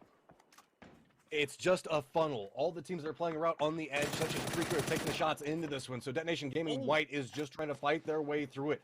Good connection back over towards Sills and gets it down onto him. But you can see Meta Gaming's trying to get away from this fight, just at least trying to get to a safety position and wide open in front of him. So at least one player should be able to make their way. While that was going on, attack all around does go down. But Furia now coming in, wants to join the fight, gets some knocks back over towards this one, and is just starting to walk up this hillside. But do note, grenade decided that they want to join in the party right back behind it.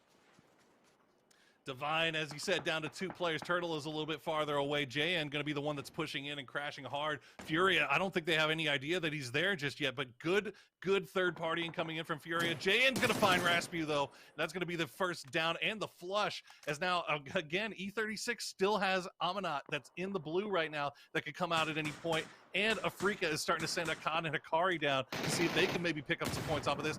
Necro going to find JN, though. The last member for E36 is walking in like, what is even happening? Every single time he tries to move forward, it's just another gunfight that's happening from his position. Turtle on no life, gonna get shot out of the vehicle. It's gonna be H1 that finds the connecting shots back over towards it. So with this, Divine does go down. Starting to settle down just a touch to the north, but do note, finally leaving the blue zone, looking forward. Spot out one member, and do note this is the last member for Furia, so if he takes these shots, this is going to be a squad wipe back over into this. So it's all a matter of if he opts into playing this one for the kill, spots it, goes for the spray, and there we go. Picks up that one and feeds the kill over to Hikari as well. We're on the side of the back position, just going to roll back through this one. It's going to be Tiemba holding down the line for this, and just an easy spray to finish that one out. That wasn't the seat swap. That was just hopping out of the vehicle and dying in there. Okay. All right. That was dirty. Well, that's done, I guess. VP is still alive, and it looks like Tiamba's starting to creep over in this direction. You see they found some kind of line of sight. Spiro and Haruzen going to take a few shots over from Linsun, but I think they actually are going to hear Kia starting to make a rotation down there on the south side as well. Look at this. This is wild. Kia coming out and wrapping all the way down to the south side. I mean, they're kind of still playing around through this one. I'm guessing that they're starting to go on the hunt for more kill points. We were talking about some of these teams know the fact that they want to make a statement. I'm willing to bet there might be a touch of, I don't know, anger at seeing the fact that Sonics are getting some knocks and some kills. So Kia might be trying to get something out of this, but I don't know if this is going to pay off too much for him. Tiemba's M200's got himself a good position, just rotating around through this one, follows through onto the shots, takes down Kale. Quick flush back over towards it as well. Indigo and Under are still up, but it is a problematic situation for both of them, as Indigo does get shot right in the face, drops him down, and now it's just and here comes nowhere Sonics. to go. Yeah. Sonics leave their compound. They sent Tickleton and Mime out to hunt things down on the southern side of the circle. They're going to find Linshun right off the bat. Lorena still alive, though. M200 still alive on the southern side, right on the edge of circle. Meanwhile, Spiro and Haruzen from VP have started to creep over in this direction as well. We got Tiamba hiding out in the smoke clouds for now, but Sonics now finally starting to come out here and start to become the aggressors. They realize the situation that they're in. They might be able to take first place here away from Kia. I mean, good positioning all around coming up from Sonics and how they're making this approach. Still leaving H1 back behind us, make sure nobody creeps up on those positions. That was a pretty decent toss coming through and a very solid bounce going back over towards M200's positioning. just having to hunker down inside the smokes, hoping the fact that maybe somebody's going to third party this one. At this point, there's a chance that Sonics could either be the death of Tianba or the saviors by drawing VP's attention away, and it looks like Sonics are going to start making a move back over towards the north, leaving Tianba to just defend themselves off of this. While all of these movements are going through, though, Afrika Freaks is making a play back over from the north, going to roll right back over into Lou's spot. Oh, Gonna snake. be able to get quick down onto him. Good play off of that, and a good read from Virtus Pro, having an idea that somebody's going to be approaching from there. And a COD goes down to Shrimsy as well. So now Afrika Freaks were 4 strong just seconds ago. 8 kills on the board. And Afrika Freaks having a hell of a day so far for themselves here. If they can manage to right the ship here, can they get rid of Lou? Can they get these reses back up? And try to collect a few more points. Oh, that one hurts. He got the knock, and then it just wasn't enough for him. Sonics now playing back It's all over in Sonics Tianba's now, baby. positioning. I mean, there you go. That's going to be Tig lighting that one up. Gets the kill back over towards it. And it's VP on one side, Sonics on the other. Hillside control favors Sonics positioning right now, as well as the amount of players up. With this res that's going to neutralize it a little bit, but it's still going to be a 3v4. And Sonics are just starting to roam around. But most notably, they're making plays back over towards the north, as they've been hearing a lot going on over there. They're not looking back over towards VP's positioning, but they had to have heard that firefight just a second. Look at the Shrimsy win wrapping around on the north side. Tig and Mime down low. They are just creating the fist around VP here. We've seen it happen so many times in North America where these guys just spread out, get all the lines of sight here, and just make it just oppressive for the enemy team to try to survive a little bit longer. Haruzen gets spotted out, gets knocked low. You can see Lou starting to creep forward though. Creep north on the edge of that blue zone. VP will get a little bit of circle love here, but now that we're down to 7, I'm not sure how much it matters. That was a blessing for VP, though. If they had to move from this positioning and try to advance back into Sonics, that would have been absolutely detrimental for them. So Sonics now having to make a little bit more of a move. So VP gets to kind of hold down. But the problem with it is VP is right up against the edge of the zone. And Sonics do know once they crest the top of this hill and start looking back down the hillside, it's going to be hard to maneuver through this. Shrimsy, the only one on the team that's really inside the zone, and it is just barely in there right now. Trying to see if we can get a little bit more information, feed over positioning back over the other members of Sonics, because they know if they walk into this, it could be a potential death trap. And I like this. Just take out shots, make sure you take out tires. You never know. I mean, let's be real. We've seen some crazy vehicle plays happen at the end of a couple of these international games. No harm in making sure that those tires are done for. Absolutely not. Nuttier things have happened in the past. We see Mime now on the reposition. I think, is he going back to try to find a vehicle? He might be. I'm not sure what he's doing. He's going back to the compound that they have been holding for quite some time. Spiro, Lou, and Haruzen holding their ground for right now. They know that they're in circle. They don't have anything that's really forcing them to move right now. So just really waiting it out and seeing if Sonics will maybe make the first mistake. Thing that I'm wanting to alert everybody in is look at that scoreboard in the left corner. What does that say, Boro? Is that Sonics in first? That looks like Sonics in first. That looks like Sonics in first. Super excited. What do you know? Feels good, man. Meanwhile, on the other side, where's VP needs all of these points. Can I get an NA lull in the chat? Where are all the NA lulls now? I don't see them. Where are they at? Do I see them? I don't know. I just glanced over. I don't know if I see him, Boro. All right, here we go. All right, we'll stop our North American bias, guys. Okay, we just gotta brace it a moment. We love these guys. Look, so, VP can still win this. VP can still win this. VP can still win it. They still have themselves a nice position to play from. They have in this positioning, it's kind of weird that the low ground has several advantages, and you can see that VP is exploiting that right now. They know that it's very hard for sight lines to come up on the side of Sonic, specifically the way that they're playing it right now. So I love the fact that they're using this creeping advance.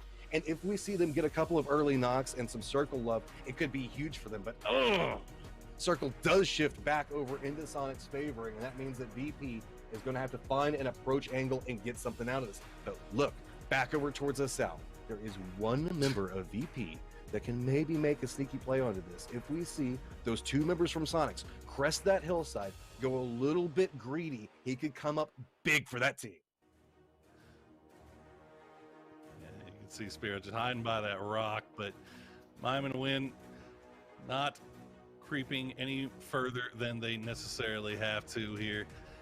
It really feels like it's just a matter of time here, and VP just kind of dragging this thing out. But no, they have every reason to. If they can catch Sonic slipping here, if they can get them to maybe get at least one knock, turn this into a 3v3, and they still have their backs up against the wall. Lou going to try to take the fierce shots over towards H-Win. Will do a little bit of damage, but it's not going to be enough. Now Win. Oh, the grenade bounce doesn't go in the favor.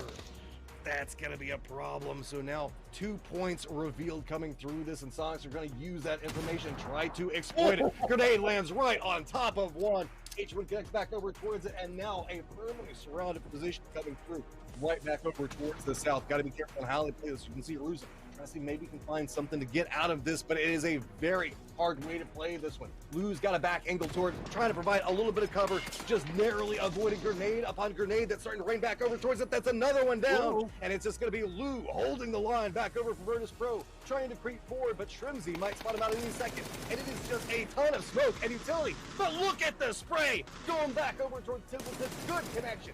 It's going to buy a little bit more time. Makes the peak back over towards mine. Prepping up the throwables. Going to toss it back over. It's going to be a little bit too far. Get some damage back over towards it. Lou, what else you got left? And no! It's going to be Sonics walking away with 13 kills and the victory. Let's give them another win. Why not? NA boys are lighting a fire under PGI.S so far. Now, all credit due. And Sonics looked fantastic that game. They had the compound for a long time, obviously.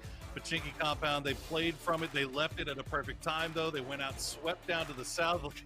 They're very excited. And they should be. And they should be. But at the same time, I know it's got to be me the one that does it. It's got to be me the one that does it. It's not like we haven't seen NA come in first at the end of group stage format. Oh, see, you beat me to it. See, I know that Chance all mad because, biased in North American casters. Okay, yeah, look, we got a little bit of favoritism that pops up every once in a while. I'm not going to lie.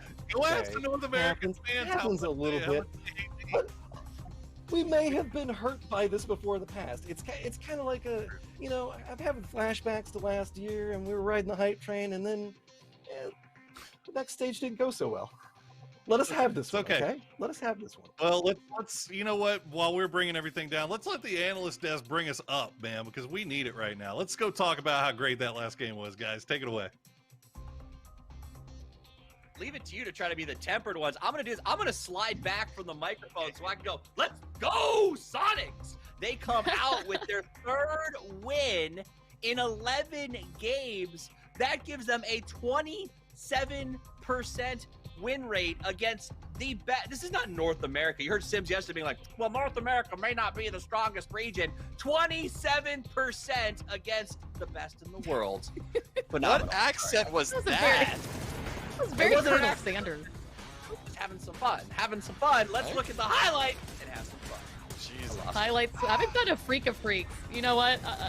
These are the two teams, right? Freak of Freaks, Brewery. These are the ones I've been giving the hardest time today. We've seen great growth from Afrika today. Buriram, not so much. A bit of a disappointment. So when we're looking at that cusp, who needs points to climb? Afrika's still got a long way to go. But given the momentum they've got today, I think going into the next match, there is a chance that they could potentially just barely weasel their way into the top 16. Yeah, I don't know if it was the terrain of this particular game or just the fact that we are nearing the end for all of these teams, but there was a lot of action throughout the beginning. It did slow down towards the mid-game when the circle centered up on top of this hillside. It is a very, very difficult hill to approach up, which is why we see so much of these teams clustered around the edge, especially at the north there. There was a lot of action that was happening in the mid-game area. Very good opportunity here, by the way, for Enterforce to try and at least get a kill for themselves. But a lot of solo saves, a lot of random sends in vehicles just because so few areas that you really could go to. But yes, I am going to nail in onto Virtus Pro. I said that Erangel is their map, and they got respectable second place. We do need to remind everyone back home that Virtus Pro are one of the teams that are forced to play with their sub because the players that they expected to come with were unable to join. Perfect had something going wrong with his visa, and he actually had to fully retract himself from this event. So they were playing with a player that Hiruzen that hasn't been on their main in-game roster for the longest time.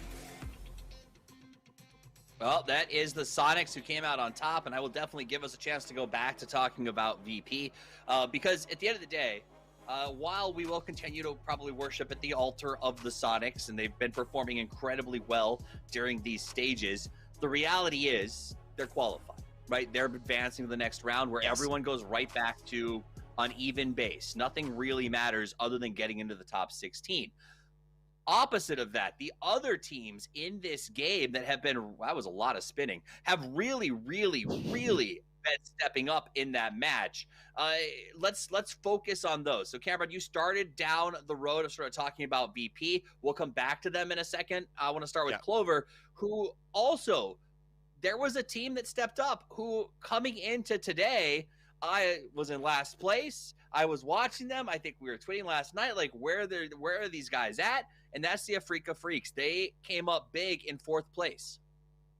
You know, I don't know what has kind of changed for them in terms of the first 2 days and today and what's been working. But I think that whatever it is, they got to keep going. Obviously, you can see they did pick up 12 points for this match. And today already has been their best day this weekend. They've still got one more game to go. And it's their ability to keep 4 up, to kind of take these plays a little bit smart and not be too entirely wasteful, that I think is kind of starting to work for them. And that's kind of the change that we've really needed to be seeing. We're not seeing them take really dumb risks, wasting opportunities, everybody dying, and then coming out with nothing to show. We're seeing them play smart. They were. I mean, you saw them. They took control of that potato and never let it go. It was not a half-baked idea up there. They played it very well, and that's the Freaks that I was hoping to see a lot more of. Now, let's look at this comparison, Cameron, because it opens the door to sort of some more BP talk coming forward. Yeah. Yes, the Sonics get 13 kills, 23 total points, 1,700 damage. You know, you guys can be like NA biased, but the reality is that was a hell of a game by them, and there's no taking that away. Cameron, I want to touch this first before we get to VP.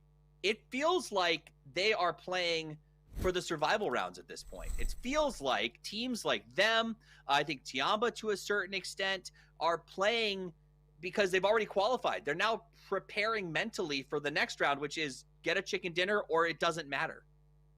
The Sonics? The Sonics and I think Tiamba to a certain extent.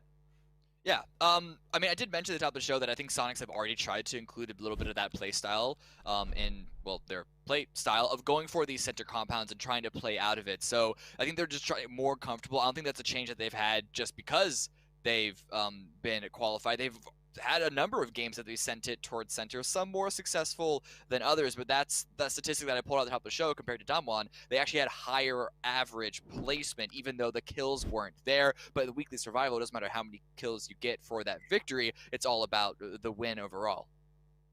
It is all about the win overall, Clover, as Win coming out on top of this comparison. I mean, Win's not even on top of the game. Win's on top of the entire lobby right now in terms of total kills, total everything, right? This is a player that has been absolutely unstoppable, and the person that we really need to be kind of keeping in the spotlight through this for Sonics, because a lot of their success really comes down to the work that Win has been putting in this weekend. Yeah, Spyro, the little dragon thief over there, stealing kills left and right, it would seem, based on that damage score that we saw. Cameron, let's talk more, dig more into VP. They were a team that before we even got into this match, you commented on, said, where are these guys at? Let's step up. And then they come out with 9 kills in second place. Yeah, it was a solid showing by them.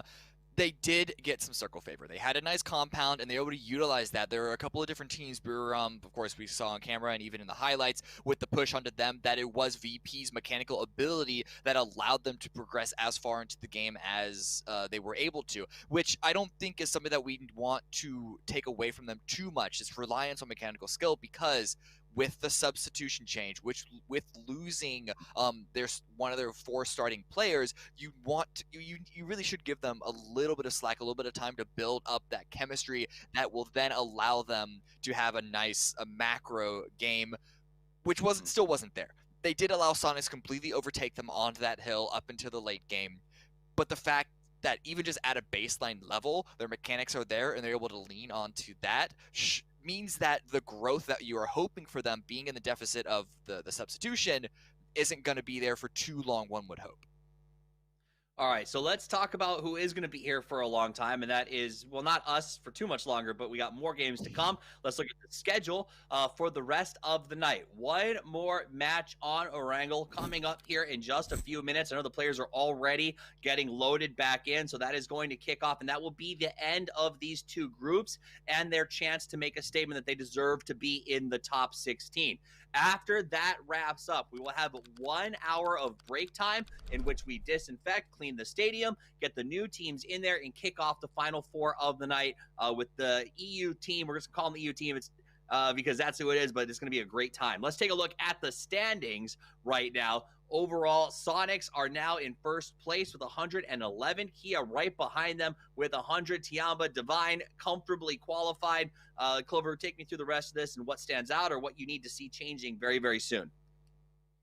You know, I mean, I'd love to pick apart so many of the teams that kind of are sitting up at the top, but as we've really kind of driven in, first through 16th, that's it. That's all they need to move forward comfortably next week. But it's those teams that are right on the cusp, on the ledge. Furia having another great game right now, sitting in 9th place, kind of chasing Team Liquid back and forth for that mid position. But when you look at how many points they have, Ints 50, 17th, that's just one good game. So they really need to try to make sure that this last one counts. You want to get that big cushion between you and the bottom of the leaderboard because we've still got those other 16 teams coming in after this game.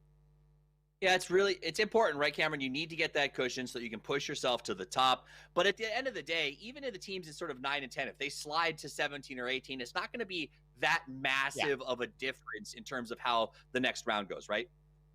Yeah, exactly. And just the way that PUBG works and the nature of trying to get those wins, the chicken dinners for the weekly survival, even having that 1 or 2 is nice.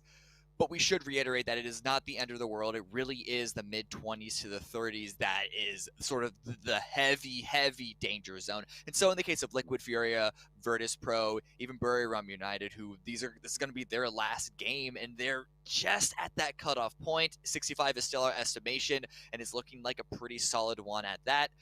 Even if they do fall just below that, it's not going to be the end of the world for them.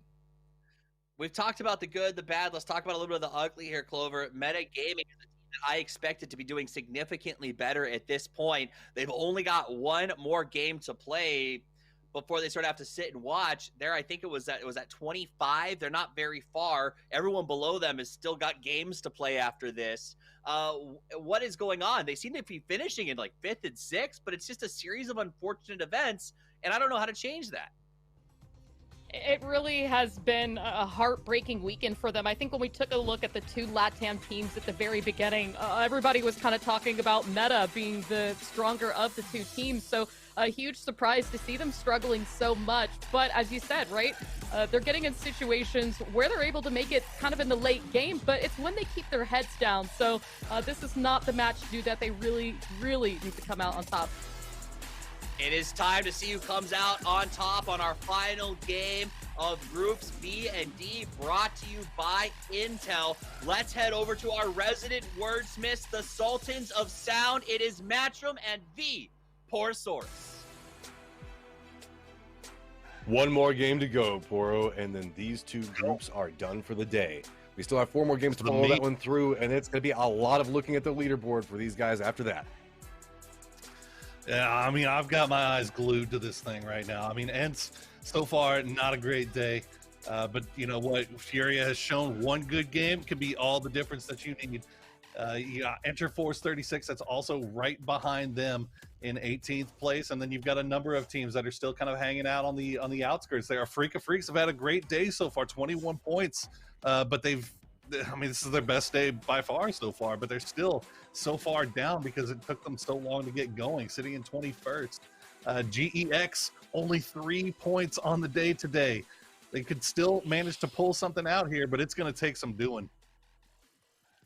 Still going to see a little bit of the, north-south contested drop over in Georgia Pool. So, again, pretty calm, all things considered. The playing path was very similar last time. And the circle a little bit more southern than last time, but also still kind of similar to what we saw. I really got my eyes glued back over towards Dom 1 right now. I wouldn't be surprised if we see them get a little bit more aggressive and maybe, they're in a comfort position naturally. They're in second place right now, but again, respect and authority is a thing that I think that we're seeing coming out between Sonics and Kia. So whenever we're looking through this, I wouldn't be surprised if we see them doing a little bit more of a, I guess, the last game was a little bit slower for them. So Dom 1, I wouldn't be surprised if we see them try to go for a little bit more this time around.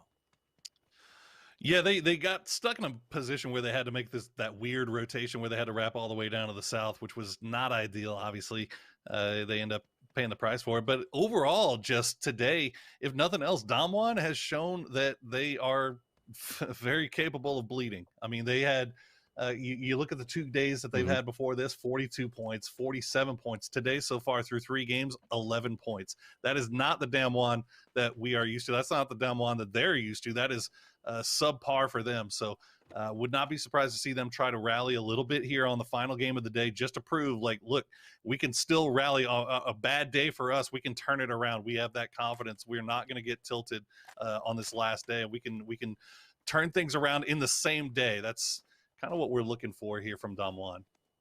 And there's still the capabilities. With the way everything's been going, I mean, and if you're back down towards the very bottom, okay, you're probably going to be in the bottom 16, but there's still a very tight grouping back around that top 16 positioning. When we look back over, glancing at it, I mean, 4 Angry Men is presently in 11th with 56 points.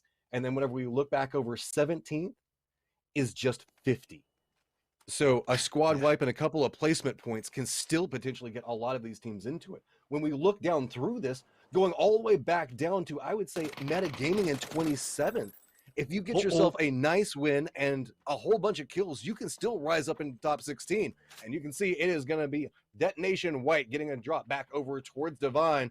But I mean, we've seen Divine they're having a pretty good day so far with this one. Off a notable play coming up from Turtle on the other side of it. Divine creeping away from it. And you can see we're back in the shotgun meta as a peek around back from both sides of it. He's got 2 barrels, 1 barrel for each of them. Levi's just creeping right now. Melofo just gonna hold it with the UMP. But Detonation, they're gonna cheat. They're gonna bring in all the backup. We'll see if Lee. Unfortunately, he doesn't have a triple barrel. We'll see what happens. Throwing the Molotov over towards it. Let's see if we get a reposition out. And this is this is kind of like what you would expect in a more like regular PUBG game, not necessarily a competitive one. You can see weapons, just whatever you can pick up off the ground right off the get-go. A lot of peek battle right inside the windows, trying to make sure you get a little bit more, I guess, control back over there. You can see one even running back over towards the bathroom. Are we going to see this res come through? Hesitation coming out from Detonation White and not seeing the grenades come through. So Divine might be able to get this res up, running away, but no! Good grenade coming out from Detonation White. They make the run back over towards it. You can see Divine was coming over, trying to provide a little bit of reinforcements, but instead going to have to retreat as it was just a moment too late. Oh, man. That was a good grenade, though.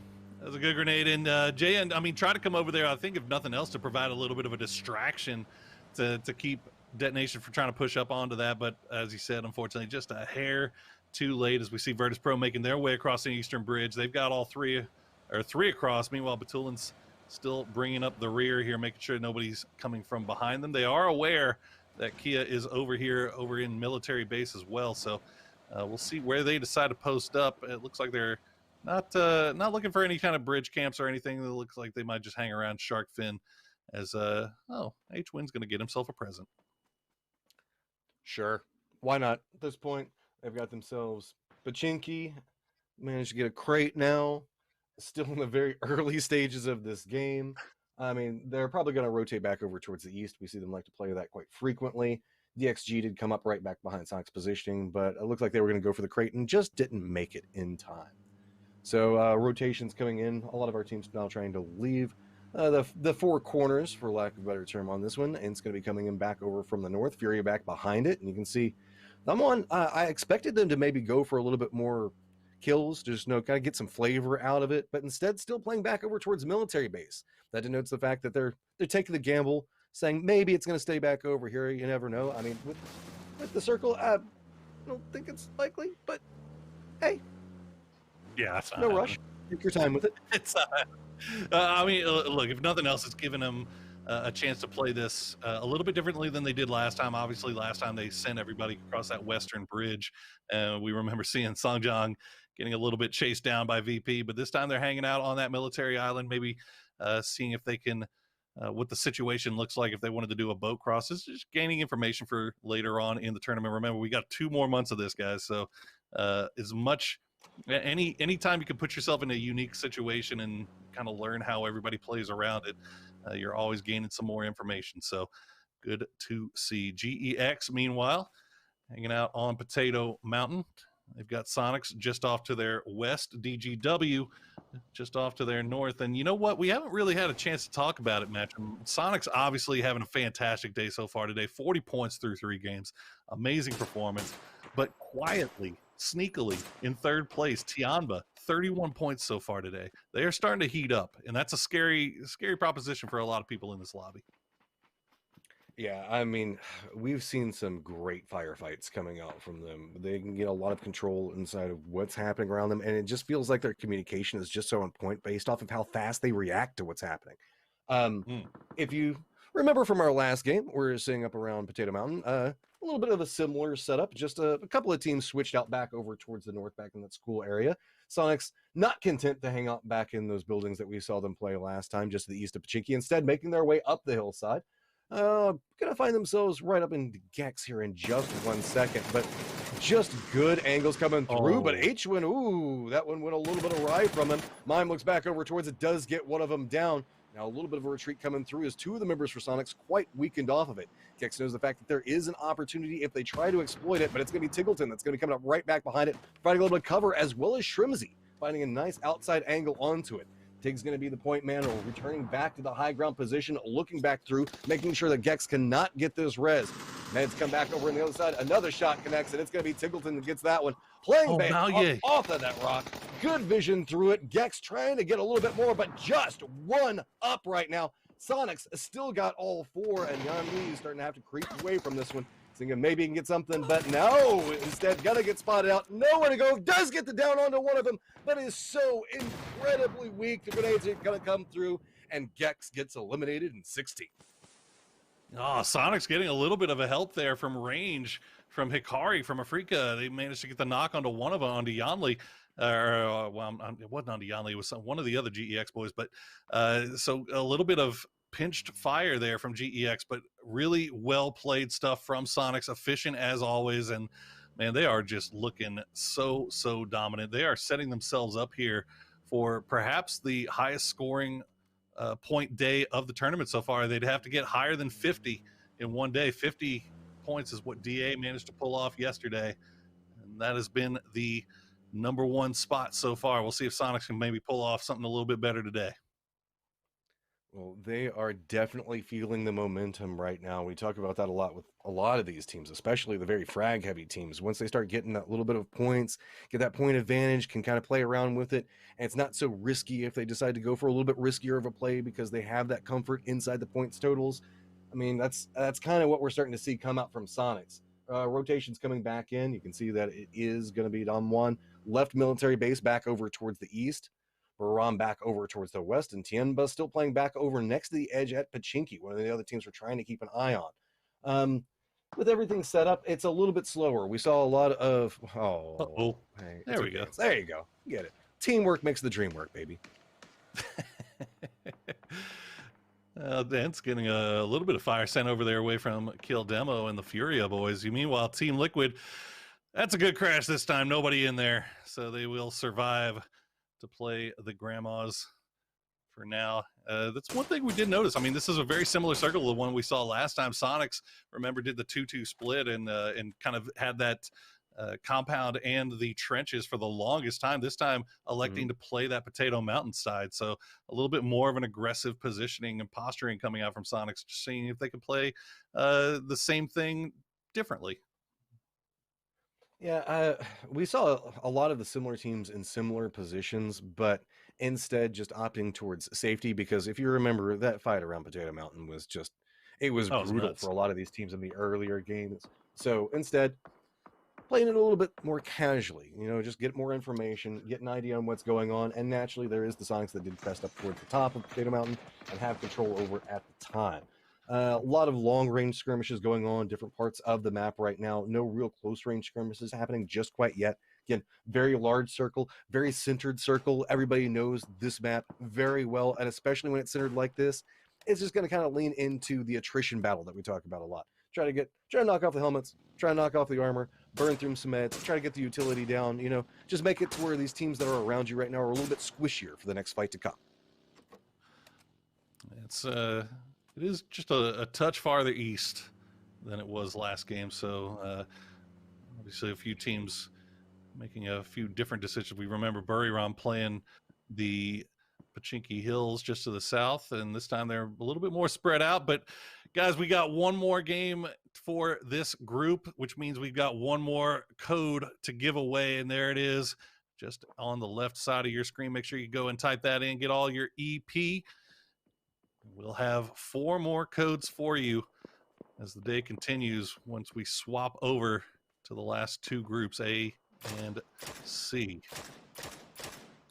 Closest range fight that we have going on right now is going to be Furia and Detonation, and they've just got firing lines kind of set up against each other. But do you notice that Furia did extend up this hillside and now finding themselves a little bit pinched, as they do have E36 that's on the other side of them, but looks like they're just going to continue along their merry way, just tank the damage as they roll up the hillside. 2 already in position, but another 2 kind of playing back behind this a little bit more safe. Now the attention's been drawn by 2 different teams, far more risky to make this approach. I've got an eye on Kia right now. They are all over the place on the eastern side of that circle. Look at that. From Farm all the way up to Kale in the north. Well, they got Under and Songjiang just kind of holding down on Death Road here. Under a little bit close to the Afrika boys. We'll see where Kia decides to play after this, now that the new circle has centered up on Meta. I was going to mention Meta went up to the Potato Mountain to play last time, losing Sparking early. This time deciding against that instead, going for the 3-1 with the Sniper Tower. And things are looking pretty nice for them as they find themselves in the dead center. I mean, it's pretty calm towards the center right now, but I feel like that's about to change. We've got Tianba making the push back out of Pachinki. Also can see a couple of rotations over towards the north as E36 instead opting to play back towards the east instead. In that distance back away from Fury, they did have to kind of rotate back around through this one. Team Liquid going for some pot shots back over to the last remaining Tianba member. You can see that, and a little bit of trouble hanging out at the shack, but looks like reinforcements going to be coming through. A motorcycle pickup on the quick, and going to take a little bit of damage, run back over towards it, but Smokes should provide enough cover. Let's see if we manage to connect on a couple of shots as they try to regroup back over into it, and almost popped out of that dip and could have given a shot back over towards Clip, but doesn't quite manage to get it. Yeah, Liquid and DXG both sending shots over in that direction. Now Tianba will have to figure out where they want to go from here.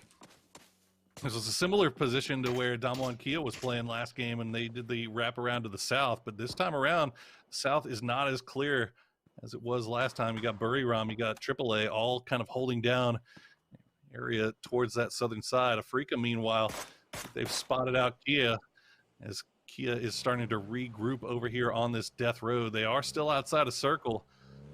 Eventually, they could decide to push in. You also have E36 that's still making their rotation down from the north. And they look like they might have designs on taking this spot as well. So this could be a fight popping off real soon. Yeah, E36 making the approach back over towards Kia's positioning. Under is outside of the vehicle right now. The rest of the teammates are already starting to do a little bit of scouting. Afrika doesn't have vision back over towards us, and that's a quick pickup as they made the approach onto 1. Kia spins back over, looking back to E36, now taking on 2 different teams at once. But man, it's just coming apart. They got some good shots, got 2 down off of it, but you can see it is just too many people that are stacking back over towards Damwon's positioning. Now it's a problem. Surrounded back off of this one, 2 members trying to roll back through the hillside and just running back over, trying to pick them up, and they know that they need to get out of here. Luckily, back towards the southwest from here, it's kind of safe. Turtle, looking back at what's going on and just going to let that one go away from him. E36 going to rotate back over towards the north, Damwon back over towards the south, and I believe Damwon should find themselves in a safe position. Meanwhile, Int's looking to get a little bit more aggressive back over towards Sonic's hold at the top of the hillside. I mean, it's very fortunate for E36 that Silphia was able to get out of that. This is one of those teams that it's hanging out in 18th place right now. As you said, I mean, that log jam right there at the cut line is so close that Silphia being able to survive here for a little bit longer, maybe getting a few more points, could be all the difference. While Ents still outside of circle of the new pop, they're just to the northwest here of Potato. They've got DXG underneath. They've got Furia to their north, and Team Liquid, meanwhile, also outside of the circle. You also have to worry about Sonics, who are still holding the top of Potato Mountain. They're in a perfect gatekeeping position should they decide to stay there. Yeah, I mean, the north is just really clustered right now. I mean, Sonics have the gatekeeping position back along the hillside. We've got Detonation in white that's going to be looking to come back over here. You can see right now we're on Furia, who's going to have to make an approach. Ince is caught up in this position as well. Back behind, it's going to be DXG down the hillside. And then Team Liquid looking like they're going to take a couple of shots into the side of DXG. Grenade is going to connect, do a pretty decent amount of damage, but you can see a lot of smokes thrown back over on this wall to deny Team Liquid vision. Is going to make it a little bit more problematic because there's 3 more teams in front of them based on the approach. The benefit, though, is Fury is going to find themselves a little bit of an approach. Finally gets it down onto that one. I thought that they might not get it. It's now finding themselves in a pincered position as it's just going to be a third party upon third party. Everybody's starting to make a move for it. You can see Liquid Clib trying to get a position back around through this one. Fury has one of them that goes down as grenades are starting to roll back through the hillside. Rust and Mar starting to make a play back over towards the positioning for it, and you can see Furia trying to regroup, seeing if maybe they can get this res. But Rust and Mar playing back through the smokes on it. Meanwhile, Team Liquid hot on the heels back behind this one. While all of this is going on, it's going to be Detonation White that separates away from this, doesn't want to have anything to do with it. So the fight's starting to close back over towards it. Rust and Mar does manage to connect with that one and starting to make their way up and forward, but there is just nowhere to go. It's just going to be too many teams stacked up in this position, and it is a bloodbath in the Northwest. And that is bad news for Ents, as they have gone down in 14th. They do manage to get a few kills, which will give them a couple of points. It's not going to be that much, though, as this is probably the worst day that they've had so far. And, IQ going to steal that kill away before he eventually succumbs to the blue. And somehow Rusty Zera still alive for Furia here. Team Liquid does lose 1, but they keep 3 up, and now they are going to be rotating in on this western side. So the circle is once again centered up on Meta. That's huge news if you're a Meta fan. They are sitting currently in 27th place, 36 points, but a 1 big win here in the final game of the day could be all the difference. Trying to hold this one together. Dom 1 does get the down and flush onto 1. The other one's about to bleed out in just 1 second. Back over towards the north, you can see a Freak of Freaks does have vision on what is happening. Participating just a little bit. Buriram in a little bit of trouble. Furious Rusty Zera looks back over towards Sonics. It does get the down onto Mime. Should get the flush, but that's a lot of damage that comes back over towards him. And with this, Furia is now eliminated as well. Does manage to take down one of the Sonics members. The circle does pop. It does move to the southeast, kind of favoring position where we can see that Meta was playing at, as well as the remnants of Damwon. That's really good stuff from Tig, managing to take a few shots. They're keeping an eye on Detonation, make sure that they don't get pushed here. I think Detonation maybe realized that something. Oh my God, he picks him right out of the front seat. Gakori is going to get pulled away there by Tig. Nice shooting. I don't think he sees Macau though, as he starts creeping up a little bit closer. Oh no, Malofo, you don't go prone there. Tig is just on the backside of this. Well, Afrika also has angle on what's going on. You can see just getting a knock into this as well. Finally gets in vision of Tig, gets a spray back over towards it. So Detonation White down to just 1 last member, but he's going to try to make it as painful for Sonics as possible. A up, taking very long shots in this one. Afrika Freaks really just trying to see if they can pick up something out of it. Do manage to get the shot back over towards the last member of Detonation. That's going to put him out. And now just 2 members of Sonics. Sure, sitting on 6 kills, but they still need to move into the zone. And to the east, they have a Freak of Freaks holding them out. To the south, it's going to be Meta, and it's going to be Tienba back over towards the southwest. So it's going to be a very difficult approach to the circle. 8 teams left alive, 26 up. Your big players that are still here, that are still near the cut line. You got to worry about Meta. You got to worry about AAA, attack all around. VP still up and in things. Freaka still involved. We'll see if Sonics can maybe survive a little bit longer. Try to roll through. I thought we were about to start seeing some Sonic shenanigans come through there. AAA rolling right back over here along VP's lines. Going to be a nice Molotov comes through as well as good connecting shots. And this already 2 members down for AAA as they're trying to run through. Finally managed to get down onto one of them, but it's not going to be enough to get much out of that. So that's going to be a nice defensive hold coming up from VP. On the other side, Meta Gaming starting to find a couple of people trying to encroach right up on top of them. It's going to be Tiemba working their way up the hillside, but it's going to be grenade rain just popping down on top of them. Tiemba, not a lot of options as now that the fight's popped off towards the south. It's going to be VP that has an angle into it, and that's going to be Tiemba with near on nowhere to go. And Silzen was holding down the north side in the sniper tower. He gets crashed by the Sonics boys here. I'm not sure if they have traded shots back and forth just yet. I think they do know that he's there. But the problem is they can't go and push out just yet because they've got a Freaka that has a line right on top of them. They got Meta that's looking up in that direction as well. Tiamba still has 2 up. Lorena and Mings still trying to make a push closer to it. Oh, Silzen will find the 1 grenade onto A-Twin. Shrimsy still full health here. Hikari going to try to give him a little bit of support here through the smoke clouds.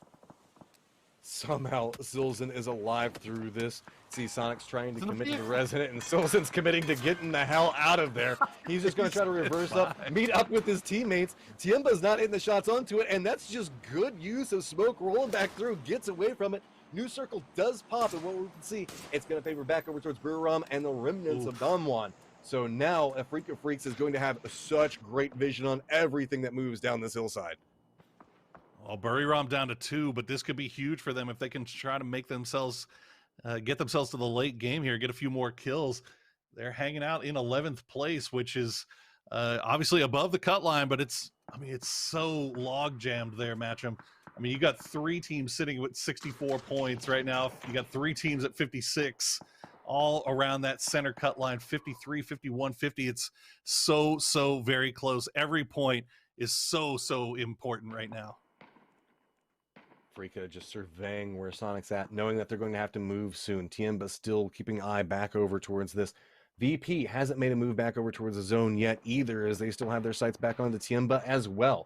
Really just the teams inside the circle listening to the firefights that are happening and no real vision on what's going on. We have so many people that are outside the zone right now. I believe that we're sitting at about 14 that are all going to have to make a move as a zone is closing in. Good shot going to come out from Hanzia.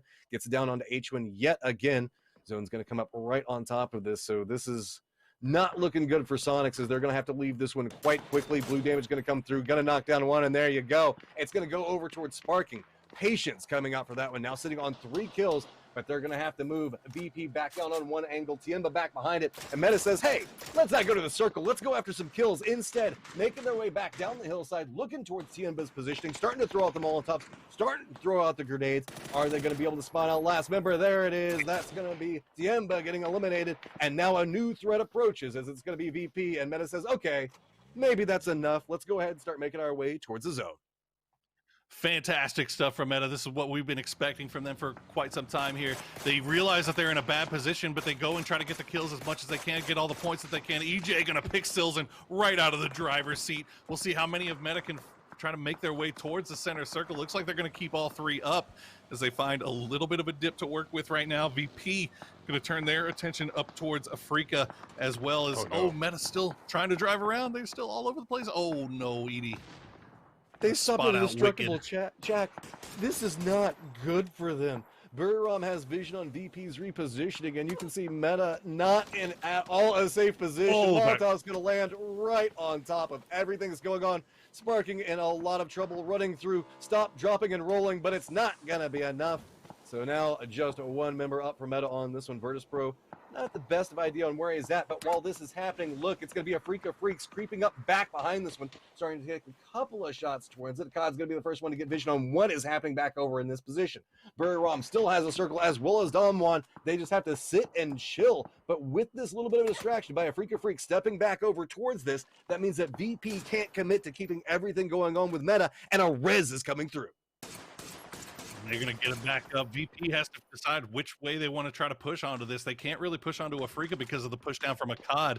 Akkad is going to go down, though, from Godmeow. So VP actually looks like they're turning their attention back towards the south. Meta still managing to stay alive right now, although they are being absolutely lit up from both sides. But Tulin will find the grenade, and that's going to be it from Meta.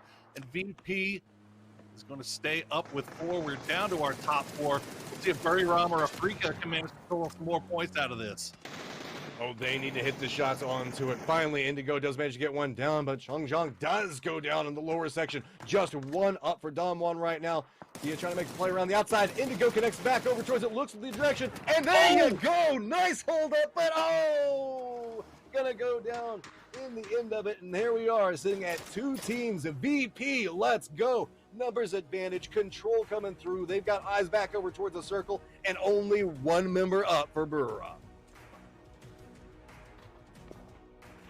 See what Edie can pull off here, if he can pull anything magical out of his hat. As we said, Buriram was hanging out towards that cut line. We'll see if they can get a few more points here. VP, what a day they have had for themselves here. They needed to have something big happen, and by God, they pulled it off. 41 points on the day so far. If they can get this win, if they can get this final kill against Edie, they'll find themselves pumped way up the leaderboard, and that would be absolutely huge for VP. VP has been so good today, and they deserve everything that they're about to get inside this one. I mean, Buriram doesn't have a lot of options to work with. It's a 1v4, but we saw a 1v3 earlier. There's the potentials coming through. The problem with it is that VP is just kind of on fire right now. It's just a matter of gathering the information and really just finding out the angles. They've got center control from this point. It's a matter about how Edie is going to try to go for it. Doesn't spot that one out. Another near miss on vision with it. I think he now knows exactly where the position is coming through. Circle's about to shrink back down into it, but we still have another circle to go, Poro. Yeah, I mean, I think VP has a very good idea of where this last player is. They've just got to spot him out. But as you said, we did see the 1v3 early, ironically, up against Edie. So we'll see if Edie maybe learned something from Turtle, from Divine. They can maybe avoid getting themselves into a series of 1v1s here. VP does not look like they are going to be that undisciplined here. They're going to go ahead and wrap around, get multiple angles onto this. Edie gets shot again, and this is just a matter of time. Looks like they're crashing down upon him. I mean, he's not even inside the safe zone right now. Edie's trying to find something with this. It's a valiant attempt, but in the end, not going to be enough. Virtus Pro finishing out the day strong. These guys have put up a phenomenal performance today. Now finally walking away with a round win and 9 kills.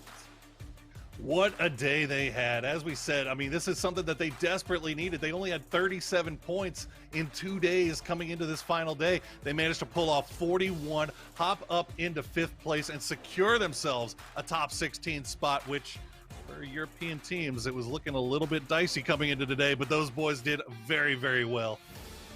You can see the hug immediately after. They knew that they needed this day, and VP showed up for whenever it mattered, man. Love the way that they've been playing through this one and the technical prowess that they were showing and how they were navigating this specific game. They paid a lot of attention to what was happening inside the last one. Very similar circles, played it entirely different as they made their approaches and just managed to rack up kill upon kill and really just exploit weaknesses and differences in movement across the different parts of those later circles. I just love to see the way that they handled everything in their approach in that game. Gotta give credit to Buriram as well. They make that 2nd place. Again, 2 second places on the day, and they needed a lot of points. They needed to try to bump themselves up. They managed to get 26. They put themselves in the top 16, but it is going to be a little bit dicey as they're now going to have to wait and watch the 2nd set of games to figure out if they'll be in the top 16. But guys, that's going to do it for groups B and D. Let's throw it over to the analyst desk to wrap things up for the day. Thank you very much, gentlemen. Great work today on your part, but also great work for VP. They started their day with the 9th place finish, a 7th place finish, a 2nd place, and now the 1st, and they got it when they needed it. But you know what time it is? Time for highlights. Highlights. Oh, you know, that was bad. That was terrible, guys. You know, it's late. It is late for us, right? We are doing this work from home, and but we're still just as absolutely excited because this has been a fantastic day for so many teams that needed it. And once again, with kind of a very similar circle to we saw previously, like we're still kind of touching this Potato Hill area. Teams were having to rotate through some big area, but we had compounds that were big into play and teams that were taking advantage of them. Yeah, very much so. And this shift here was I mean, I think VP were very happy with themselves. Once again, put themselves in a nice position on a corner, a little bit of circle luck. You can say that about this position, but again, they work it because they end this game with 9 kills. 1 on Lou, 1 on Hiruzen, 3 on Batulin, and then 4 on Spyro. So again, their mechanical ability really showing up when they need to. And the 41 points that Poro said that VP got today, that is, I think, the second highest number of points any team has gotten in a single day, and it's only second place to Sonic's day 1. I lied. I'm seeing a couple numbers that are around the 40s, but still, it's still a really solid number. There are so few teams that have 40 plus points in a single day. That's true, and I'll be honest, I'll put it this way. A lot of teams can have great games and great days.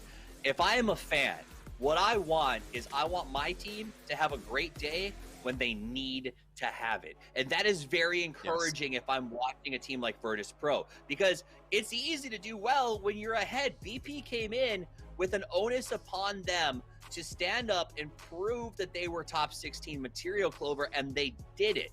But Batulin is a phenomenal player. In fact, I think Toby even described Pio yesterday as the Korean Batulin, which I thought was awesome. But that said, he led the team. He did great work today, and he took VP to a place that they needed to get to, and he did it in style.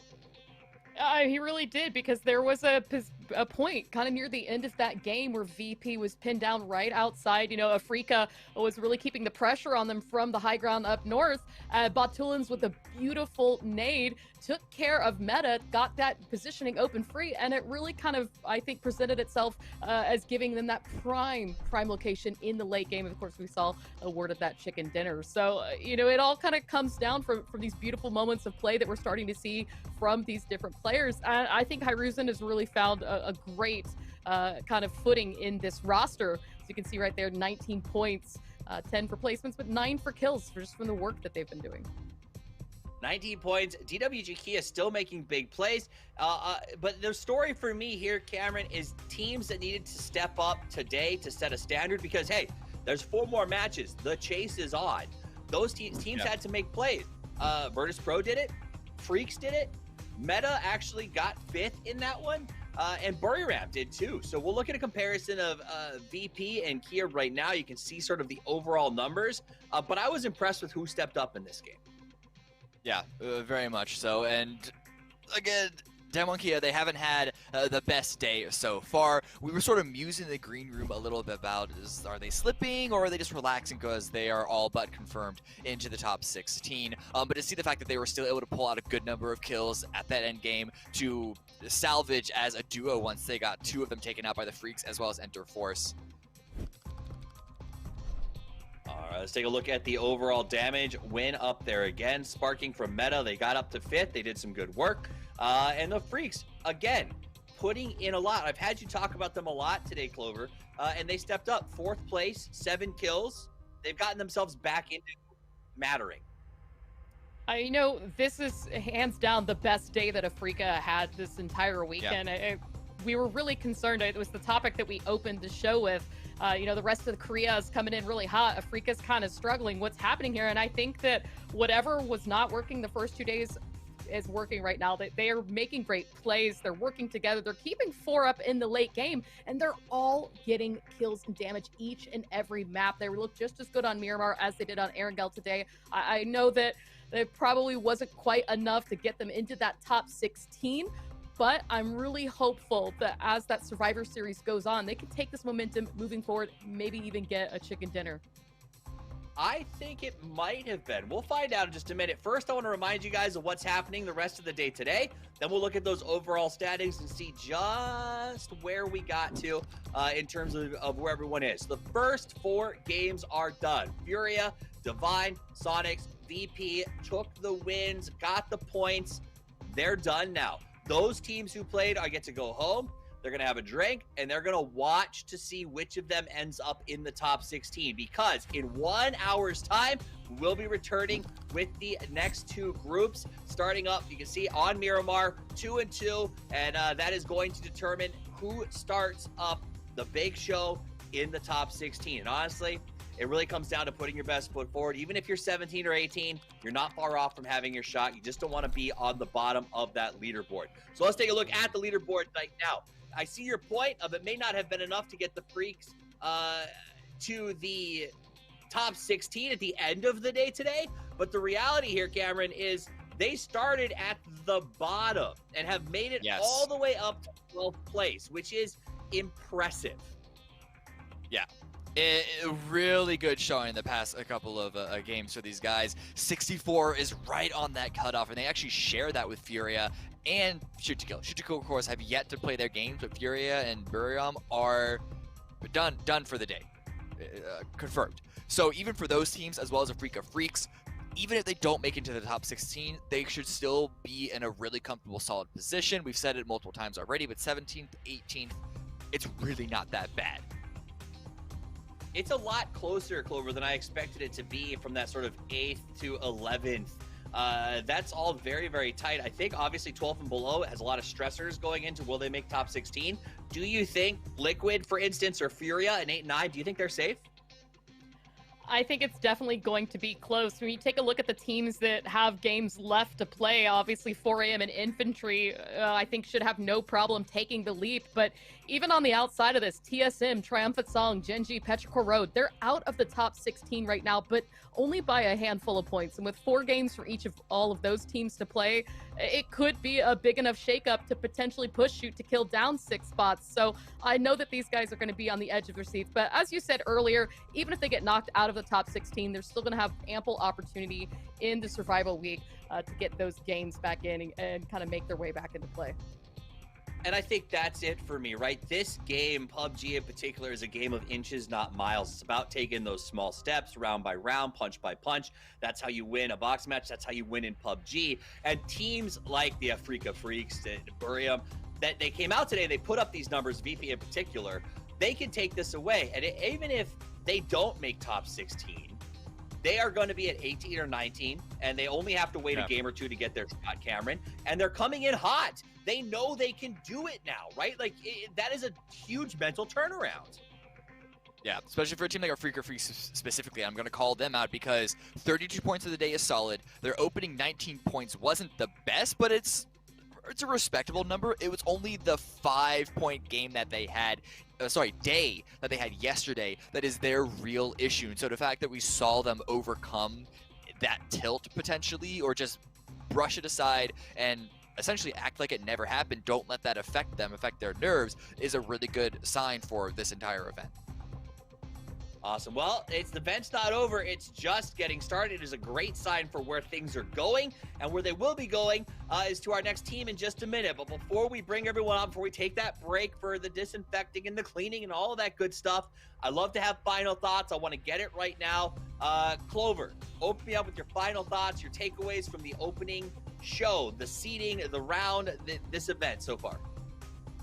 You know, obviously this is a different format than what we're used to. For me, my final thoughts is that we've seen a lot of teams really step up, try to adapt to this, and I think these are the teams that are going to probably perform the best throughout. Additionally, the ones that are struggling or maybe holding on a little too hard to their own regional meta and kind of need to be ready to change that up going forward. Cameron, final thoughts? It's really hard. I'm looking at the leaderboards right now and their performance over the past couple of days to see who I expect to really come out on top. But so many of these teams have had one really good day and one really bad day. And that's just over the course of the fact that you only play 4 games a day. And so even if you get 1 second place, 1 first place, that can really inflate those numbers. So honestly, I have no clue how this is all going to pan out. I have no clue really how many teams from which region we're going to see in the top 16. You know, who's going to be in the top 16? And then from there, who's going to make the most money? Who's going to win the chicken dinners? This is setting up, after watching these games and how good they were, to be, in my opinion, the best 2 months of PUBG in history. And I am excited about it. Guys, do not go anywhere. A big shout out to Intel and the rest of the sponsors who've made this thing possible. It's the team. Guys, thanks for joining me here on the desk. We are done for now. We're going to be back in 1 hour. Kylaris will be taking over the desk with Froz and Martin, and they're going to give you the breakdowns. We've got Sims and Toby on the cast, and the final 4 games of the seeding rounds on the way. They will be here soon, so don't go anywhere. Maybe go play around a PUBG in between. That's my recommendation. Do what you want. That's what I think we'll probably end up doing, or maybe making some eggs. I haven't decided quite yet. But either way, until I see you again, play more PUBG.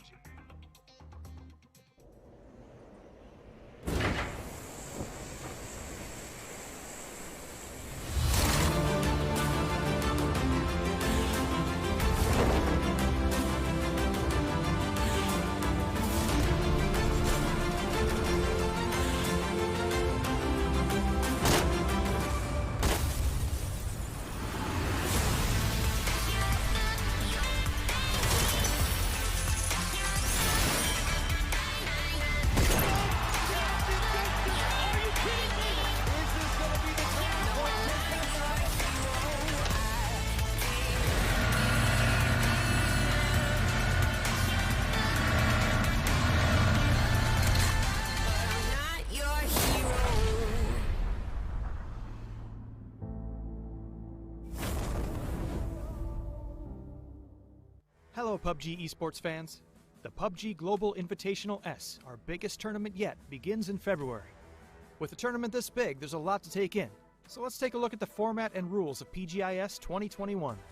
PGI.S's main event, the weekly series, will be held for a total of 6 weeks starting from February 8th. It is divided into the weekly survival taking place on weekdays and the weekly final held over the weekend. Unlike the previous global tournaments, points are not accumulated week over week, giving every team the same fighting chance each week. Weekly Survival features 16 matches held across 3 weekdays. The goal for teams is simple: win a single chicken dinner. Once you win, you stop playing and move on to the weekly final. The next team on the waitlist takes your place and a new match begins. This list is determined by ranked decision matches to decide the order our 32 teams participate. These 24 deciding matches take place over 3 days starting from February 5th and will divide our teams into 4 different groups. The top 16 teams from these groups face off in the weekly survival matches first. The weekly final is more like the PUBG esports you're used to.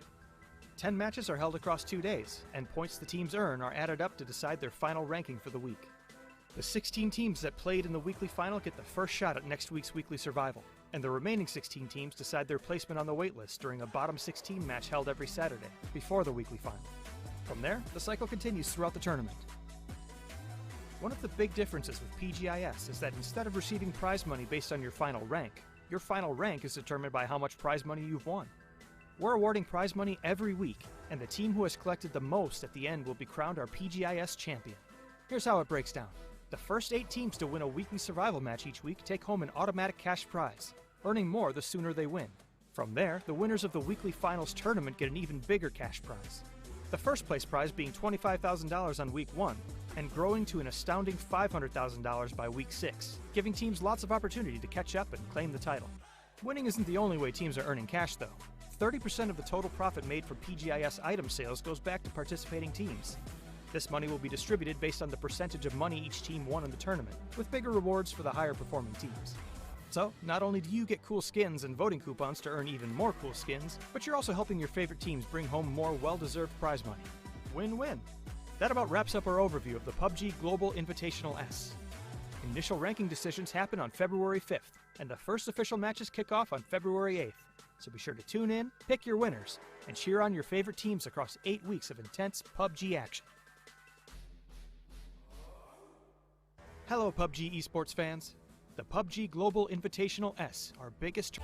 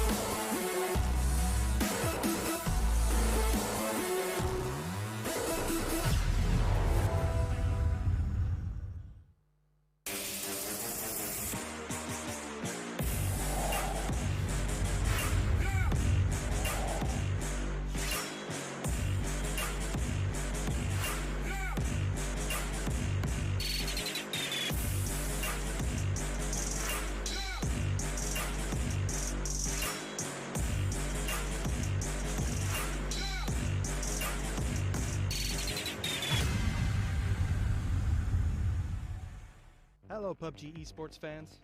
The PUBG Global Invitational S starts on February 8th, and as is custom, we're launching a brand new Pick'em Challenge to go along with it. Each Pick'em Challenge is a little different, so make sure to watch all the way through to find out what's new and what's changed this time around.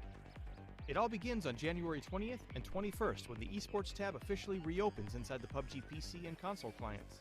All throughout PGI.S, you can use this tab to keep up to date on participating teams and players, along with real-time tournament info. This is also the first chance you'll get to purchase the first set of killer PGI.S gear and begin supporting your favorite teams. Since this is quite a long tournament, a second set of gear will become available at the end of February. The first challenges begin on February 6th, and you'll have from Tuesday to Saturday each week before the weekly final begins to participate in the challenges and pick your winners. Rewards from the previous week will be distributed before the next challenge begins. Now let's talk about those challenges. We've got 3 different challenges this time around, molded to work within the PGI.S tournament format, so pay attention even if you think you've played it all before. The first challenge is to guess the top 4 teams that will advance to the weekly final each week. If one of your selected teams makes it to the top 4, you'll get a prize according to the rank they end up in. Simple as that. You can pick 1 team per voting coupon you wish to use, and 4 teams are guaranteed to be worth EP, so choose wisely. The second challenge alternates its win conditions every other week. On weeks 1, 3, and 5, you'll have to correctly guess which team will score the highest kill points during the weekly final. A correct answer will award you a whopping 200,000 EP.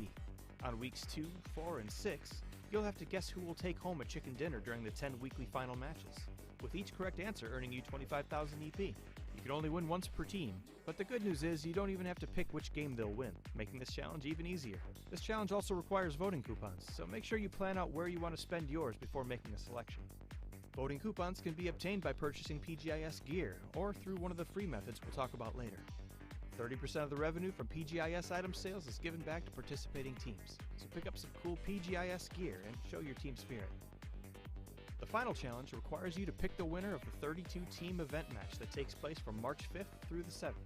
This is a free event and requires no voting coupons, but can still net you a sweet 50,000 EP for a correct guess. Looking for ways to grab a couple free voting coupons and some EP? The first one's easy. Simply log into the esports tab and you'll pick up a free voting coupon once per week.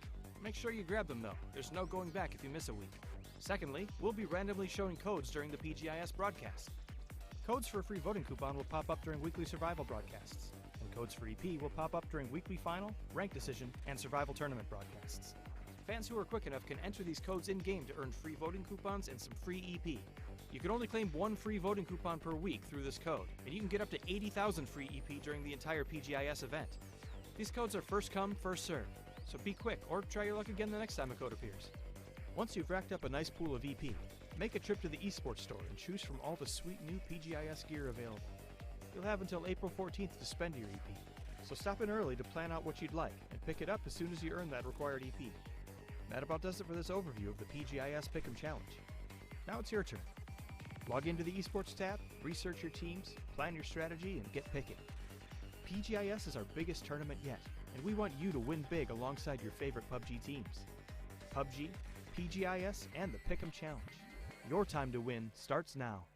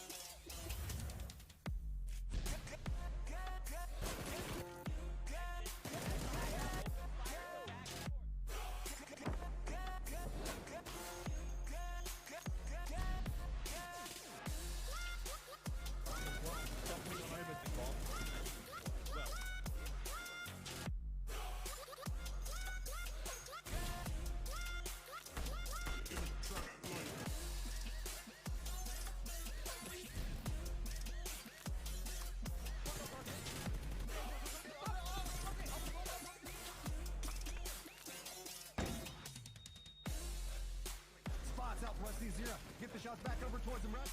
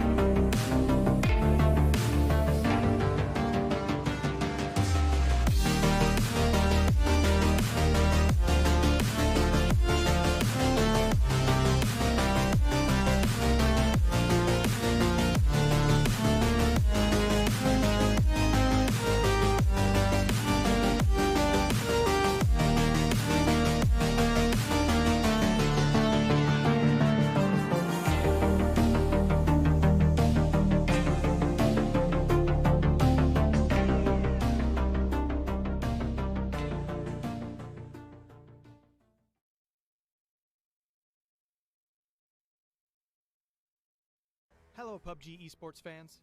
The PUBG Global Invitational S, our biggest tournament yet, begins in February. With a tournament this big, there's a lot to take in. So let's take a look at the format and rules of PGI.S 2021. PGI.S's main event, the weekly series, will be held for a total of 6 weeks starting from February 8th. It is divided into the weekly survival taking place on weekdays and the weekly final held over the weekend. Unlike the previous global tournaments, points are not accumulated week over week, giving every team the same fighting chance each week. Weekly survival features 16 matches held across 3 weekdays. The goal for teams is simple: win a single chicken dinner. Once you win, you stop playing and move on to the weekly final. The next team on the waitlist takes your place and a new match begins. This list is determined by ranked decision matches to decide the order our 32 teams participate. These 24 deciding matches take place over 3 days starting from February 5th and will divide our teams into 4 different groups. The top 16 teams from these groups face off in the weekly survival matches first. The weekly final is more like the PUBG esports you're used to. 10 matches are held across 2 days, and points the teams earn are added up to decide their final ranking for the week. The 16 teams that played in the weekly final get the first shot at next week's weekly survival, and the remaining 16 teams decide their placement on the waitlist during a bottom 16 match held every Saturday, before the weekly final. From there, the cycle continues throughout the tournament. One of the big differences with PGI.S is that instead of receiving prize money based on your final rank is determined by how much prize money you've won. We're awarding prize money every week, and the team who has collected the most at the end will be crowned our PGI.S champion. Here's how it breaks down. The first 8 teams to win a weekly survival match each week take home an automatic cash prize, earning more the sooner they win. From there, the winners of the weekly finals tournament get an even bigger cash prize. The first place prize being $25,000 on week 1, and growing to an astounding $500,000 by week 6, giving teams lots of opportunity to catch up and claim the title. Winning isn't the only way teams are earning cash, though. 30% of the total profit made from PGI.S item sales goes back to participating teams. This money will be distributed based on the percentage of money each team won in the tournament, with bigger rewards for the higher performing teams. So, not only do you get cool skins and voting coupons to earn even more cool skins, but you're also helping your favorite teams bring home more well-deserved prize money. Win-win! That about wraps up our overview of the PUBG Global Invitational S. Initial ranking decisions happen on February 5th, and the first official matches kick off on February 8th. So be sure to tune in, pick your winners, and cheer on your favorite teams across 8 weeks of intense PUBG action.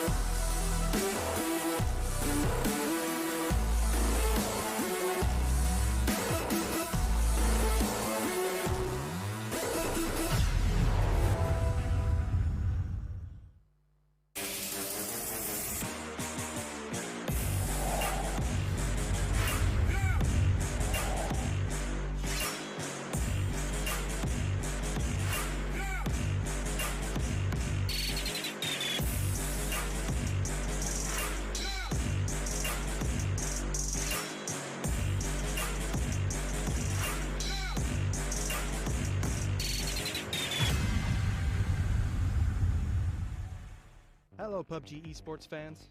The PUBG Global Invitational S starts on February 8th, and as is custom, we're launching a brand new Pick'em Challenge to go along with it.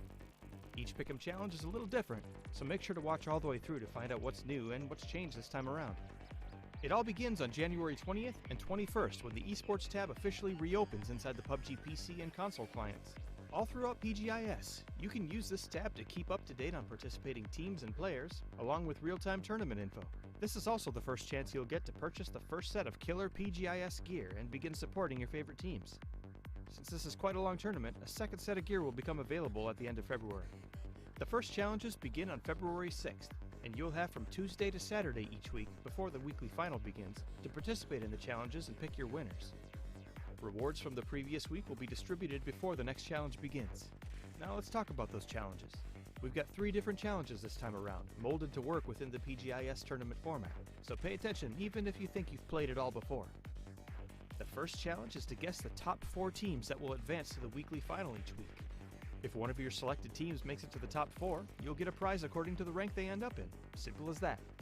You can pick 1 team per voting coupon you wish to use, and 4 teams are guaranteed to be worth EP, so choose wisely. The second challenge alternates its win conditions every other week. On weeks 1, 3, and 5, you'll have to correctly guess which team will score the highest skill points during the weekly final.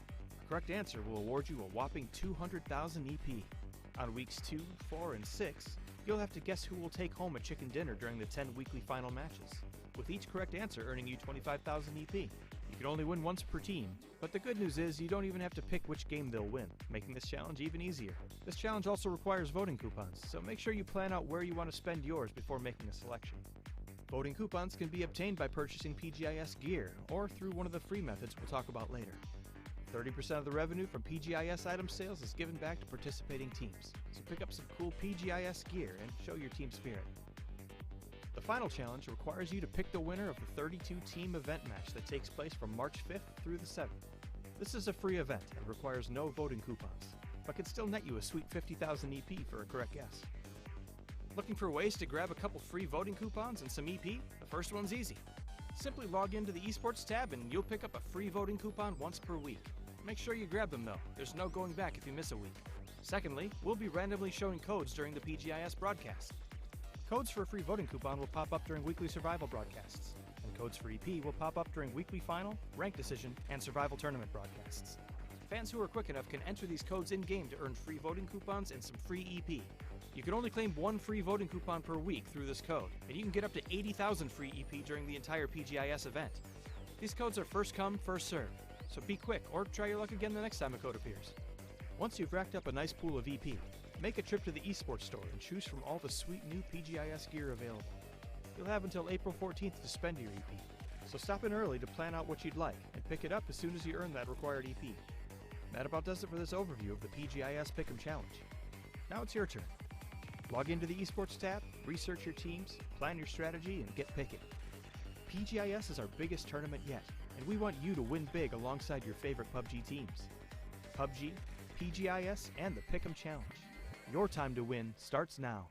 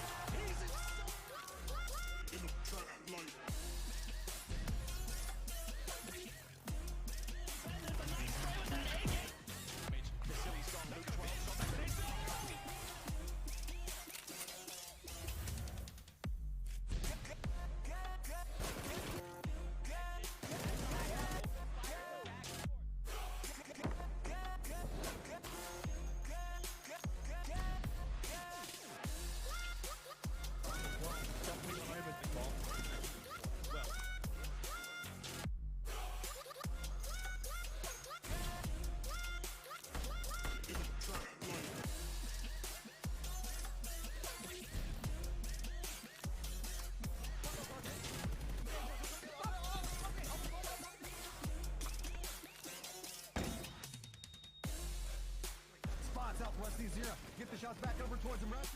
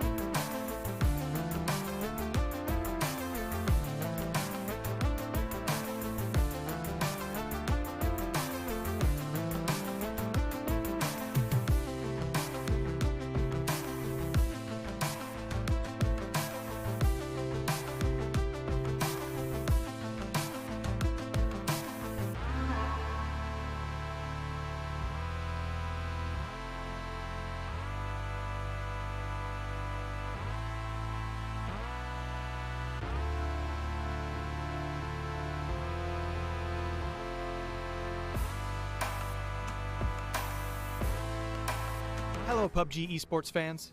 The PUBG Global Invitational S, our biggest tournament yet, begins in February. With a tournament this big, there's a lot to take in. So let's take a look at the format and rules of PGI.S 2021. PGI.S's main event, the weekly series, will be held for a total of 6 weeks starting from February 8th. It is divided into the weekly survival taking place on weekdays and the weekly final held over the weekend. Unlike the previous global tournaments, points are not accumulated week over week, giving every team the same fighting chance each week. Weekly survival features 16 matches held across 3 weekdays. The goal for teams is simple: win a single chicken dinner. Once you win, you stop playing and move on to the weekly final. The next team on the waitlist takes your place and a new match begins. This list is determined by ranked decision matches to decide the order our 32 teams participate. These 24 deciding matches take place over 3 days starting from February 5th and will divide our teams into 4 different groups. The top 16 teams from these groups face off in the weekly survival matches first. The weekly final is more like the PUBG esports you're used to. 10 matches are held across 2 days, and points the teams earn are added up to decide their final ranking for the week. The 16 teams that played in the weekly final get the first shot at next week's weekly survival, and the remaining 16 teams decide their placement on the waitlist during a bottom 16 match held every Saturday, before the weekly final. From there, the cycle continues throughout the tournament. One of the big differences with PGI.S is that instead of receiving prize money based on your final rank is determined by how much prize money you've won. We're awarding prize money every week, and the team who has collected the most at the end will be crowned our PGI.S champion. Here's how it breaks down. The first 8 teams to win a weekly survival match each week take home an automatic cash prize, earning more the sooner they win. From there, the winners of the weekly finals tournament get an even bigger cash prize. The first place prize being $25,000 on week 1, and growing to an astounding $500,000 by week 6, giving teams lots of opportunity to catch up and claim the title. Winning isn't the only way teams are earning cash though. 30% of the total profit made from PGI.S item sales goes back to participating teams. This money will be distributed based on the percentage of money each team won in the tournament, with bigger rewards for the higher performing teams. So, not only do you get cool skins and voting coupons to earn even more cool skins, but you're also helping your favorite teams bring home more well-deserved prize money. Win-win! That about wraps up our overview of the PUBG Global Invitational S. Initial ranking decisions happen on February 5th, and the first official matches kick off on February 8th. So be sure to tune in, pick your winners, and cheer on your favorite teams across 8 weeks of intense PUBG action.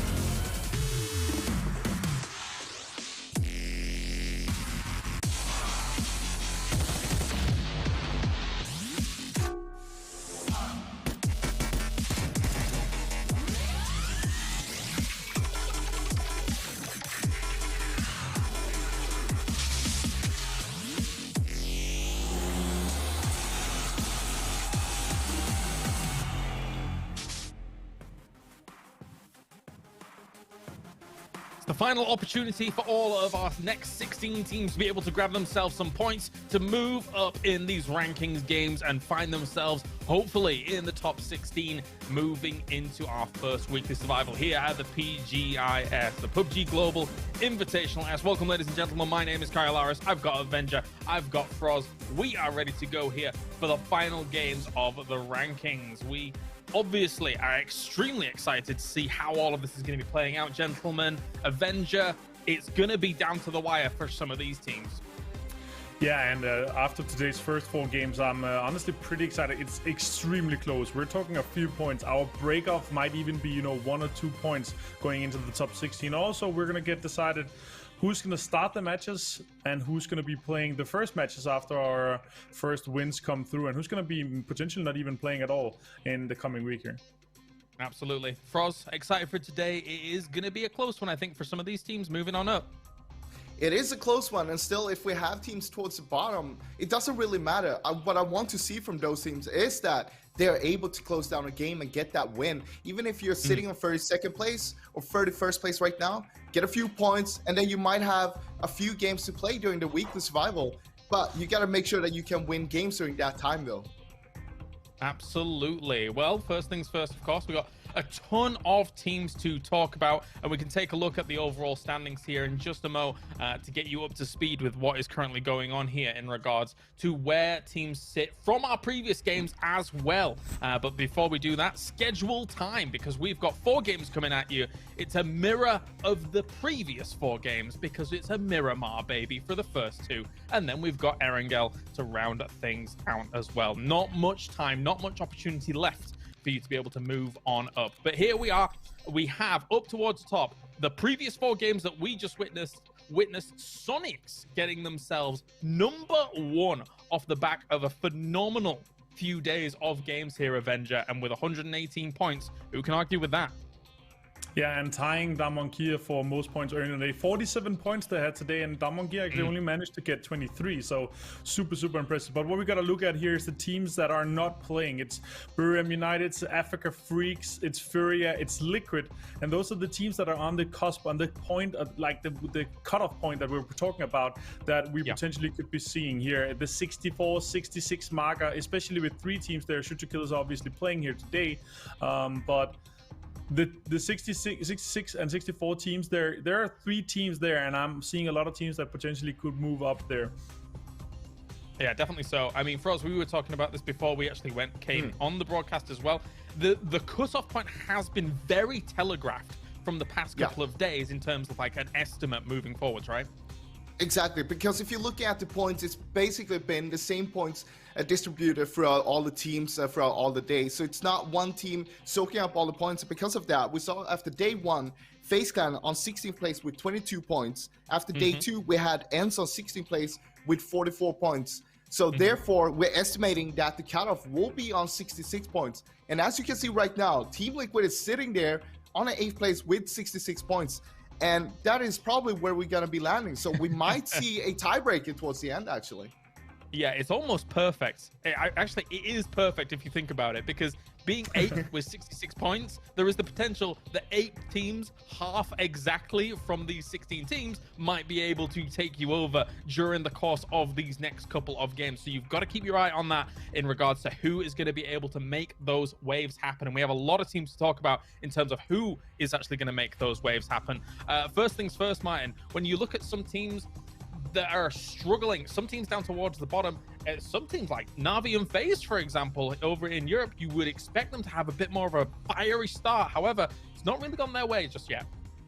No, and the teams that we're looking at is obviously Na'Vi, FaZe, for our sake. It's the big EU teams that have been able to perform extremely well. But also MCG, they're a team that's coming out with an insane performance from PCS3. They did extremely well at Team C as well. And they're currently sitting in 32nd here with 12 points made in the first 2 days. So the teams that are sitting on the cusp right now is hoping for, FaZe, Na'Vi, even Oath, to show up big today, because if some of our bottom teams, they manage to get a lot of points, that means that our team on the cusp, they potentially wouldn't be taken over as much. So we'll be seeing how much that's going to go into, but I'm extremely excited to see how far these teams are going to take it, and especially Liquid right now, but they must be looking at the tournament here and looking at the fall games and looking, okay, are we going to be able to stay within this top 16 here, or are we going to be one of the first teams playing once we start tomorrow? Yeah, thankfully for these teams, it's not completely lights out if they don't get top 16. It just means that they will have less opportunities, less chances to be able to get to that weekly final whilst they're playing the weekly survival, or waiting for their opportunity to play in the weekly survival. I do believe we can take a look at the prize pool as well and how everything actually shapes up here throughout the PGI.S, because there is a lot to talk about. Now, there's no prize pool on the line here right now. It's just a matter of getting yourself into the top 16. However, 3.5 million at least will be distributed here across PGI.S in the next coming 2 months, and that is broken up as follows. You've got 2.4 million for weekly survivals as well as weekly finals, approximately 1 million minimum guarantee here for all of our teams participating, and 30% of the in-game sales will also be adding to this pot for all of the teams to be able to enjoy and buy a lot of extra cool things. That 2.4 million is split up into those weekly survivals as well as weekly finals. In the weekly survival, the first 8 teams advancing into the weekly final will be able to get some cash, but then the weekly final rewards big money if you're able to do well there. And then from that, the weekly survival, as you can see, breaks down as follows. If you survive in first place for that first game, it's $10,000. One game, $10,000. Big money already. Weekly finals come up, and then from there on, every single week, the prize pool gets bigger and bigger and bigger. And the overall objective is to win as much money as possible. If you do so, you will be crowned the champion here of the PGI.S. So big money, points mean prizes, and at the end, as it just showed, 500,000 for that final week for first place is a huge determining factor as to whether or not you can become a champion. So, ladies and gentlemen, who will be the next PGI.S champion? We are about to find out. Frost, talk to me. Yeah, that was not recorded. It's great to see, and it is a very interesting format because you're getting money. The more money, the earlier you take a win during the weekly survival. But you can also argue, because if you take an early win, that means that you're not going to be playing against the teams. You get less of practice against all the other teams for the weekly finals. So what are you going to do?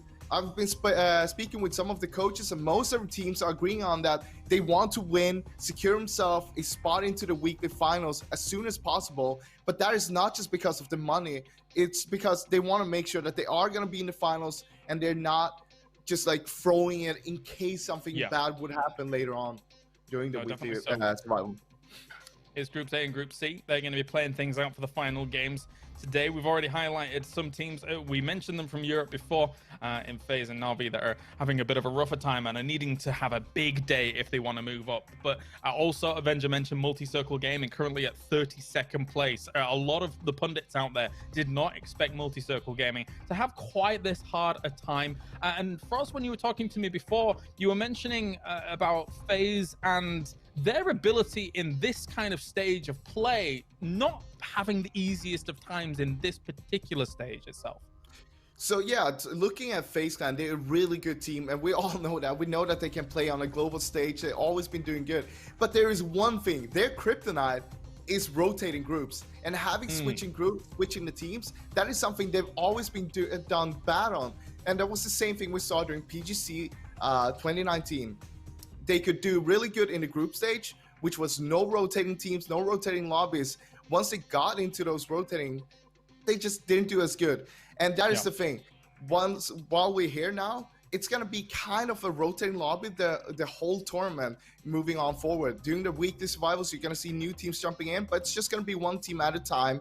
And same with the finals, it's going to be the same teams, though, for that final. So I'm wondering if FaZe Clan is going to be able to figure this out quick enough to make sure that they can start racking up those money throughout all the weekly survival and finals.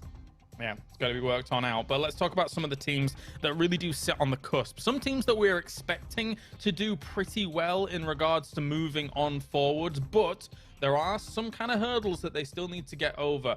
Well, let's talk about Gen.G and Petrichor Road, two teams here that are currently sat in 20th and 21st here, Martin, with 48 and 46 points respectively. And ultimately, these are two teams that we kind of expect to move forward, surely. Yeah, for sure. And in their first day of play, they got 34 and 31 points. But yesterday, they had 14 and 15 points respectively. And if they get that today again, they will not be reaching our 64-ish cutoff point here. They'll be reaching, you know, somewhere around 60 points. And that would not... Currently, what we expect, that would not be enough to go into the top 16, unless it's our teams that is already super high. Like if T1 and DA, they go out today and they get a lot of points, that means our cutoff point will be lower. If on the other hand, or that will be higher. On the other hand, if Na'Vi, FaZe, and MCG, they go out and get a lot of points today, that means it will be lower. So it's going to be really extremely curious to see here what our cutoff point will be. But we're still holding on to our 64, 66 point mark, and that's what we're going to expect these teams to be able to reach as well. Gen.G and Petrichor Road, though, I'm expecting them easily to go through today. They're not as pressured. There's not as much pressure on them as there is on the teams on the bottom. We have 6 teams that are playing here in our 6 or our 4 last matches. That is in the bottom 6. They're literally 32nd to 27th place right now. So they need to step up, and some of them have a far way to go. MCG, they have 26 points. They need 40 points, which is completely doable. Remember, Sonics, they got 47 points today, so it's completely doable, especially for a lineup like this. As you can see here, as we take a look at the overall placements from our 3 of our closer teams who are trying to advance on towards the top here. You're seeing quite a fluctuation in terms of some of the positions. Petrichor Road started off things very, very nicely, it feels like, across their first 5 games here, Froz. It's taken a little bit of a dip. They need to kind of correct those mistakes. I want you to look at the diagram here, and you look at the colors here. The red one is Gen.G, of course, and we have green is Petrichor Road. What you can see is they're kind of the opposite to each other here. Gen.G doing much better on Miramar games, while Petrichor Road is doing better on Erangel games. But one thing is for sure, they're both doing pretty equal right now. We can see it, of course, 21st place.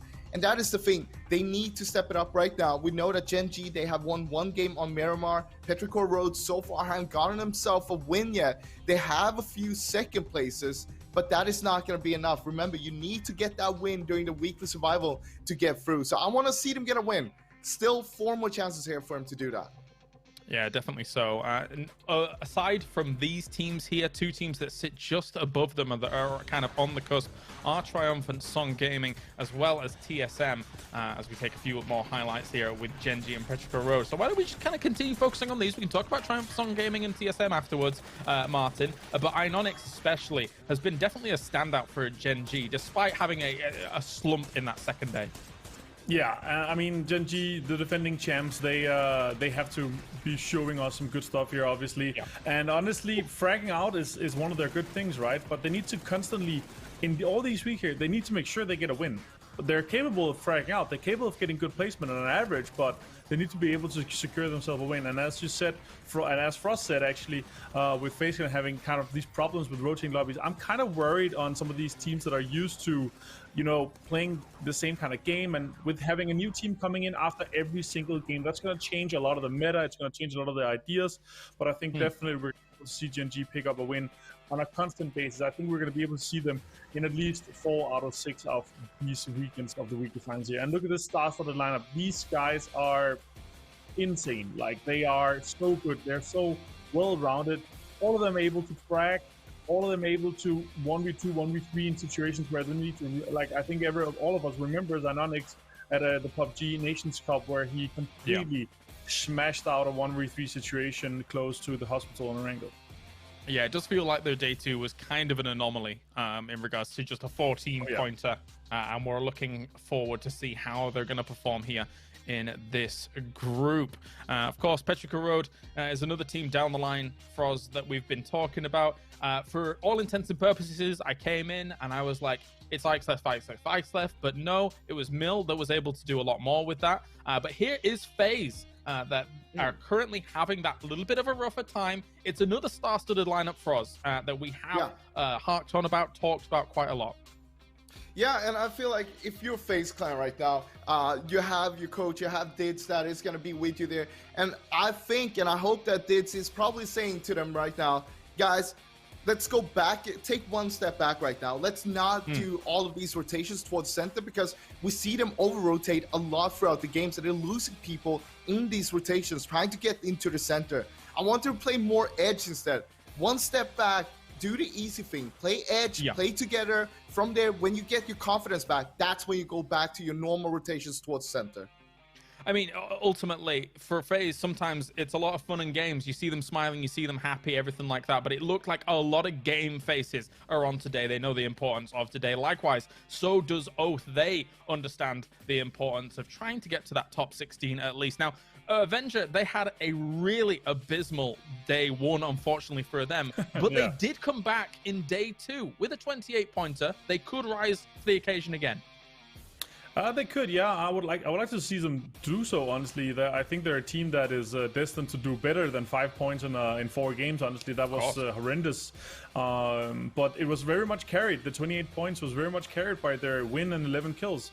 Besides that, they actually only had 6 points in that day. So I want to see them more consistent. I want to, especially here in a stage like this where points matters and we're playing by our standard rules, where it's not about getting just a chicken dinner, but again, if they could get a chicken dinner in our 16 games here, but if they only have 4, 5, 6 games to do so in our weekly series, it's going to be super rough for them. But they're definitely a team that is capable of doing better than 5 points in a day. And if they manage to get somewhere around 25, 30 points a day, maybe get a win on the board again, I'm pretty confident that they're capable of reaching some of our weekly finals.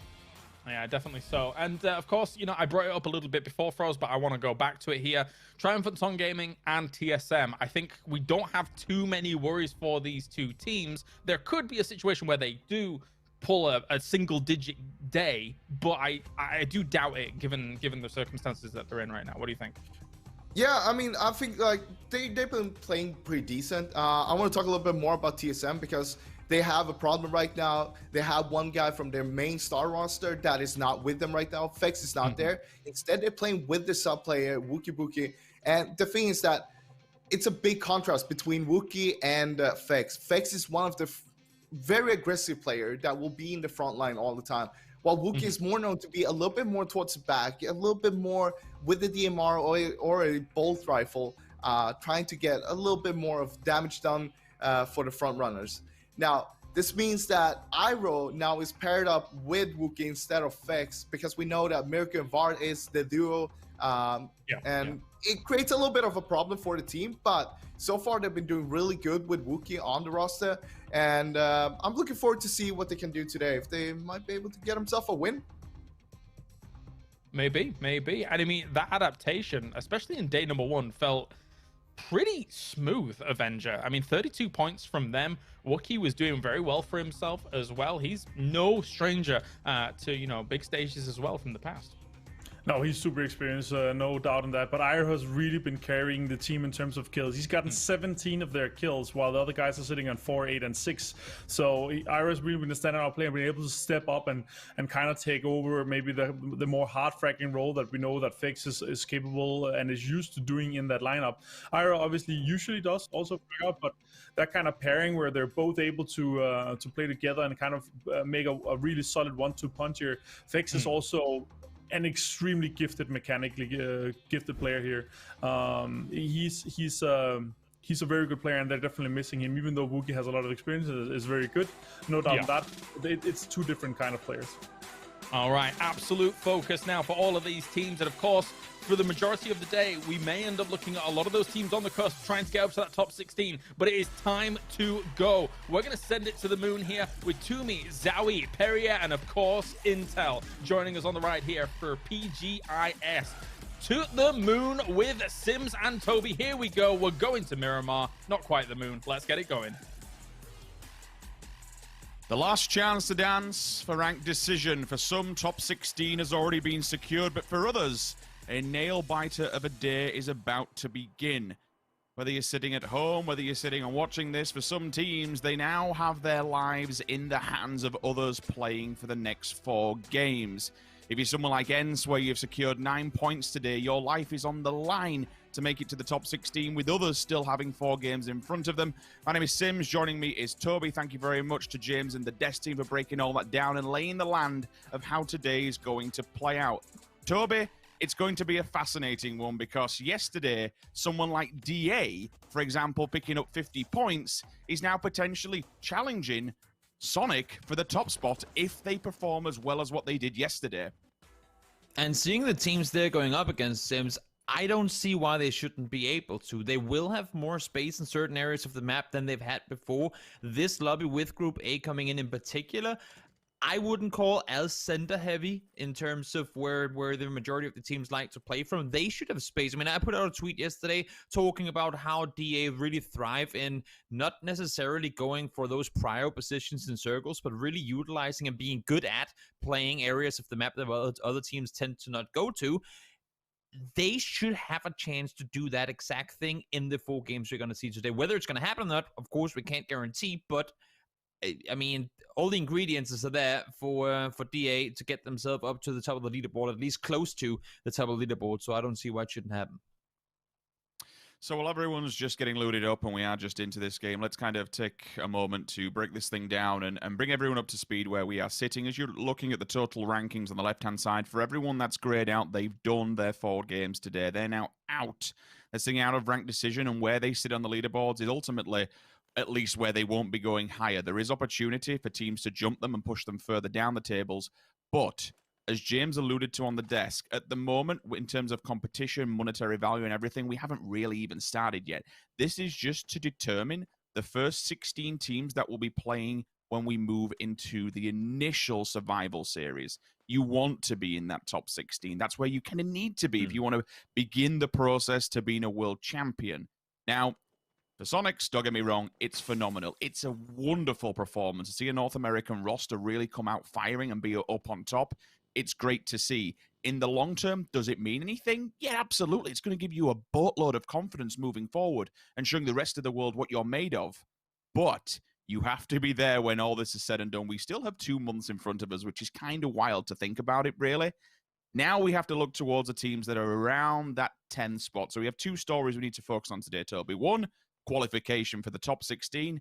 2, avoiding the 32nd placement. That's got to be the, at least the last one, that's got to be the main thing. You got to get the hell away from the bottom positions.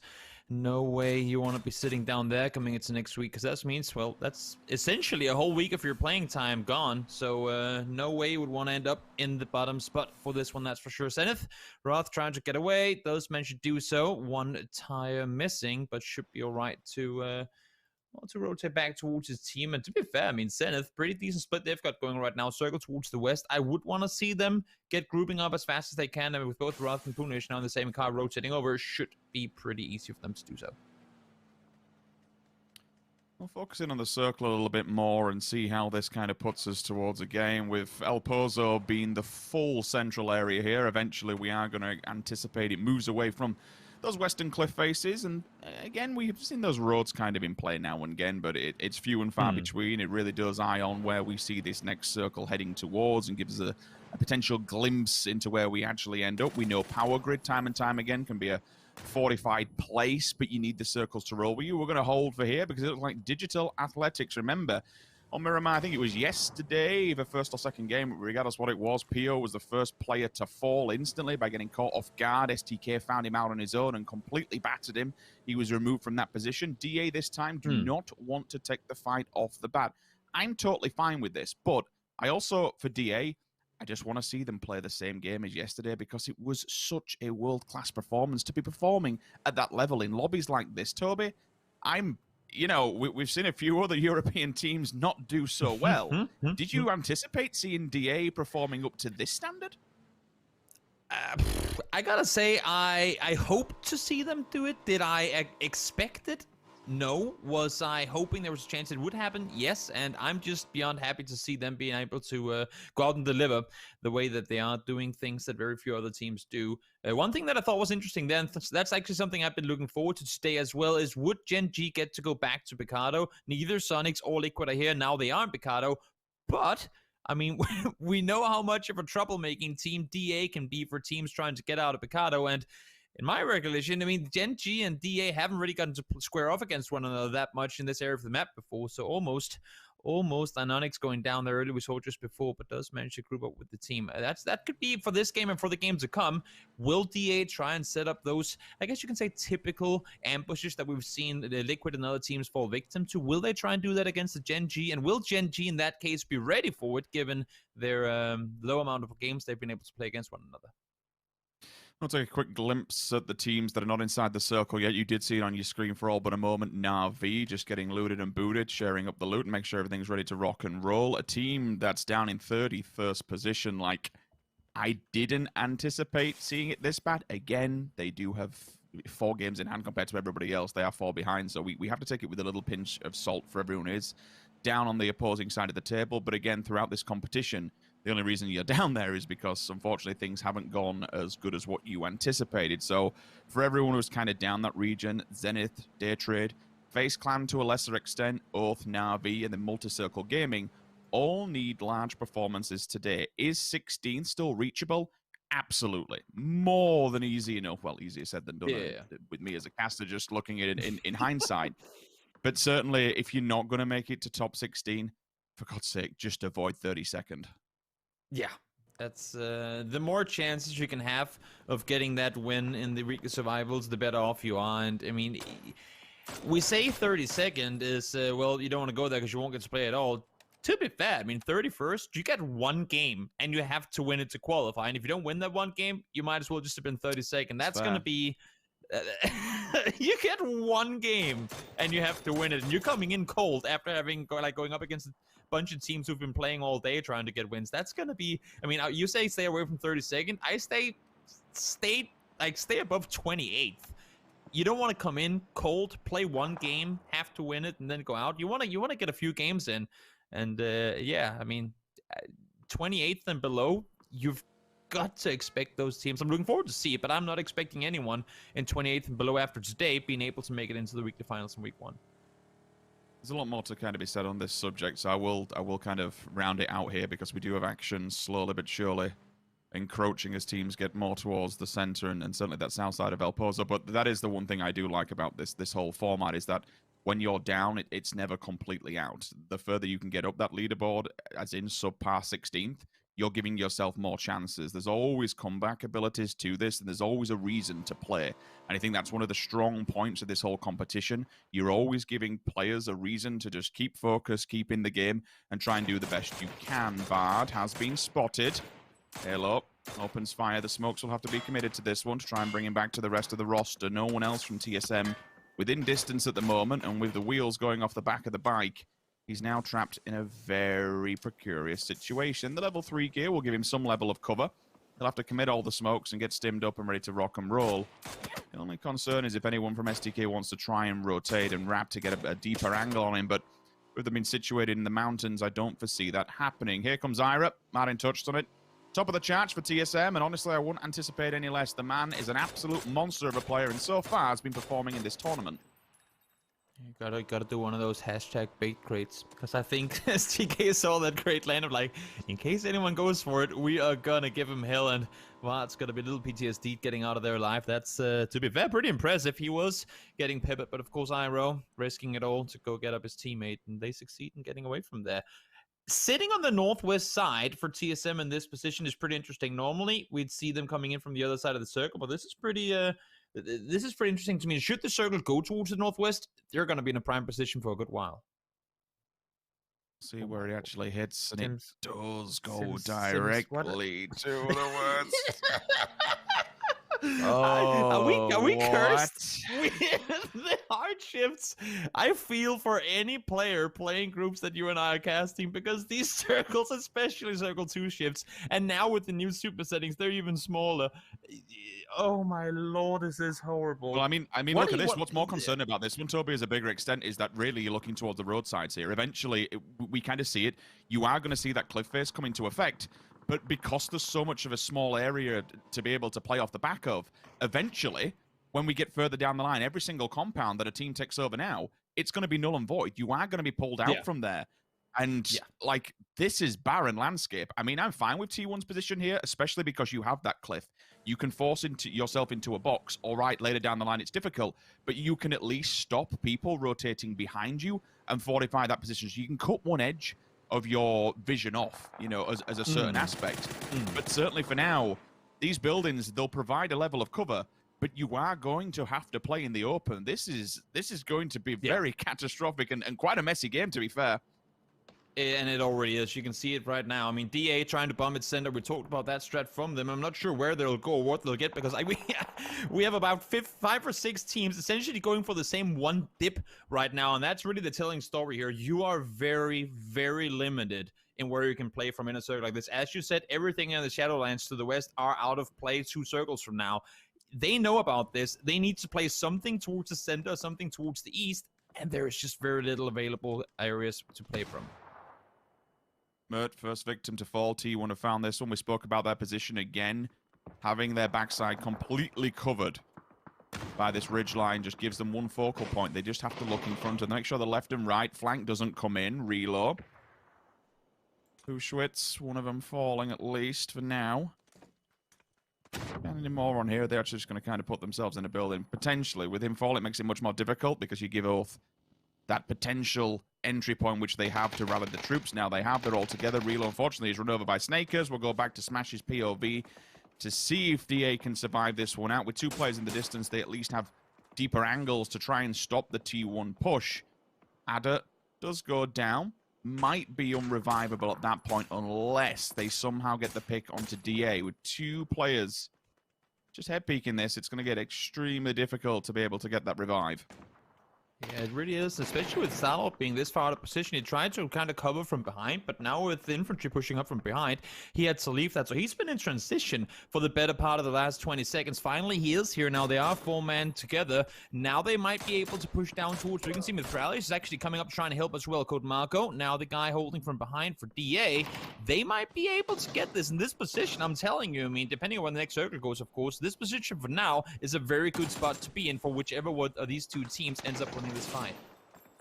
I'm stunned that T have actually gone for that revive because it's put 2 of them out of position now. Mitralis getting forward, it makes it that much more difficult. You can hear damage in the back from FaZe as well, but Smash from a different angle. DA this time round focusing too hard on what's going on in front of them. But 2 players of T1 have also dropped. FaZe is just loving this one. They can stand by the row. They've got plenty of breathing room. They have the best compound, if you want to call it, for this circle, in my personal opinion. T1, again, getting themselves back on their feet is just incredible work. The recovery so far, but with Adder going down for a second time, again, the bleed out will be there rather quickly this time. Aqua 5 is in position to make it move. They did lose one, but it's been a bit messy for both of these rosters. They've had damage. They've lost players. The position was good, but with how much noise they've been making, it's drawn a ton of attention. And that could be the striking point for someone like Na'Vi, someone like STK, if they want to take this place from them, Toby. Yeah, that's the thing, especially in these areas of the map. Well, any time where you don't have hard cover, where you find yourself in the open, you cannot have those fights prolong. You cannot have them end up being too long. And this one was 48 down. They go in 16th place. Fortunately for T1, they will have some sort of time to reset, but infantry up close. And now Na'Vi getting pulled up on by Pyro, but that ain't gonna matter. Double for Orange. Tap those go down. Mamu's trying to get around. He is on fire. He's gonna fall as well. Besto finds Mamu. It's just 1 left alive. That's Mill. He's on his own, seen by Orange. Orange gets a double. Besto gets a double, and down go Petrichor Road. One from one fight, back onto another. Infantry, they spot T1's weakened position. They want to try and remove them from this one. Again, been the only team that's really in front of them. If they get rid of this obstacle, it gives them much more room. With the circle being here for at least another minute, you can go a bit further deeper into this one potentially, or the circle may just hang around here. With it being 4 moving into the next one, we have to anticipate that the western push will be away from it. You'll move from that cliff face, and then all of a sudden teams like TSG, Na'Vi, Infantry will have to move. So the more room you have to be able to move forward, the better that you withstand a chance to survive. FaZe sitting pretty. Oath, they do have this back and forth fight still going on.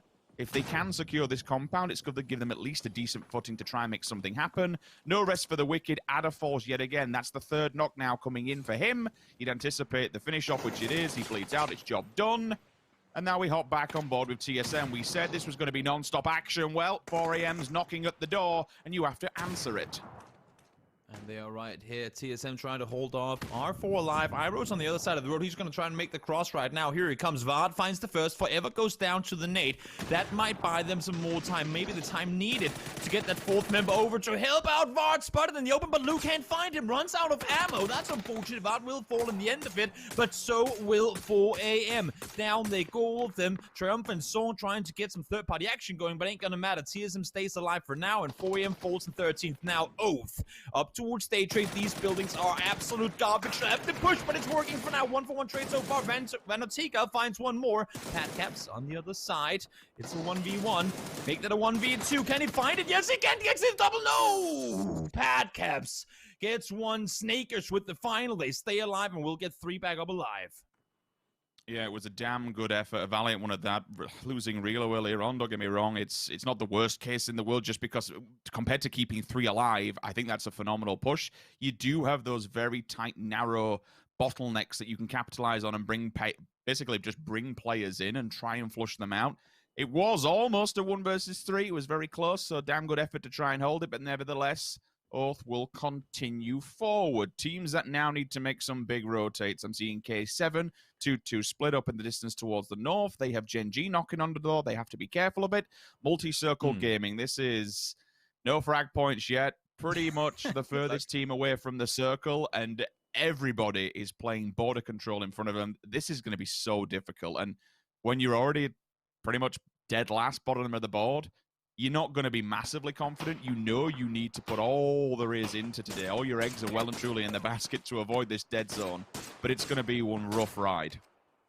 Yeah, I'm looking at the map right now. I couldn't even tell them where to go if even knowing where everyone is. I mean, they're just so pinned on that edge. Now Blue is coming in. That's not going to make things any easier either. Esther still out of position here. He's outside the circle, and Onyx is there for cover. Esther gets a good first tag in on one, but he will have to do a lot more than that in order to stay alive here. Can't find one tank. It's there. Lives up to the name. 4 HP on him. Will stay put. Onyx, not a whole lot he can do as I say that. Oh, Onyx, you got to land those. Does find tank. Let's see how much more he can do.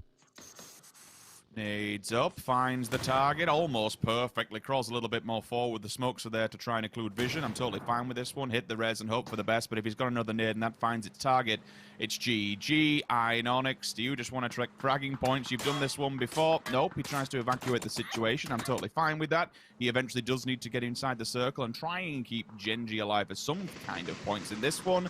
It's going to be so damn difficult with so many players just scattered and littering the roadsides. It's going to be complete carnage in a bottle. Zenith picking up some more points in the kill feeds as well. Oath will fall down to FaZe Clan. That potential push has come through onto the compound. They've tried to take the scrappy Badlands areas between where we saw T1 and DA finding residency. Infantry have lost one during the process also. It's not great, but honestly, Toby, I think at this stage, it's the best of a bad bunch. Yeah, this for Balefrost to go down now, that is massive for Infantry. They just guaranteed themselves a really, really good position to fight this one from. They are 3 alive still. They can sit tight on that southwest side for a while, depending on whether FaZe ups to push out or not. Let's see now, TSG. They got the knock early. They pushed on it. Now Shandia gets outside the wall. They've lost one. Miracle's up close, gets the nade on out. Minimal damage done. Circle updates. I bring some more of the fortified teams into play. FaZe Clan Na'Vi, what are you going to do? FaZe has a problem in the form of infantry who are lurking on the hillside. Yes, they are further away from the circle. They could hop, skip, and jump in front of them, but they would be exposed by doing so. Do you wait for FaZe to come out and show FaZe first, or do you go afterwards and try and bang them in the open? We shall see. Na'Vi have problems of their own. They're pinned in directly opposite. And look at that, it's like a little castle you can see from the distance of STK. FaZe. Time to make a move, time to try and get out of here. Longsker, first contact made. FaZe clearly hyper aware what's going on. They've been listening to all these gunshots. Maybe they didn't know that infantry was just lurking in the hillsides. But the problem for FaZe is that infantry could potentially try and set up in front of them now. It's a blind push, unfortunately, when you have people still on the opposing side with Zenith on the hill. Anywhere you kind of go, you're going to be so hyper exposed. Like, this is bad. This is a feels bad, man. Yeah, it's not going to be so nice. Ooh, best of luck with the arm. I'm sure Sims would love to see the POV on that one. Every time you see it in the kill feed, it's just like, yeah, it's. Well, I suppose you kind of need it because of Na'Vi's position, right? You need as many picks as you can. Exactly. You need to take them out, and it's going to help TSM as well, being able to rotate underneath. But for now, we talked about it. FaZe Clan, the only real way they can go from here is up towards infantry. Who will win this one up close? FaZe Clan has the numbers, but at least for now, infantry has the position. They got the hard cover with vehicles, but nades are starting to rain on in. Esther with another one in the kill feed. Semi with a follow-up. Infantry ready to receive FaZe Clan as they come over the hill. First victim, it's going to be Uber trying to lay down the utility, but we spoke about it. The knock-on third-party effect. Death from above. Longsker comes in onto Itzy with the nade. There's only two of them left standing. FaZe are in the meat grinder here. Two of them down. Fussface, last man standing. Wow. Yes, he's a clutch master, but with how many players are just around him, it cannot be done. Gustav, unfortunately, falls with a nade ticked in hand. It takes out Fuzzface. I suppose you could say it denies the point, but whether or not it was that educated, I do not know. Rather unfortunate, but we said it was probably going to happen given how many players were still looking in that position. Infantry are the still ones that have to try and make the run next onto that. And with Zenith's line of sight, it could be still extremely difficult. Inonix, in the meantime, by the way, he's just signed a hook. He's having a good time. He's keeping Genji alive. Trying to stay put in the center of the circle. And I gotta say it, if you're infantry right now, you must have seen Na'Vi push out here. Play that shack in the center, see if you can get it. But Na'Vi, they ain't done fighting yet. They're coming over the top and they're taking on the fight to TSM. Best of luck continuing the work with the big green beast. He's gonna find Longsker as well from a distance. Now they fall back down towards the south, knowing that infantry will want to make that push. And that knock from Best of luck, I mean, that's why you have him with that gun. He just bought his team 15 seconds in making the rotation back while infantry are resting. With a scenario like this, Toby, I can't think of a better time to have somebody using not only a bolt action, but of course to have the AWM. Like the amount of picks you're going to be able to get at distance because it's so open and so exposed. And when he's tagging headshots, he's landing them. Like it's providing more maneuverability for the rest of his team. They can now maybe hit this snake in road. It's still the biggest problem of this entire map, STK. They're in their tower. They're the kings of the castle. They are absolutely loving life because they have the elevation. They have the lines of sight. But so does Zenith. Their American brothers also have full overview of what's been going on while they're sitting in the hilltops. They've caused so many problems for the third-party scenario. They have been just a nuisance this entire game. I mean, you can see Roth 5 kills already, majority of them coming from, well, uphill shooting with minimal casualties or minimal risk involved on their part. They know these guys downhill are too busy fighting one another. They will not, even if I'm standing still in the open, have time to look my way. Great positioning from Roth and Kickstart. Only 2 players alive from their team and still able to rack up a ton of points. Infantry just Bolyang left alive, trying to stay put. And I think both Roth and Kickstart saw this. They're coming down the mountain now, trying to make that cross on over. They will have to run into Na'Vi. It's going to be difficult, but here Orange finds Bolyang. Infantry out in 8th. Was that enough time for Zenith to make the cross? I'm not sure. Pause for a moment. Yeah, the AWM still singing its song in the distance. Pesto on the left-hand side, trying to find some point of contact, somewhere to make an entry point into this one. Ira has found Na'Vi. There could be a little bit of revenge here for the death all but a few minutes ago. Ira is inside the circle, and so is Wookie, to be fair, so they don't have to go too far forward. But again, given the circle's position, you are going to have to keep creeping at this point. K7 find themselves on the rough end of the stick, especially on the northern side. Xavier is going for a bit of a flank here, so We could get the point where Xavier just is a nuisance to TSM. If they don't keep track of him, then he flanks, knocks one of them. Either that or just be a point of contact. Oh, now I did not know Besto was this close. Up and over, pin is pulled. Does it find his target? It absolutely does. And now comes the push from Besto. This man is feeling it today. Rock and roll, and away we go. 6 frags in the bag. Now, V, is this the beast from the east? Is this the team that we know, Toby? They seem to have come alive today. It sure as hell looks like it. They've claimed the west side of the circle, and they've been withstanding everything coming their way so far. I think I've seen 4 or 5 knocked players on Na'Vi, and they're still all full up. That's how we know Na'Vi can play. That's how dominant they can be. And I am not... Wait, did he just trip? Did he just take out the entirety of K7? What? He's done the dirty. He's done the entire team. He's picked up placement points for Gen G and 3 frag... He's just battered them all. Nonix, you drove through 3 teams to get to a shack. Everyone else would be proning, looking into a wall, praying to dear God that no one would be looking their way. Inonix, on the other hand, hells no. He's going to be looking for everyone, taking fights all over the place, and he just took out an entire team trying to push down from the north.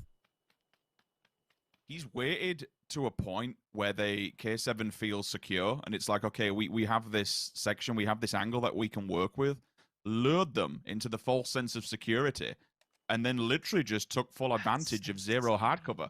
Like, he's took them all out individually. There's nowhere to go on that roadside. You don't have vehicles to be moving with. You don't have any kind of angle of approach. Like, to be able to just let them come first and just wait and bide your time for them to be in a position is a fantastic read from him. And it's just, it goes hand in hand as to why not only Gen G as a team, but Gen G as individual players are just so damn good. And even in unthinkable circumstances where you're driving at this point as a one-man solo in a shack, you're still pulling a 1 versus 3, what is essentially.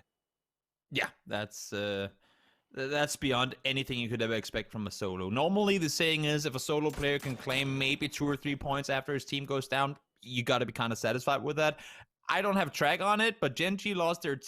all the players went down outside of placement points. He's got multiple kills now and sits in top 5. By the way, for the record, Multi-Circle Gaming, Sims, we talked about them in the East. They're in the top 5 as well. I'm not sure how Evil Lee have been sneaking his way into this one. Anonix, probably a big part of helping him doing so, but they somehow got into high placement points, and they need it badly. Nice nade from Senya, takes down Roth. Rest should not be anywhere near possible. Kickstart is in trouble in the southeast side as well. This could be Zenith out in 5th.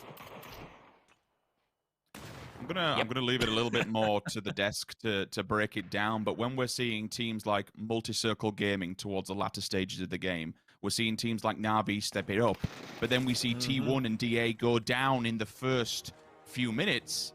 Like, this sets us up for an extremely interesting day. This sets us up where our bottom teams are performing, and the top, I know we're only 1 game in, but we're starting to set this story of maybe seeing some jumps and changes in the leader table, and that's what we want to see. We know it's only a group stage, but still, top 16 in this means absolutely everything.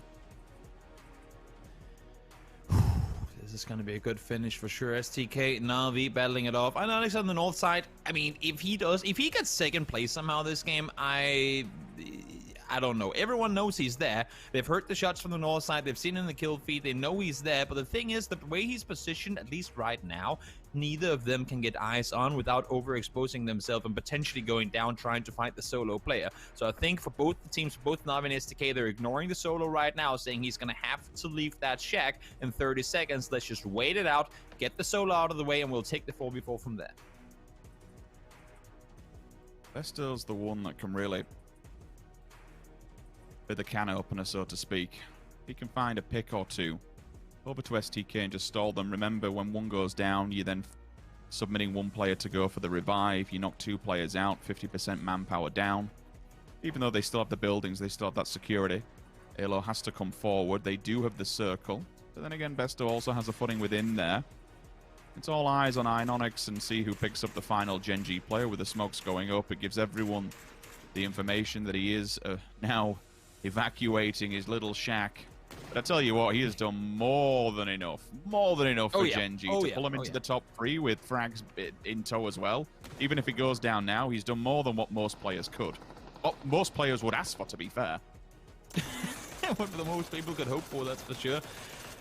I gotta say, I mean, real quick notice, I'm not sure about tap wasting 2 nades and finding Ionix here. Yes, you want to get the extra point. You're sitting in the bottom of the leaderboard. You want to claim it, but that's, I mean, they're using a lot of utility that they probably would want to save for 4v4 STK fight in short moment on a solo player who, to be fair, probably won't have the biggest impact on this endgame. He's going all the way up against the blue. He'll play this one rather smart. If he knows he can't win it, he'll just give it up rather than give away a free point to another team. So I'm totally fine with that. Give it out to the blue rather than give it to somebody else. And now the final circle begins. STK have been gifted this compound. They've been gifted these circles, to be fair to them. But now they have to work for it. 4 up on either side. North America versus Europe. CIS boys on the opposing side. Besto still with that green gun lurking, but everyone else with DMRs hoping for the best. All the smoke's been committed. The utility is up. It is go time for STK. What are you made of? Can you land some of this utility? You've been holding on to it for quite some time, and now it's time to put it to good use. The first one has fallen. The tab goes down. Luke 12 spots him. Yeah, this is going to be real damn difficult for Na'Vi. They're the ones who have to cross the rope. But on the other hand, STK are the ones who have to run down the hill without any real cover to play around. Good positioning from Purdy. Finds the first. Takes out Bestalog as well. Solid position behind the one tree they have available. Orange falls as well. This looks to be a clean sweep. Yep, Senya is denying 12 kills. Great game for Na'Vi. But in the end, it's going to be an STK win here in game number 1 of the final day for these teams. 8 kills for shoot to kill. Not going to be complaining about that one. North America secures game number 1. STK, plenty of LAN experience amongst this roster. Plenty of frags to boot as well. We'll send them flying up the charts. You saw them changing position just like that. And hopefully trying to see out the same situation that Sonics did today. Is this the North American day? Certainly.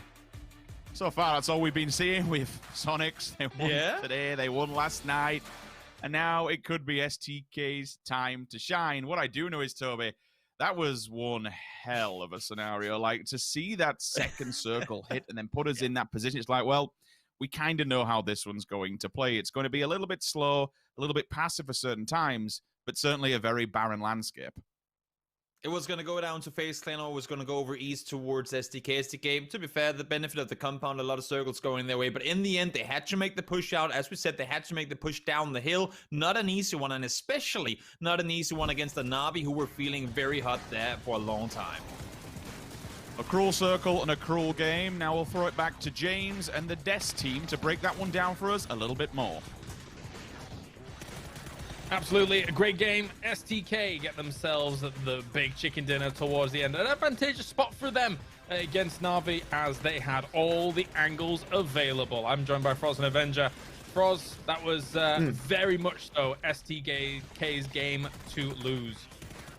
Yeah, I mean, it's great to see as well, because we see them dropping in El Pozo, which is not where they normally drop. They would go towards Hacienda or San Martin, but El Pozo was free for them. They went for it. And already in Circle 2, they rotated to get that that compound. They were holding that down really well. But it was all down to the end where they had that 2-2 split. 2 going on the right side, 2 going on the left. Make sure that they're pinching down the Na'Vi players and taking them out one by one. It's also great to see STK finally winning a game, because before this game, in the 8 games they played, they've had 5 of the games in the top 5, but haven't been able to close down a game yet. So finally getting down to close that one, getting himself that chicken dinner. Yeah, great spot, great win for them. On the other side of the road, though, we had Na'Vi, who had possibly one of the better locations to start playing these circles from Avenger. And Besto, it might have been the desert, but he was a snowplow in this game. He was going left, right, center, filling up everything, getting it done. Amazing stuff. Yeah, I'm kind of sad that we didn't hear some more Big Boy Gun called out, but he really swung that around and got a lot of kills with that. Really well played. And again, this Western shift here, super happy to see Shoot to Kill be able to pick up a win with this, where they had a disadvantaged position already. Na'Vi was in a great spot. They managed to get a lot of kills. That was expected. FaZe Clan, on the other hand, they had the second best spot once the circle popped, but they didn't manage to get any, too much out of it. Like, they should have been in the compound that Shoot to Kill was. They should have been scouting. They should maybe potentially have the high ground that Zenith was in as well. So, rough game for them overall. They face Sunday here, not starting and not lit up just yet. Not just yet. And, of course, we would be remiss if we did not talk about Mr. Ionix here from Gen G Froz. That 1v effectively 4. He got the kill on the first member, not the knock, but what a performance there by Ionix. It doesn't matter if you don't get the first knock. It's all about getting those finishes, getting those kill points. And Ionix, not only getting the team 4 kills and a lot of points, but also making sure to survive, because he was alone pretty early in the game there. Surviving in that shack and holding it down, getting that Gen G 9 points in this game, that's great to see. Properly amazing. And we take a look at the leaders, and of course, we have STK, Na'Vi, Ionix, and Roth making an appearance here for Zenith as well. So good points being put up by him. And I think overall, seeing that Na'Vi got 18 points, STK gets themselves 18 points as well, Avenger. It feels like kind of justice was almost done in this game with those two kind of being balanced out. Na'Vi having to go through the ringer on the left-hand side, STK having the prime position, the prime cuts of land. Yeah, it was kind of fair in terms of point distribution. I would bet that if that circuit had not shifted super hard east on top of Shoot to Kill's compound, it would have been a more even kind of fight, because that compound is super easy to come out of. You have a high ground coming onto the road you can really scout out of, and if they had to cross the road, it would have probably been turned around, and now we could potentially have taken the win home. But nice damage, and look at that amount of damage coming in from Roth with 5 kills. He's been able to steal a lot of kills, make sure that a lot of points went the way of Zenith. Yeah, not too bad in the slightest. So very good to see.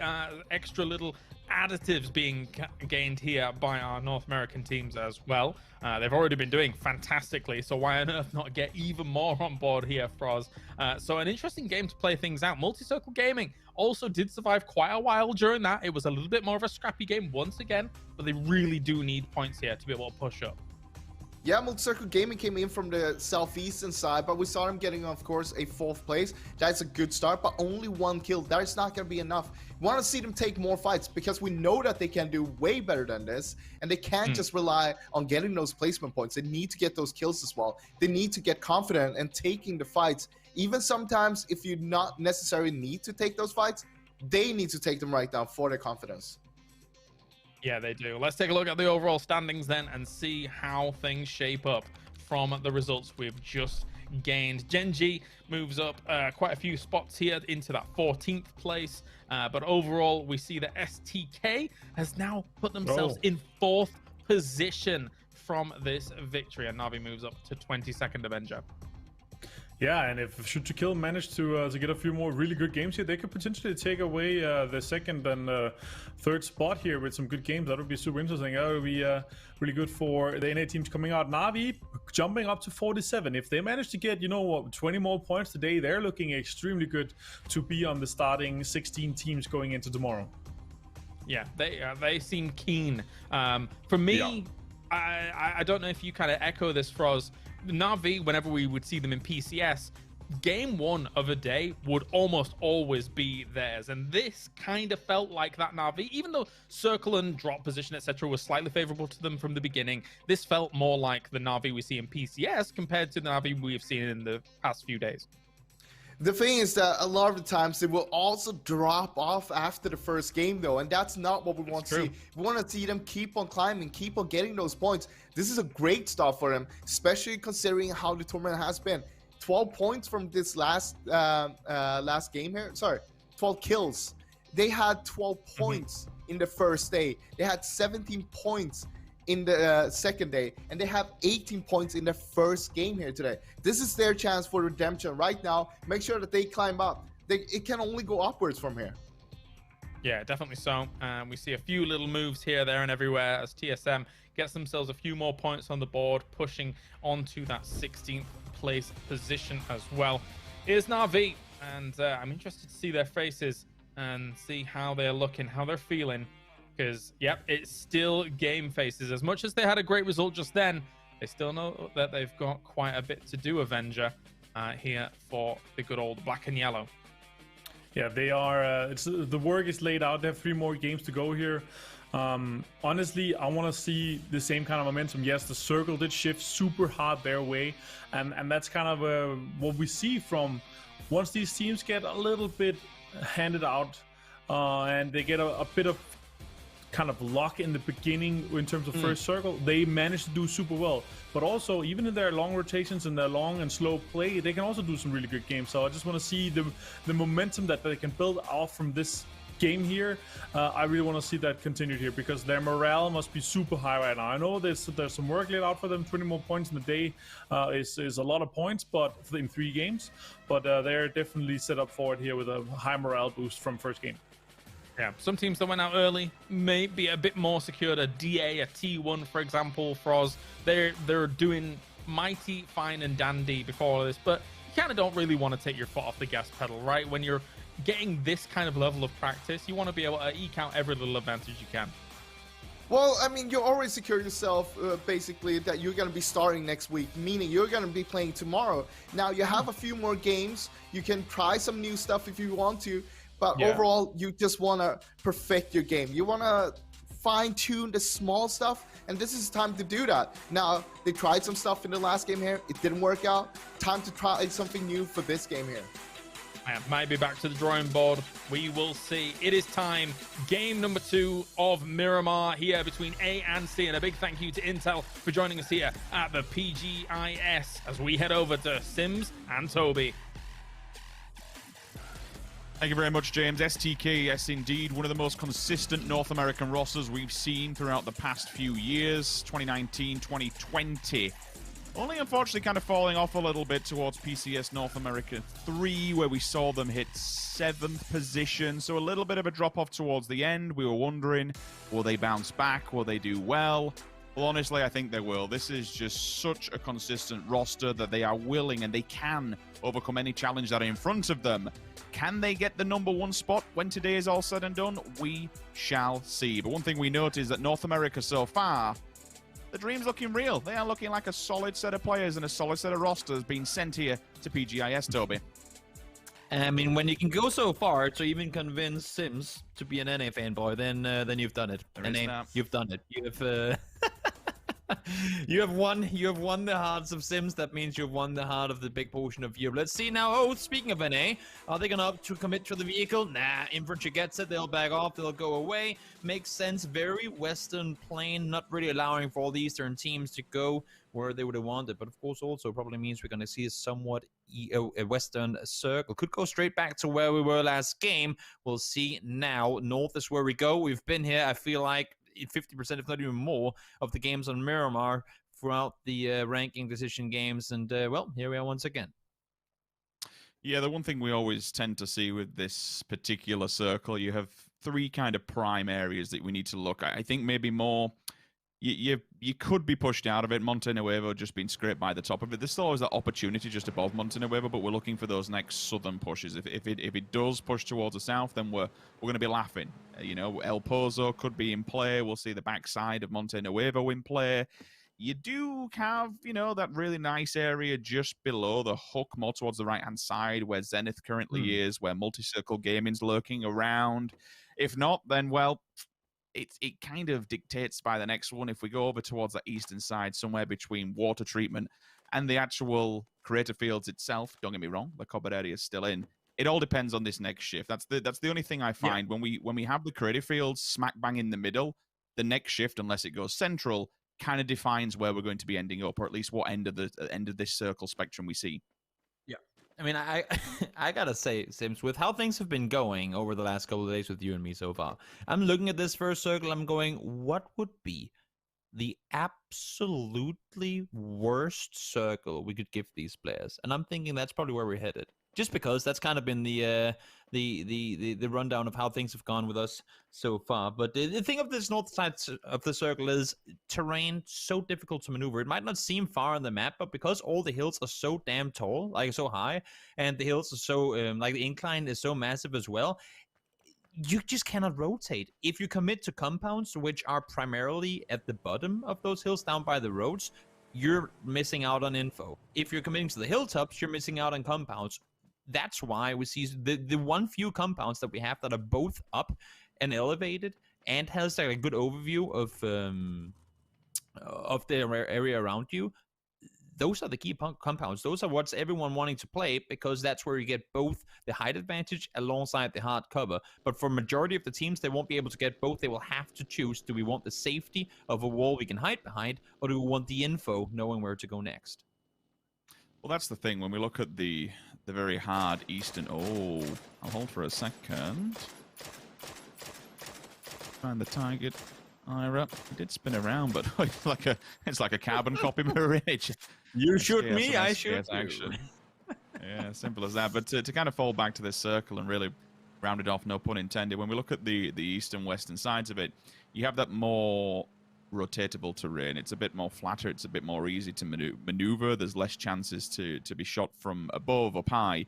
But then when you start getting closer in and around the middle area, in and around somewhere like Multi-Circle Gaming, for example, it's all valleys, it's all choke points, it's all bottlenecks, it's all places where people can just happily sit up on top of a small mountain ridge and be happy and try and stay away from comfort, civil, stay away from the bike, my guy. Get your foot on the gas and get the hell out. Thankfully, Poonage does have to hit the reload. Otherwise, that was going to be STK losing a player very early on. Still sub 50% HP, can get in here and get the health back up on top. The question is, will they... oh, you shoot me, I'll pull up on you. But Luke 12 has been punished hard. The drive-by's on the side to try and stop Poonage shooting out of the window. Damage has been done from behind, but like that's a hyper aggro push, Toby, and they've been punished for it, losing a player early. I like it. I am all for it. We don't see it enough. FaZe, one of the few teams that come to my mind in terms of teams that will try and punish. If we only hear one guy shoot and we're all starting to rotate together, we will make that push and we will punish you for thinking you can get a freebie on us. STK, yes, they might just have lost Luke, but they sure as hell are telling Zenith right now, you better think twice about shooting on rotations again. And I would assume Zenith will just learn the lesson. So it's a little game of chess, right? You've moved one of your pieces in play. You may have lost one of your pawns, but by doing so, you've gained such a good map advantage. Like, if STK was looking for a place to call home, they've got arguably one of the best. It's smack bang center circle for the next two. They're going to be secure at least. But again, it comes down to that weighing of the trade-off. You've lost Luke, who is an incredible talent in himself, but you've gained a compound. And more importantly, you've gained a compound within the circle. Uncivil. Oh, no, has gone off on his own for a little bit of a wander. Is he going to punish them further? That's the first one. If he gets the second, this is going to be devastating for Zenith. He has just well and truly put his foot up their ass. That is punishing. Oh, I thought they learned the lesson before. If they didn't, I sure as hell hope they have now. Kickstart, you're on your own, mate. Have fun. All right. I didn't anticipate that one happening, but, you know, fair play. Whether or not that's a really good read from Uncivil to stop any rotates coming through, but we touched on it ever so slightly at the start of this game, Toby. This is what this terrain is like. You're going to be slow going upside the hills, and there's always going to be teams lurking and lingering around there. You won't get the info while rotating. That's the issue. Just looking up a hill, you can't see who's on top. You can only see the hillside itself, where, I mean, understandably so, there's no one around. It's so damn difficult to scout in these areas of the map if you don't have the high ground already. And you can see, I mean, teams are willing to sacrifice everything trying to get it. And unfortunately for Zenith, they just lost 2 players trying to do just that. Yeah, I commend STK for that. Like you mentioned, it's not too often we see teams just turning and facing a gunfight. But if the opportunity is there, if they read it, okay, we're only being shot by one guy here, then clearly they're down at a man at disadvantage. We can jump that. We can use that to our advantage and just beat them out on manpower alone, which, again, Luke 12 sacrificed himself for the greater good, but it allows everyone else to pull up on it and secure the compound. They've traded 3 points by doing so. Again, we'll kind of see it late game and see how they do fare and see where they come perpendicular to the actual league tables itself, or the final tables itself. Everyone else generally setting up shop around the middle area, Gen G just below K7. On the hook of the mountaintop around the spine. DA are lingering between that spine itself and El Pozo, just to their right-hand side, smashed up on his own a little bit close to the crater fields. Alo from SDK still off on his own, lurking and trying to find better places to rotate. Backup plans should they need it. Na'Vi, TSM, TSG. Little note, they are still all on the west. They are still on the flank all the way to the edge of the circle, watching all these fights, listening to what's going on, reading the lay of the land, and trying to decipher their next move. TSM's a bit of a 2-2 split. Na'Vi, exact same scenario. Other teams that yet to make an entry point into this circle, Infantry, Oath. They're over by the east. They're close to it. You know, they'll be coming around somewhere, Hacienda, water treatment side of it. But still, generally, everyone's now kind of finding their feet and hoping for this next one. The most devastating shift we would see, Toby, would be up towards the north, La Cobarere, because really there's only 2 teams there when it comes to TSM and FaZe. I mean, that or just straight east, because, I mean, okay, as long as San Martin is in, I guess you'd be able to play it, but I'm looking to TSM right now and thinking this is going to be interesting to follow. For those of you guys who know, TSM usually land on the east side when they're given the chance to, or have for a long time, either in, like, on San Martin, Hacienda, the east side around there, down towards Graveyard. They're playing this circle from the northwest, Na'Vi next door, as you said, FaZe Clan up here as well. It's like the EU northwest side of this circle. And I'm curious to see how TSM are planning on playing this circle, because normally they've been a little more centered in these type circles. They're in this area of the map, and now they're on the northwest edge. 20 seconds to go till new circle, though. Will it be one of those absurd shifts that we've seen? Oh, no. Aqua 5. Oh, okay, just a warning. Just a warning. Poochus does get to stay put. Let's see. Where are we going, Sims? We're headed towards the west. Greater Fields it is. Okay. So it's not too bad for all the teams. Probably most. Oh, hang on. Kickstart, Purdy. never ends. You guys just magnetized towards one another here. Utility will commit, and it actually does some damage. Thankfully, with the dip that they're in, he should be able to get the resuscitation. I wouldn't anticipate. Oh, yes. Oh my god. Yes. Imagine, oh my god. Imagine. I would have loved it. Any of them. Just hit either of them, please. I would have lost my mind. The valiant attempt. I'm okay with it. Yeah. I mean, you're probably not going to use that pen right now anyway. It's gotta love the effort. Maybe a bit of a desperate move, but I like it. I like it when you like desperate times, you know. Call for desperate measures, and you don't hit a pan throw, you don't throw. So that's just how it is. Multi-circle gaming in trouble. Pero next door. Ike's left finds Sling Lu. Sling do make that. Sorry. Mamu down to low HP, but will stay put for now. It looks like they completely had the read on this. They had it locked down, and we're just waiting MCG to make an entry point to it again with the vehicles. The problem is now getting out of this one. If someone wants to try and fall off on retreat, just look at this. It's like been the eye of a storm. You've just got teams literally all sitting on the edge of it. It's a very scary prospect if you have now committed to one of these craters, because getting out of it is the next task. It's so damn difficult when everyone else is just playing the edge of the crater and looking down upon you, because you're just basically in a meat grinder. All the sharks are looking for who's the next victim, and if you don't fall to one team, well, statistically speaking, you'll be looking to fall to another one. The only team so far, bar T1, which is kind of 50-50 at the moment, that isn't inside the circle, it will be TSG. They're still over by Trailer Park on the west, looking to make an entry point, but with Na'Vi, DA, and T1 all set up pretty much on the edge or in between it, again, it becomes a very difficult task to really find a place called home. Sure does. Now with the next circle shifting in just a moment. Hold that thought for a second. Lu finds one forever. Tags up Buyo as well. This is going to be real difficult for K7. Oh, that molly. Will it spread all the way down? It will! Forever finds him down. He goes 4 AM, finds 4, and K7 are out. To finish my thought, if I'm allowed to. Peng, will you hit this one? Nope, not even taking the shot. This next circle is one of those scenarios where we will probably know the circle after that. Once this one pops, this one can still go anywhere. Oh, dang, Jay, if you just knew. No, dang, he's holding his fire. He's very isolated. Nope, now he is shooting, waiting for him to get back in the car. Does tag him up quite a bit, but can't find the knock. And unfortunately for him, Danger stays alive at least for now, able to get put over to the other side of the circle. Well, while we've got a moment's respite, we will throw a code up there, left-hand side, just below the scores. Grab that code now.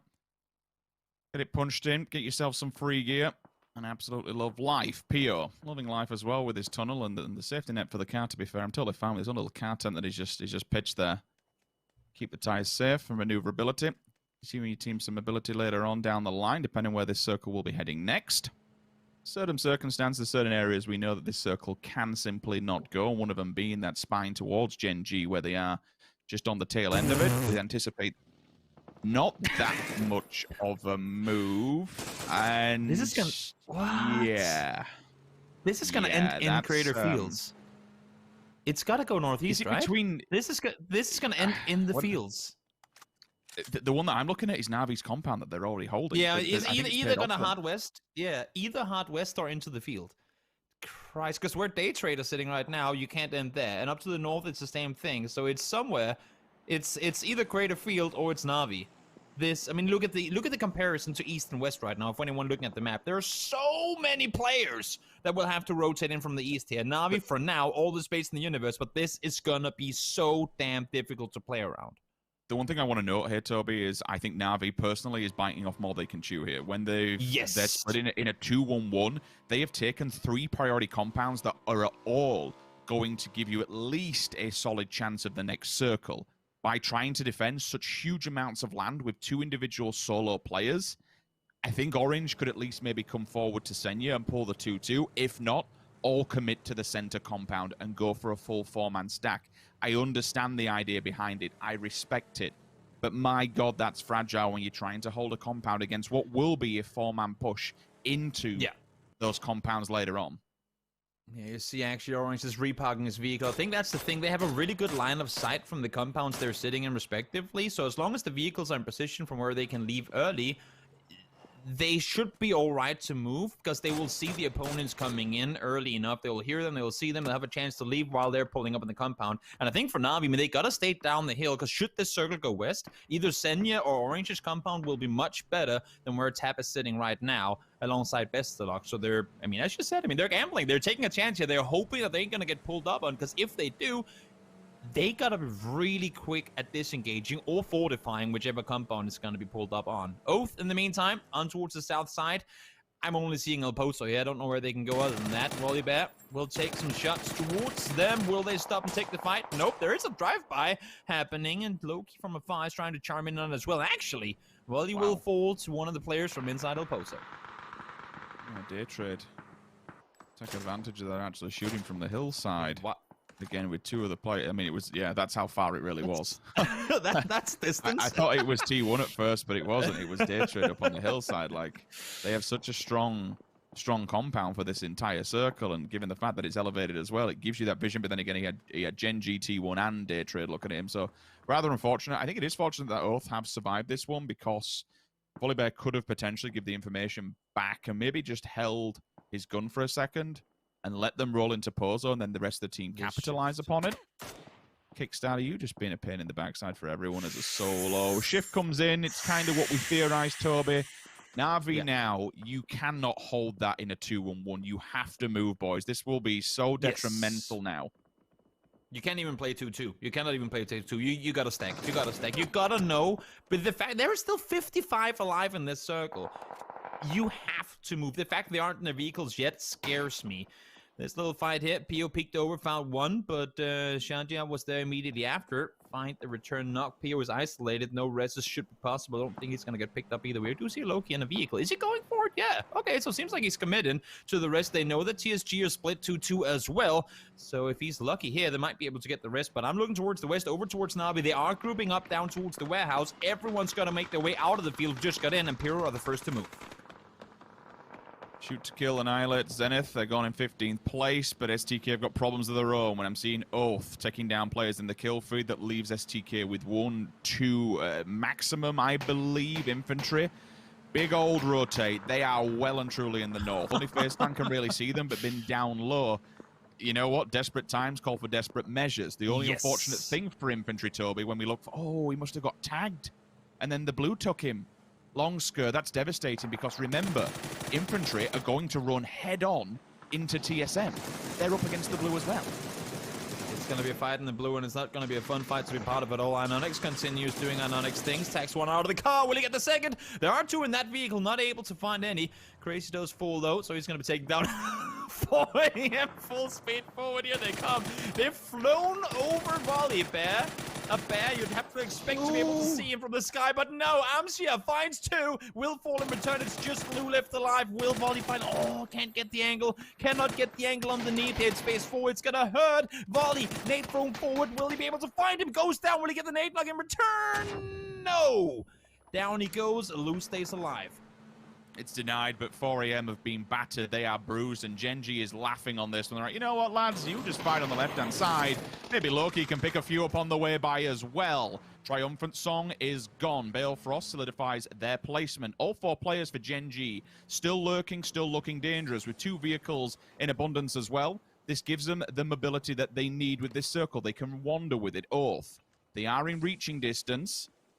Genji's just checking in to make sure that 4AM is gone with the smokes going up. Clearly has the information that 1, if not 2, are still lingering. Ionix, have you bitten off more than you can chew?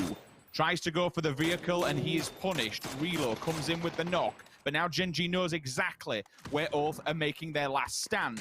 They push, they hit, it's hard. Padcaps, first one to fall. Starlord now from T1. T1, where have you come from? Okay, you've moved out of the safety near the compound. That's Starlord on his own with the vehicle away from El Pozo into the fight. Na'Vi, your compound's looking good. You can now reconsolidate yourself as a full team of 4.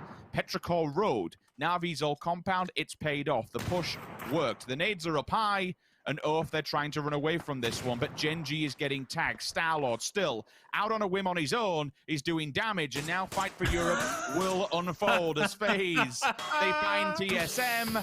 4AM's wipe out Genji in the end, with MCG also getting involved with it, and T1 still in the fray as well. This is just madness. This is chaos. This is pretty much just everybody down south trying to get into the circle.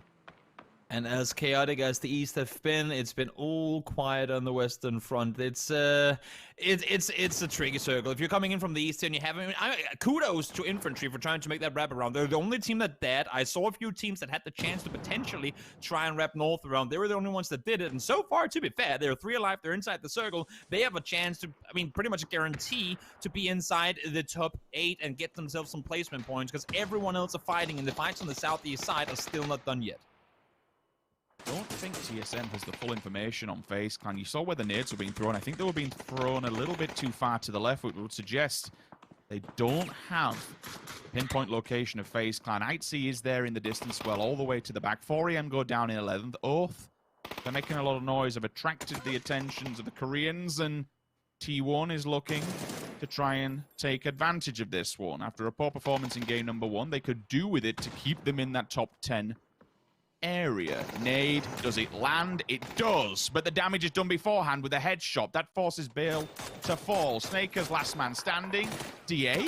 DA, okay, you've been a little bit quiet. Oh, no, no, no, no, no. A quick peek round the rock for Snakers. Will secure him a point in the bag from a kill. Dangche down. Code Marco also still been a nuisance for Digital Athletics and T1. This fight will continue. Wookie Bookie will fall. Fussface up in the distance. They're being wrapped on by TSM.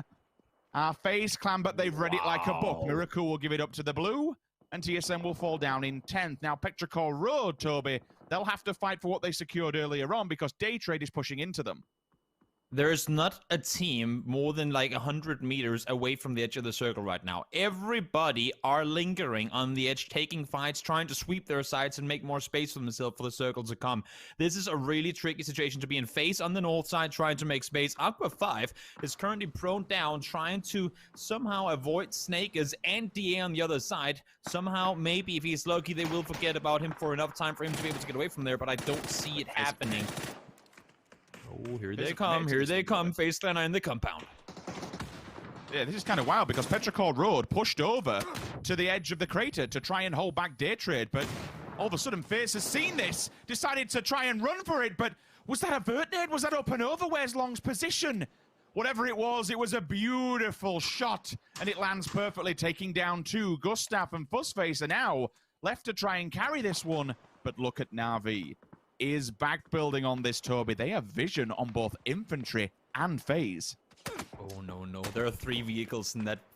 There are 3 vehicles in that dip. This ain't good, Senya. This ain't good. This ain't good at all.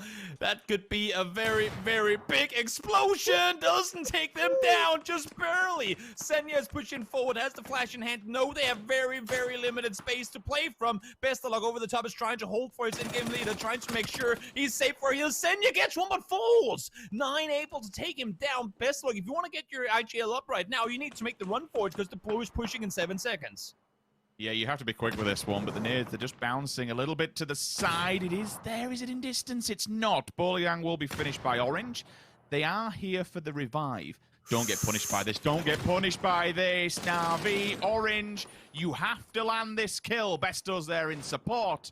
And good job from Na'Vi working in tandem, keeping a watchful eye over their shoulders from a distance to be able to back them up, get the frags, and take them down. They do lose their IGL. We'll see if that plays any big factor as we go forward with this game towards the end. But they still keep position. More importantly, they have plenty of room to move in this circle. They still have a compound to fall back into should they need the cover.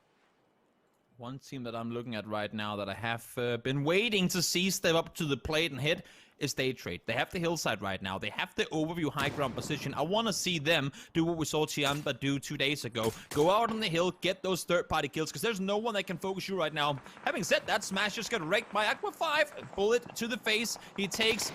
Molly might be good. It's on the face! Aqua finds one more! Taking out 2 of DA. They were in a 2-way split. No rests will be possible, and Aqua 5 stays alive. That's sick. Like... Been able to just pick up 2 points like that. T1 and DA, once again, kind of mirror image from the previous rounds, going out around the same time. They've both made it into top 7 this time round, so see how this does fare them. It gives them more of a buffer. We'll look towards the top 16.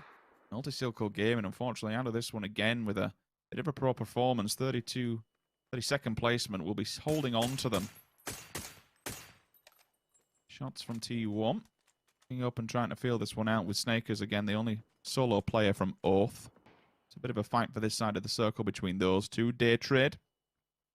Bit of a recovery from earlier on. Petrichor Road left the safety net of its building to tackle them on the Crater Ridge. Didn't actually take them all down. DA get the circle. Okay. Let's think of the topography of how this one works then. In this area, it's a little bit barren, but you do have a lot of dips. You do have a lot of rocks and trees, kind of like what you see now on Aqua 5's position in front of you. But I'm just trying to think whether or not that's in Na'Vi's favor or if DA will be able to hold them. I mean, it depends on the hillside. Depends on when Na'Vi leaves. I don't think Na'Vi has any plans of moving out before they trade out of the circle up high, because they will be super exposed to that angle. In the meantime, this little 1v1 fight could potentially last a while. 20 seconds to go until the circle's going to move in. I want to see DA try and take out Aqua 5. He's already taking out 2 of their players, and they want to deal with him, because if they do, they will know they're playing with the back safe, and they can then start spreading out, potentially just 1-1, keeping each their side open. I want to see that happen, and actually it is happening before our eyes right now. Code Marco is pushing on over, down in that direction. As I say that, Orange finds Nurens. Again, Day Trade. You had a prime position to third party, but you allowed the teams to get into position, and now you're being held on the hill. Yeah, it's kind of just finish off what you mentioned. Both of DA have moved up towards Aqua 5 to hold him, but Snakers has also hit the shack. So he's got a little bit too close for comfort as well. Na'Vi, it's try and just take down as many as you can that are forced by the blue. Just look at Mamu's position, though. I don't believe any of these Na'Vi players know exactly where he is. If he gets one knock onto them, it's going to be a devastating blow, as they also have to move with the blue. He has been noted. There's a couple of shots going his way, so now Mamu in retreat. All these teams, ultimately, they're in the EU meat grinder. If you don't fall into Na'Vi, you're falling into FaZe Clan. What are Day Trade hoping to achieve by playing it slow on that side? I hope the analyst desk will do something to break that down. Oh, there's a vehicle. Watch out, Fuzzface. There's a guy falling over your face as well. Go stop. Popped him out of the vehicle. There comes the corpse, and Fuzzface gets it right in there. That's that was an interesting one. Stays put. Mill is alive still, though he is close. As I say that, best of luck up there. Finds him 3 EU teams and Snakers up for grabs here. Trying to see who can claim the win in the final Miramar game of ranking decision matches. Fuzzface getting his Amazon delivery driver, just dropping it off while he's mid-game. Some free loot on the floor, but the blue is going to begin to hurt. You can see them already taking away Fuzzface with a slither of health. And Na'Vi knows they have got them. Up against the corner, nowhere to go. One more nade. Hits the tree, otherwise it looked like it was on target. The branch just deflecting from FaZe Clan and doing him a favor. Nope. Not this time around. In the meantime, because Na'Vi are, to be fair, forced to focus this heavily on FaZe Clan, DA has had a chance to spread out Mert and Code Marco. We know they're both very capable players. But will they maintain this two-way split once Na'Vi pushes down? And will they potentially push towards Na'Vi? And if this goes in Snaker's favor, he might get a 2v2 against DA in the end of this. Should FaZe be able to do some damage to Na'Vi and DA pushing their way. But I think Code Marco is aware that Snakers is still around and he's maintaining the hold in the southeast. Smokes are up for Na'Vi. Also being committed by FaZe Clan. They allowed them to get to that plateau and didn't go fast enough, and you understand why, because you're pushing up towards a team. So I get why they've been allowed here, but now they've got a bit of breathing space. They've got a little bit of room to try and do something with, and also actually some hard cover given the rock. Everyone snakes down. They will have to be tagged up and go for the trade. Snakers, time to come into the fray, but does DA allow this one? I'm pretty certain he's just seen him from this point. The angle will come from Na'Vi. The approach isn't as good as probably what they wanted. They get a good amount of damage onto Fuzzface, but he now may have time to hit the meds. He's not. He's committed to the cause. He's down. The blue, unfortunately, touches him. Banger of a shot comes out from one of the FaZe Clan members, Gustav, but now all of a sudden Na'Vi are down, up against it. One player crawling. Snaker's still been a nuisance, and actually, Snaker's could be doing Na'Vi a favor here. He's keeping DA at bay. They're so focused on him, they have not looked towards Na'Vi just yet. They will get the revive. They have had the time by Snaker's inadvertently. And a 3 versus 2 will commence, but it's Digital Athletics, Toby, who have the center circle. It sure is. They're sitting tight. They're outnumbered, but they're in a good position here. Downhill, they have some sort of cover to work with. Na'Vi will have to run downhill, but look at this playstyle from Na'Vi being put to use. We gotta say, from what we've seen the last 2 days, what we've seen today, last game, Best of Luck and the rest of the gang were out there doing damage, grabbing themselves a second place. They might get second place back to win in this one, or maybe back-to-back second places in this one. Orange finds Mert 3v1. Code Marco, you're a young gun. You're the new addition to the team, but this might be too much to ask of you. A 1 versus 3 would be phenomenal, but they are well and truly up against it. To do this would be something of a feat, but it's not going to happen. The CIS engine is roaring. It's awoken the beast. 18 points in the first game, a second place and 12 kills. Rolls us straight into a win, Toby. Na'Vi are alive. Na'Vi needed as many points as possible today. And that is a good way to start it with 2 phenomenal first games. It sure is. We commented on it in Phase 3 coming into Phase 4. They gambled. They took a chance, hoping no one would opt to crash them on the west side of the circle. But they read it completely correct. They knew the plane was on the west side early, meaning teams would have to go out east to loot to come back. There is no way teams could be on their side. They had all the space in the universe. They took advantage of it, and they granted themselves a great win, keeping 3 alive. Could possibly have been 4 alive to the end of it had Senya not gone for the kill on infantry. 38 points across 2 games, and so far I think the biggest amount of points we've seen in one day is 50. Is this the time for Na'Vi to really show what they are made of? We shall see. For now, I'm going to pass it back to James and the Des team to break down that game just a little bit more. That is right. Na'Vi has indeed awoken. A back-to-back here in this lobby of all things. Brilliant stuff coming out from them here. I'm joined by Froz and Avenger as we take a look at the highlights. Froz, thinking outside the box for a moment, are there any particular teams that you'd like to talk about? Let me think about this. Let's talk about Na'Vi, actually. They did pretty good in this game. Yeah. We saw Na'Vi, of course, winning this game with 10 kills, and the previous game getting himself that second place with 12 kills on top of that. So in 2 games, they've garnered themselves 38 points. Why is this impressive? Because in the previous 8 games they played, they only got 29 points. This will push them up on the leaderboard. But they played out really well. We knew, of course, that they got the circle. It was shifting towards them, but the decisions that they took was what mattered. And one of the most key fights, I think, was against infantry that we've seen on the screen here right now. What happened was basically infantry was pushing in from the north side, and Na'Vi then went on the east and western side and tried to make like a cone, shooting against infantry from 2 different directions, while Zenya was pushing up in the middle, making it all the way up to them, getting super close, getting that knock, and then they took out infantry and fell back, took control over the situation, and just won the game. Indeed they did, and that is the second in a row here. Na'Vi, representing the yellow and black, will be able to get themselves a monstrous amount of points here to be able to move up the leaderboards. And Avenger, for all intents and purposes, off the back of this, previously it's Na'Vi time apparently, they were struggling before. But now we have themselves in 9th place off the back of this, almost guaranteeing themselves the top 16. Yeah, I would say with this, they're already guaranteed. Like 2 more games to go, this morale, this confidence that they already put themselves into here. Amazing to see that one of our EU teams is able to pull up here on the Sunday. FaceTime had a decent position again. It's not really been proven yet that it's Face Sunday, but we have 2 more games to go for their sake. 4th place for them as well. Oath also in a high position again here. I really want to see them step up. Honestly, I want to see them continue this. They had 4 kills in the last game, now 7 kills in the 3rd place. If they continue this kind of trend, if they can double their points, they will get into a decent spot and might potentially be putting themselves into a situation where they can either get our top 16 or be really, really close to play some of the first games that we get into the weekly series. Let's take a look at the points that mean placement when we move things up. 9th through 16th, just a trickle of points here for a few teams. A lot of 2s. Shoot to kill will get themselves 4 kills off the back of this. 1 through 8 is really going to tell us the main story, though, because up towards the top once again, Na'Vi is able to get themselves 20 points. Oath, though, with the 12 points, as you previously mentioned. Digital Athletics, Petrica Road, and FaZe Clan make their entrance up here as well. It was very much Froz.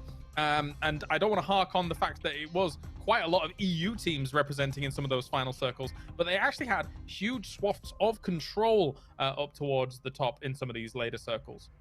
I mean, basically, you can see where the EU players like to play, or EU teams like to play that kind of circle compared to the Eastern teams. The EU teams, they like to play towards the northwest, western side there, and because of that, we saw most of them being up there, while almost every other team was down to the east or south side, except for infantry, basically, that was on the northwest side.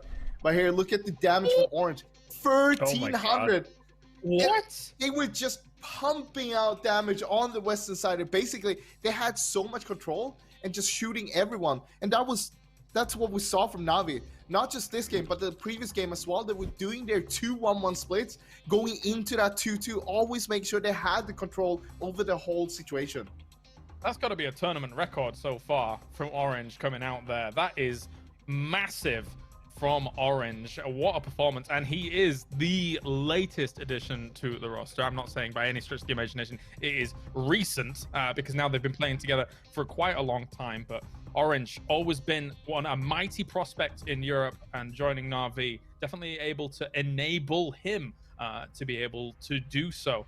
So great stuff from them, Avenger. They've got to be ecstatic right now. I said it was all game faces from game to game, but they've got to be very happy right now. Yeah, you saw they were all smiles after that game here. That's good to get a chicken dinner on the win for them. Yeah, and with that, I imagine they're already calculating. They're already like, okay, if we get like 40 points today, we might be able to qualify going into the games. And 2 more points to go, and they basically secured themselves. And also building off this momentum and confidence here. It's going to be great. Let's take a look at the schedule. We have 2 more games remaining here for today. And as we take a swift swish over to this, we see that is STK getting themselves that first win, of course. As I previously said, they got the back-to-back, but that's not correct at all. They just had a lot of points in that first game. And Na'Vi will take that second win for the day. Double Erangel on the way next up. And we see the shifts as follows. 67 points for Na'Vi. STK actually finding themselves still in that 4th place position and could quite easily jump Tiamba, considering what we've seen from them so far here, Froz. Yeah, and I mean, I want to just reiterate that we think that the cutoff will be around 66 points, and we saw that Na'Vi, after these 2 amazing games, are sitting on 67 points, so that should put them up there. Make sure that they're gonna be inside their first weekly survival. But talking about Tiamba and Shoot to Kill is a team that thrive better on Erangel than Miramar. So I'm pretty sure we'll see them actually past Tiamba, maybe even Sonics. We'll have to see what they're gonna pull out in the last 2 games here. Definitely so. Still some teams struggling to put some points on the board and try and get up to that mythical top 16. Having a bit of a hard time with that, but some very close in reach of it Avenger that I think could be able to step up here on Erangel. Yeah, again, a map that all the teams they know the best, but it's extremely close. You're looking at like the teams that are not playing right now, they must be biting their nails. It's so few points. I'm actually considering and thinking that that our cutoff will be a little bit lower than 66 maybe, and it's going to be 1 point that makes the difference here. You know, we're sitting in Furia, and they're sitting at 64, and it's 2 teams. If you get 65, you instantly pass that too, and I think that it's going to be super interesting. Liquid, I don't think they should be too afraid right now. One of our bottom teams taking up that many points, and a team that's already qualified that deep in STK, they have taken so many points that I don't think they should be too worried at this point. Yeah, it really depends who sponges up a lot here. If it's the top teams already that just keep getting richer, or if it's some of the lower teams that kind of jostle for position and trade out the wins as time goes on. But anyway, we're going to go to a short break, ladies and gentlemen, and when we return, we have 2 more Erangels to determine who our top 16 is going to be.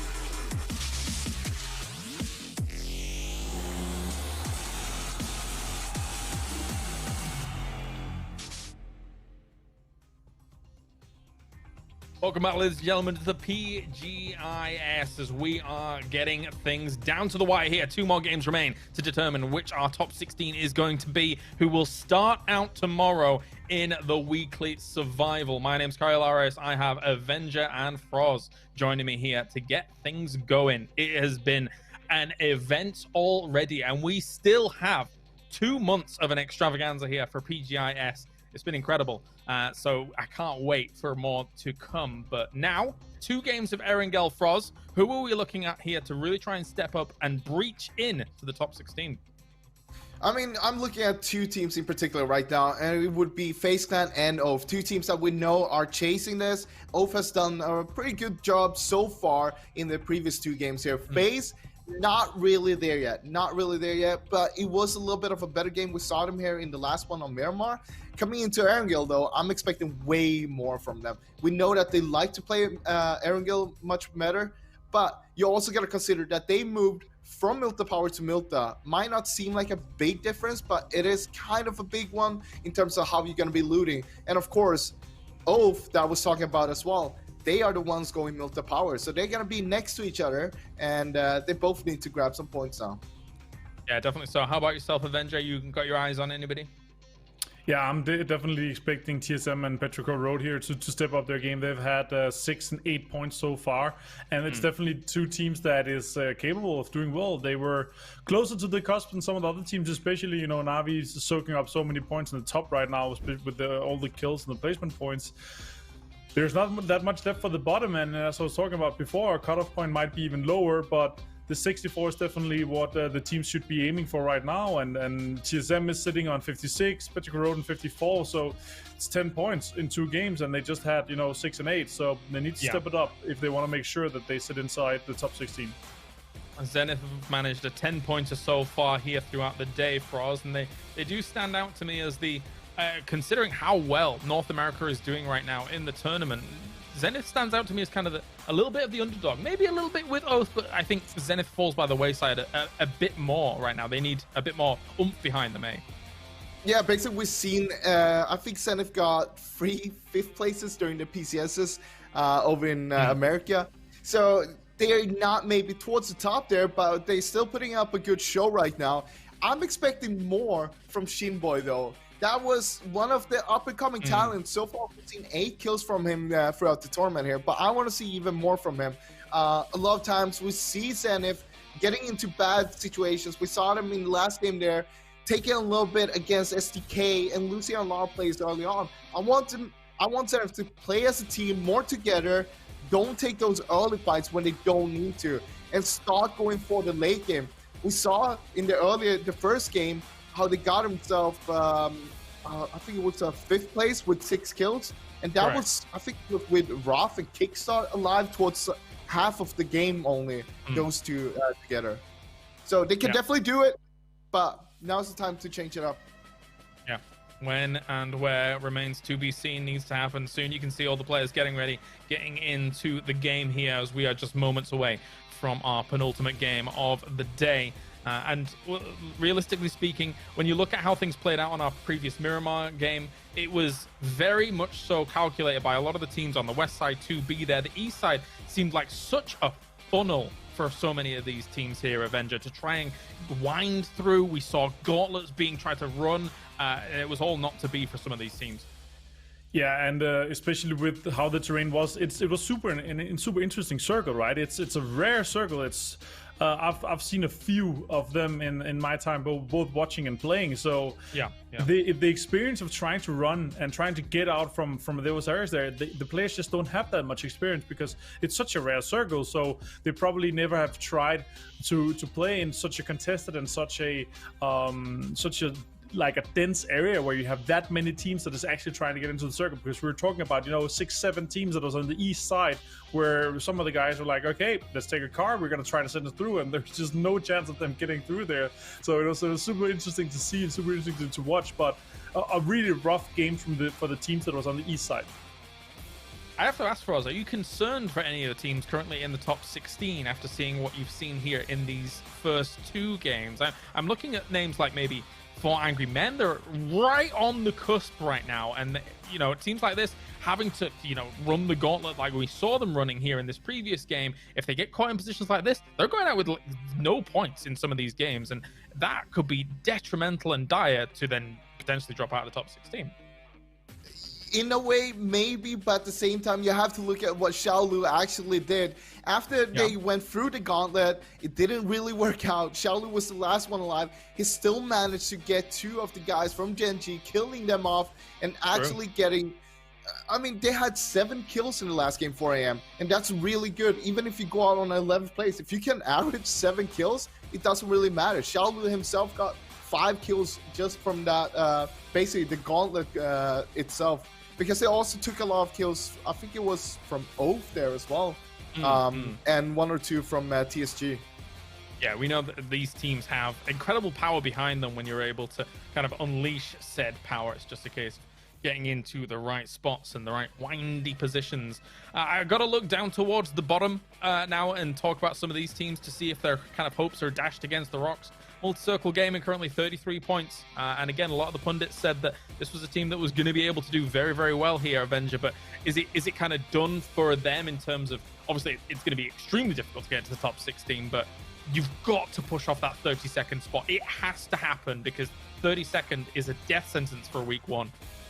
It is. It's basically you're not playing if you're in 32nd, and with 7 points so far today, it's I don't know. I'm super disappointed on their behalf because the performance that they showed up in their region, which is super stacked, was just so powerful. Like they were able to frag out, they were able to have good placements, they were able to play consistent. Yes, you have some bad games, of course, as well, but when you're able to win a PCS3 and play super well at TMC as well, like what's going on here?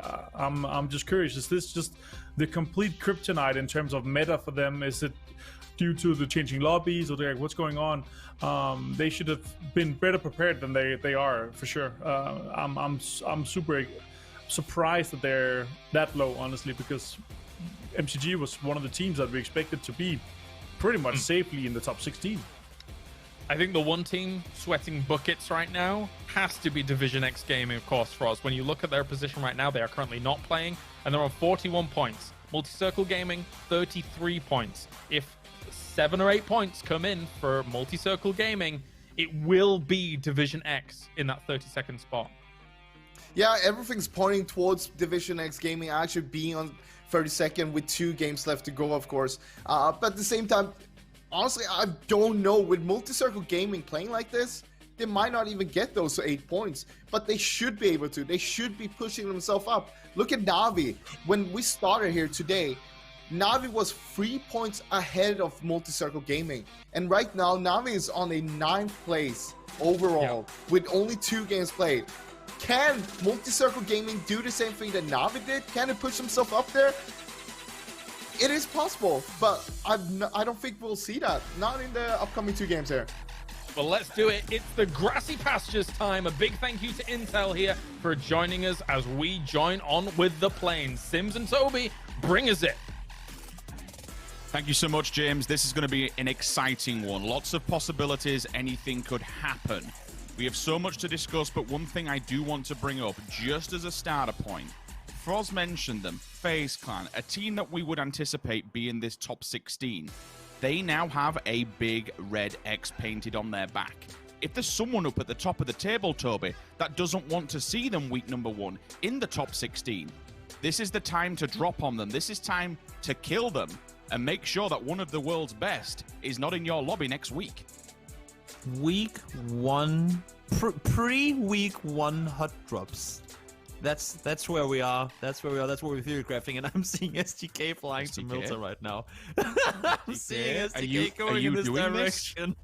I mean, Tommy's talked about it, and well, seems like there are some Americans wanting a piece of an EU part. They're actually that DA dropping on 4 AM. There's action going on all over the place, and punches are being thrown. Uzis and Vectors are in play. I can't even keep track of who's live and who isn't. Godby and Lou are on their own trying to fight off DA. This is a complete and utter chaos situation, and DA has fallen. We're just past 1 minute in the game, and we haven't even gotten to the other hot drop fight that should be commencing anytime soon. Yeah, DA are punished just like that. There is no trade-off whatsoever. 4AM will be able to get themselves back on their feet. We must look at Milta Town. FaZe Clan have been dropped upon. STK is there. Can the North American roster stop the European powerhouse making it to the... Oh, okay, that's... I'm all right. I'm fine with it. I'm totally fine with this. I'm all for it. Let's have it. Regional banter, regional problems. I'm totally fine with this. Keep it up, but I need to see that FaZe Clan fight, because once it comes through, Toby, if it does come through, even if they damage them, even if STK goes out, there's nothing to lose at this point for them. They've qualified for the top 16. I mean, I don't know if Toby's had insights on that one. We talked about it in the break, and I saw the potential, but at the same time, I was like, week 1, are people really gonna be that daring? And well, I guess they were. That's insane. Good call on that one. That's oh no, Lou, you gotta zigzag a little more than that in order to stay alive here. Down he goes. I'm not sure there's gonna be any reses coming in there either. Nope, he falls. 4AM will lose 1. And to be fair, 4AM sitting in 9th at this point. They should be pretty safe inside the top 16 as well, regardless of what happens in the final 2 matches. But wow, FaZe Clan currently sitting in 28th. 80 is up close with 1. Luke falls instantly. It's a Psyker versus a... I thought the pump action shotgun Halo finds him. 80 full shotgun battles in Milta. Welcome to PGI.S, guys. You are here for the entertainment. Well, I mean, if you are, then here it is for you. This is absurd. This is absolutely absurd. The circle is probably a Sarky circle, and we are fighting inside Milta. Gustav down, 2 more left alive. Nade actually struck Gustav's down, so it all comes down to 2 players from FaZe to try and hold the line. Uber over on the right-hand side. Fuzz, you can see what kind of level of extremities we are playing at when players are running around with Saigers, SMGs, and shotguns. Luke 12 with a Tommy gun? What in the world is happening? STK want to stop the European dream. And it's a real possibility, even at this point. They've slowed them down. They've done damage. They've removed 1 player for them. For STK, this is just pure and utter delight. This is punishment.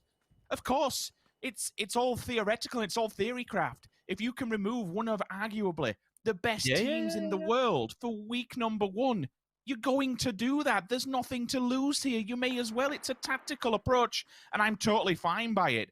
Even if it does give us, you know, a level of entertainment. Hell, we've just seen DA get completely bombarded by 4AM. I have no idea what kind of a start this is to a game, but yeah, analysts, good luck breaking this one down. It's going to be a complete wild ride. K7 up with Day Trade also. This is Inzaki. This is complete polar opposite end. Beautiful shot from Savior, and it's a GG as a point goes in the bag. The circle, we've not even spoken about it. It's up Inzaki. What is going on? This game is, not this game, this match in particular is getting a little out of hand. I like it. I like what we're seeing. I like the ideas of what's been done as well, because I mean, this is the same thing with every single hot drop we ever see. Everyone is going, yeah, there's a chance it could happen, but, you know, gentleman's code and whatnot, it shouldn't happen. And then it does, and teams get caught by surprise. I'm sure that FaZe Clan probably weren't expecting this one to happen. DA and 4AM, on the other hand, I think that's more a position play for the weekly finals to come, or for... I mean, they know they're both going to be here, and if TSM is now qualifying as well, it's going to be TSM in school, it's going to be 4AM that likes school, and it's going to be DA around Rozhok. There's going to be a lot of people there, and right now they're doing okay, we got 2 more games left to figure out who's actually getting to land here and who won't be. So I could assume to see a somewhat DA 4AM fight around that area early game next game as well. Ooh, Fuss spotted 2. UMP level 1 helmet. This is going to be tough. And STK, they're chasing. They're on 2 shotguns and a UMP. They ain't done hunting yet. Yeah, I like the fact that they're actually switching between weapons. Obviously, you're going to have an automatic once you're outside, but then go into the shotguns for inside close combat, especially if Gustav's still got that Saiga, because it will do damage. It's even backed up more. I know with the esports settings, it's much easier to be able to get level 2s in abundance, but with the lack of gear that you genuinely have at this stage, shotguns are stupidly OP, but we don't see them in play just simply because we never see them this close to one another, within this close proximity without such early game. Uber might be able to do something here and really change the tide for FaZe Clan. Amozin with a 4 times. Level 2's in abundance as well, so he has that opportunity to be able to peek and maybe take a bullet or two. I suppose only 2 of them are rocking what you would call game-ready automatic rifles. When you've got the SMG, it's going to be a lot more difficult to do any damage at range, especially with the amount of spray. They'll be all over the place and a little bit whiffy. So there are positives in FaZe Clan's side here, especially they have the road separating them. But ultimately, Toby, taking a 1 player, holding them back, ruining their economy at the start, this just, it batters them for the late game. Exactly. Not only the fact that they lose a player and they don't have the time to loot they want, but they're going to be crazy late to this circle. Regardless of whether they end up killing STK or not, they're going to be coming in super late. If STK wanted to do even more damage, what they do is they run out now, start destroying vehicle tires, and then who knows, maybe FaZe Clan will die to blue or come in even later than you thought they probably would end up doing. If this circle goes towards the northwest and I get to cast my first ever Saki game in a game where 2 teams hot drop before we even get to the group stage in the tournament, I mean, that would be the ultimate claim to the claim. Here comes blue. You guys are still in it. I don't see any of these 2 teams leaving, at least for a while. SDK, nothing to lose. FaZe, too much to lose to dare to leave. This is going to last for a little while longer, at least, and the circle is as far away as it possibly could be. Yeah, STK will happily die to this. They don't care. They'll just hold FaZe as long as they can. Because of the distance as well, where the circle is, they don't really have to push into FaZe. The other thing you can think about, if we're really theorycrafting down to the finite details here, they've overtaken this entire town. Gustav will be the first one to try and retreat this, but they have the opportunity now to STK to go get all the meds, get themselves bolstered up, get ready to survive the blue. More than what FaZe Clan probably will do. They're being forced out into the outer extremities. They're being forced into the wild here. Now, thankfully, they've really not kept a track of Gustav, so there could be a sign of life coming out of FaZe. There could be a backup plan, some kind of, I don't know, insurance policy if Gustav does get away from this. Oh, they're actually just, are they dragging all the vehicles out of Milta to stop them? Pop the tires. Pop the tires. Speaking of vehicles. I was going to say from one car to another. There's an upside down buggy. Let's not linger as much in that one. But let's forget about what we just saw to the southeast, at least for a second, while we look at the more what do you say? The bigger typical picture. It's I'm lost for words in this one. Yeah, but the bigger picture. The bigger one. picture. I like that way of putting it. Petrichor trying to hold off Navi from this rotation. I like the way they've decided to split it up. 3 down by the compound and 1 sitting on the hill. The thing is, when we were seeing it before, if a team that are just somewhat daring reads that it's just 1 guy shooting and they're coming in as 4, they will pull up, and Navi is not a team that plays scared. Sure, they don't like or prioritize fighting early, but that's mainly, I mean, the reason Navi never fights early is because teams have learned you should not be fighting Navi early. They're as scary early as they are in the end game, so teams tend to stay away from them early on, and fortunately for Mamu, Navi up to turn around.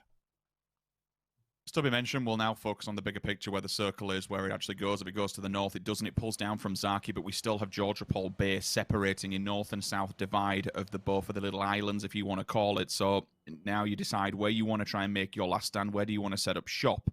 As an update to the FaZe and STK situation, you can't see it on the map just quite yet, but FaZe Clan does have vehicles. Uber is landlocked in Milta with his partner. They have 2 vehicles between them. Gustav is all the way up at the lumber mill, getting his gear back. STK is by school.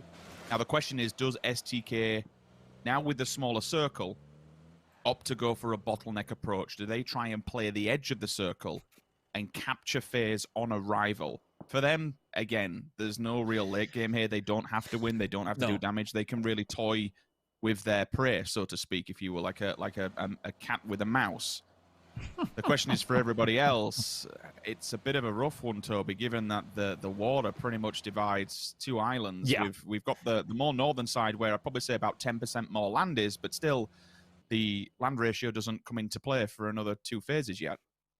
there is no way of saying to which side it's going to go in the end of it, that's for sure. And I'm looking towards FaZe Clan now. You see them driving just past prison now, and the thing is, there are only so many spots. There are 24 bandages for Uber. You know, that's a desperate situation when they gotta be healing in the car all the way through. But there are only so many places they can come in from. SDK knows they're coming in late. They know they're gonna be burning through meds. FaZe don't have time to rotate over Severny. They don't have time to go all the way down south of South George and push in from there. There are only really two places they could be coming in. Did he just fall out of the vehicle? No. Did he fat finger while doing... We saw him doing bandages. Did he just fat finger while using bandages? Oh no, it's gone from bad to worse. Well, we talked about them not having a lot of time. They've seen this. Purdy Curdy is close enough to see that knock in the kill feed. FaZe Clan will be coming in east of the Everest or across the bridge. And if SDK are smart in this one, they're going to be sitting there waiting for them. Yeah, look at him setting up on the hillside. Purdy Curdy, so you are aware, he's in school apartments to try and get the height advantage. Yeah, but I think more than all, it gives him that front vision and it gives him that elevation that he will be able to just feed all the information back to STK. The rest of them can just rotate to where they're going to make an entrance point. I mean, in theory, they either go down low and play it safe on the back of Georgia Paul Hill, Mountain Everest, whatever you want to call it, or they try and wrap to the north. If they wrap to the north, they hit Navi and Oath, who are playing the edge. If they come through the middle of the Rozhok Bridge, they catch STK and 4AM. Like, I don't see a world in which FaZe doesn't really go out sub-12th in this competition, at least, excuse me, within this map. We'll have to see. They are coming down the road now north of school. Purdy might be able to hear them if he hears anything. The thing is, right now, Oath has started shooting at the other SDK players that are inside the circle. But if Purdy hears this, I think he did. Yeah, that's not a random look in that direction. He heard that vehicle. He knows they're coming over the bridge anytime soon. STK, lay low for now and pepper them once they cross. They will know. We're getting phase 3 in a couple of seconds. It's gonna be hurting. Remember, when they're driving, they can only use bandages. This is gonna hurt. This is gonna hurt, and they're setting up for it right now. They're all moving down to the bridge. The bottleneck. Will it be sealed? They are waiting in the midst. This is like your final boss at the end of the dungeon. It's the hardest challenge to pass. And the worst case scenario for FaZe Clan, they are running out of meds. The blue is tanking. They are in the line of sight when it comes to STK. The hammer is coming down on FaZe Clan. One of Europe's #1 teams is being punished. The North American powerhouse. It's hungry for blood. And at the moment, it comes down to Fuzzface with basically no health whatsoever. Purdy Curdy, do you end this here and now? He's dead to blue. He's dead to blue. Oh my God. They've done it. That is a thought-out hot drop, Toby. It's done. Dead to blue. Yeah, there's nothing you can do. That is one of the most preemptive, thought-out, and well-done hot drops that you could ask for in a competitive match. That was well played. Well orchestrated. One thing is, you get the fight in Milta, it doesn't go your way, or it doesn't really go anywhere. Ends up losing out. Keeping Purdy in the position he was in with the circle shifting far away, he knew that's their only entry point. Either he hears them come south around or he hears them come north. In the meantime, the remaining teammates can set up for it. That is such a great play by SDK. They wanted to do it, and they sure as hell did. And by the way, this is only the start. We're only just into the game, really. All the rotations been coming. It's just complete carnage. To recap, DA, they got completely banged out at the start by 4AM. All the 4AM managed to survive somehow. There was no return fire whatsoever for DA. We've just followed STK, ruining the hopes and dreams, maybe of FaZe Clan, making it to that top 16 point. And now we go back to the circle. We moved up to Zaki. It comes back down onto Georgia Paul Bay. We're more in the north now. It's moved up towards North George. Lots of teams in the apartments. Infantry, TSM, Day Trade, 4AM, Gen G, TSG. The fields up towards the north. We'll see K7, Multi-Circle Gaming. And then the fight that's happening on your screens. Navi and Petrichor Road. Zenith is lurking in the distance, Toby, and so is Oath. Two North American teams are looking. They're hearing all of this. But the question is, do they get involved, or do they just let this catastrophe unfold in front of them? I think Oath's position is too good to give up to try and make a third-party attempt on that hillside. Zenith, on the other hand, they're in a compound that's going to be out in a few seconds. They might as well try and grab some more land right now. Petrico will fall. Tank able to get one. Buyu finds the other.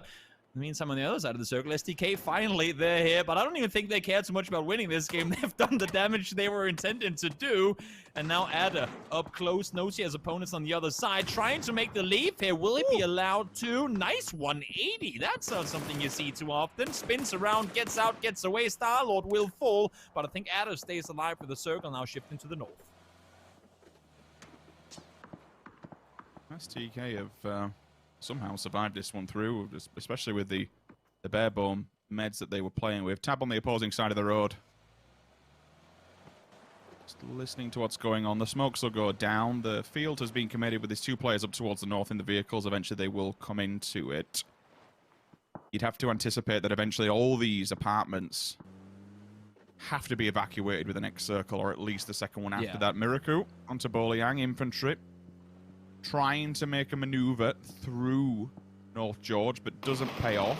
TSM are holding the three front strong apartments. Same goes for Daytrade and 4AM. They're sharing them. Gen.G are all the way furthest to the west, blocking out TSG, blocking out K7 if they want to rotate low. But I very much doubted giving K7's position them in the open. They have vehicles, they have mobility, but more importantly, they have Na'Vi dead to rights. Just so you're aware, I can see on my map at least, Lockslock, he's going for a much deeper angle. Na'Vi have no idea where he is. You can see him, well, you might be able to see him in the distance very shortly. But basically, he can just see into this, feed the information back to K7. There he is, straight up above a hill. I think they've got them pretty much pinned in here, Toby. I think this is where they met the last stand. The only thing is, they will only have that position for another second. Let's hold that thought for a second. Here comes SGK, and well, if there was a team that needed those points, that was Zenith. There you go. 3 kills all the way through. Down they go, SDK, but as said, the job done. They did what they came for, and they succeeded in doing so. And this was what I was going to say as well. Lockslock could only sit on that hillside for a couple of seconds, get a few shots up, and I think Na'Vi read this one perfectly. They knew he weren't going to be able to sit over there for long with the blue closing in, and now they go to push him out in that exact position. How in the world have Na'Vi broken this setup? All right, Gen.G then comes in as well and punishes K7 for sitting out in the blue so long. Well, not in the blue, but certainly outside of the white zone. Pick up a frag, and they somehow make it through the first team. Whether or not they get through Gen.G is a different question altogether, with Tab falling down and 2 of them just basically begging for dear life in a ditch. Gen.G now pins them with K7, or the remnants of K7, should I say, holding them from a different angle altogether. Xiao Yang will find Ira. Peng now moves on to Esther, so Gen.G do have a little bit of competition themselves. That's a fair old whack as well. That's a 350-meter shot, so all the way from the back of the apartment, sees them in the corner. Esther clearly tagged up, trying to body block, but it doesn't happen. Beryl finds its target. Before going down, Esther also picks up a frag of his own in the form of one of the Na'Vi players. Loving the fact that T1 goes center here. Doubt they would have tried to do so had DA still been alive, because this is one of those spots that DA would have absolutely loved playing from. But T1 gets the center position. They did lose Star-Lord early, but they are in a very good spot here. The only issue for me is right now it seems like they're focusing south and into the city, while their main threat is guaranteed to be coming from the north. We still have plenty of teams out there, and they have to anticipate that the teams inside the city will be staying put at least for this circle to come all the way through, while the teams on the north are going to be coming their way.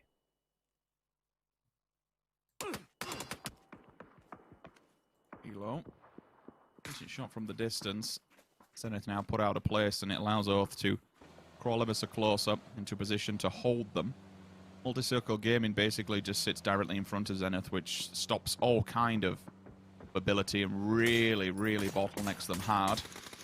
T1 will try and stop the approach from K7 up on the hillside. There's no way really to hide from this one. They can try and fortify the cars together, but one good nade and basically puts them in a grave. It could have been that one. It does do a fair amount of damage. The second one, they don't quite have the information. It's a little bit too far to the left, in my opinion, unless it gets the bounce. They can hit this small little ditch in between it all.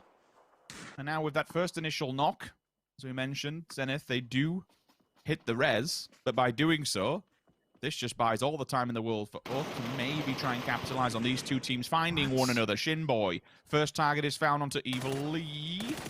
Any more from them? No, Tank has to try and hold the line as Zenith do approach from the hillside. I'm so confused by how Multi-Circle Gaming are playing. They have to, same story with T1, they have to anticipate the pressure coming. If they opt to stay down in the compound, you have to be ready for the push coming from the north, but they aren't at all. They're getting completely bent in by a team that should not have been anywhere near this compound without having lost 1 or 2 players. In the meantime, they're taking casualties. Now, Kickstart does find one. Tank gets tagged up in return. Down he goes. Roth knows where he is. That should be an easy peasy flush for them. Padcaps on the other side gets a flush in as well. Summer and Ling do on their own. They should have had this compound. They should have had 4 kills by now. They should be pushing further south. But now MCG are taking casualties once more. Punish down. Summer falls in return. It's just Ling Do left alive. This is just mutual self-destruction here at this point, with the blue encroaching ever so closely on the back. Shinboy somehow survives it, and yeah, I'm as shocked as what you are, to be fair, that Zenith has managed to just drive through them. Oath are the biggest payoff from this one, because now they can just pick up the remnants who's left over from that fight. But don't forget that T1 have gone for a 2-2 split. Na'Vi, it's a wild and wonderful run, but I suppose the position that they were in, it was the best of a bad bunch, all you could really do. Maybe you could have held back to where Orange was. Still, Besto caught in open waters will force Gen G to maybe try and move on to that to get a deeper angle within the circle. Circle updates. And from the fights that we are talking about, from everyone from the northeast to the northwest, it moves away from them. TSM, you've been gifted this one, but eventually that apartment block will not be favorable. Snakers comes in onto Roth. Roth will fall. Shinboy in the smoke. Snakers, do you find the target? Reload from a different angle, but Shinboy bangs him in the face. Quick drive over by Inonix. Finish him off and take the position themselves. Low-key, you going to go for a second one? No, you're not. Orange will deny it, but all of a sudden, Gen G turn up, and they turn out. Now, V, while you've only got 1 player left, it's a very good hold. Sure is. Not that the points matter too much for them right now. They have made an absurd climb today. The Orange stays alive, almost in placement points now, and the Uber just arrived. Free vehicle for him, 2 kills to go with it. Ain't gonna be complaining about that one. 4 AM in the meantime, up then to try and make their way out of the city now to some extent, but T1 still playing it very passive. And I gotta say, Sims, this is the story to me that is one of the main ones in this tournament so far. Teams that normally take charge are playing with their tails between their legs. Ram, Multi-Circle Gaming, T1 in most situations, other than a few good aggressive pushes, have been playing extremely scared. I talked to Snakers yesterday while he was streaming. He told me one of the most difficult things for them to do is not to make good decisions, is to commit to them. He knows he can go up and get a kill, but it's the, what if I go down? What if I end up dying? They can't think like that. You gotta go with confidence. You gotta go out and get those kills. You gotta push those hills when you have to. So many teams are playing scared, and they're paying the price for it. Second questioning yourself in this game can just be catastrophic. Catastrophic thought is a nade from the opposing apartment block. Crazy. Just launches one. Sends a second one flying as well to solidify the points. Now, let's not forget that there's still a lot of stuff on the line here. TSG, TSM, look at the scores on the left-hand side. 58 and 59, respectively. Just above them in the top 16, I believe it's K7 who's holding the line. So we have still, within this lobby, 4 teams who are all fighting for survival and to try and make it into that top 16. This could be a good game for TSM. This could be a good game for any of those 4 teams lingering around there. If they can get up towards the latter stages of this circle. Still 9 teams surviving. T1, a little bit broken, but certainly a building that is more fortified than most other places. Now V goes down, but so far they have had a phenomenal performance. You will not be complaining that whatsoever. God V, he goes down, all of a sudden T1 are opened up upon. Reload from up high. Remember, Oath, they've been wandering slowly but surely. K7 goes down. The team that was holding 16th, TSM, jumps into their position and steals it right beneath their nose. Great play from them, able to get a knock in there, buy some time for T1, but the time, I'm not sure if it's going to be enough of it. 4 AM, we'll try and get the rest on up. Forever comes for God B, we'll try and get the rest. To be, I mean, this right here, this is what they're asking for. This is what's going to happen when you play passive down and ditch like that. You cannot defend against the team coming from above. You're relying so much on the teams down inside the city to do the damage for you, to contain them and prevent them from being up there. But Oath, they had a safe rotation over to this area of the map. TSM weren't looking this way. 4 AM was fighting elsewhere, and now T1 is in trouble with multiple teams around them. Oath, another team just on the cusp, have been able to jump into the top 16 with 8 frags to boot as well. They're making the run to the top 6. If they can make it top 4, they have... It's kind of mirror image with TSM. Both teams eventually need to come out from the safety of the hillsides that they're holding and move down the defilade. It's just how many different angles of approach you can take. TSM's been quite clever, by the way. Just so you are aware, they've sent 3 people up to the north. They've left Miraku on his own. You might just see him come into the corner. No, we missed it, but he is in the last standing apartment block on the edge of the circle in the south. He's there just to give vision, to give information, maybe even get a pick or two. The 3-1 split, while you might think, why are they doing it at this stage? It's all vital. It all stops approaches from different rosters, but more importantly, it's that information you're going to garner by doing that. I love it. It's a really, really smart position they've left Miracle in. Staying back, being the support player, able to give the info across. And also, I mean, even if people do come his way, I don't think he's going to take too many shots. He's going to let them know I'm here, but he's going to be possibly backing off because in the end of it, Asher is saying the hillside is better. Let's see Danche able to find one. That's going to be reload down. Not flush, though. Danche falls in return, and Padcaps should be able to get the rest on up here. Oath playing with confidence. They had the same thing going for them yesterday. I'm loving what I'm seeing right now. They played down the hill, they got the kill, now they have the hillside to play from, and they can push back up and take the fight to TSM while the city's teams are occupied elsewhere. Yeah, that wrap's fantastic. Just as a note as well, 4am, when you're looking at what they're carrying, I'm still seeing shotguns, I'm still seeing Uzis on these players, which kind of gives you a level of information of what gear they are playing with. But a shotgun, a 6.86 at this range, Toby? At this level of game? This ain't bad. It would work, that's the thing, but we just never, in any timeline, do we ever see this scenario unfold. But it would be the better gun at this close combat. Even the Uzis, they're gonna still do damage because you're so close. I wanted to kind of put a thought on it earlier, but we didn't ever have it the time to. I want to see a meta change where when we have the city endings, I'm thinking Los Leones and the bigger cities where we know for sure it's gonna end in a city. Drop that DMR and pick up a DPS instead, or something like that. There might be a universe where it actually will grant you favors, because most teams, most players within 50 to 70 to 100 meters will prefer the 4x or 3x spraying with AR anyway. So drop the DMR, get a shotgun for up close, and see what happens.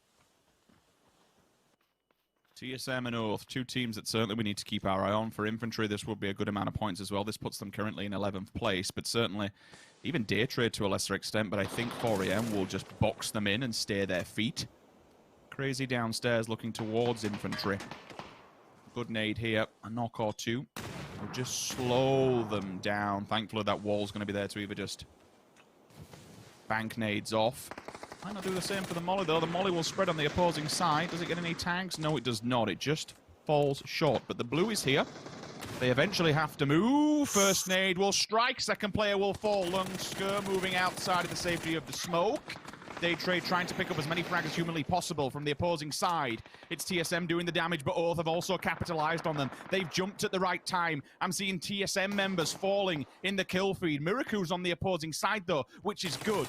He was that backup plan, and somehow he's made it work. We go on board with God V, Uzi in hand, waiting for Longsker to come through the door, but he is healing. For now, the shotgun put Zhao Yang into the coffin, into the ground. Can he find another one? If he does, it would be just so wild to see at this level. The shotgun jump, it's job done. Thank you very much. Forever picks up another frag, and 4am will continue. That's the problem, there's nowhere to go. Unless you try and run around the front door and lose a bit of the... No, it's not a bit of health. You're gonna die. We're closing in now. 4am are locked in the bottom floor of that building. They ain't gonna get out. None of them were full. They were all boosted to 75 HP. They will fall inside that building. That's unfortunate for them. In the meantime, Oath on top, taking what could be the final fight here against TSM. Let's see, will they get out? Okay, actually, they do get out. They're on the edge now. I thought the door was more excluded from the blue. God V is out, trying to make a run for it. Oath finds Nurins. One down. Miraku's nading them from the right-hand side. Let's not forget about Miraku. Like, TSM are in this 2-1-1. Daytrade go down to the blue. They don't give up points. I'm totally fine with that. Miraku finally finds one.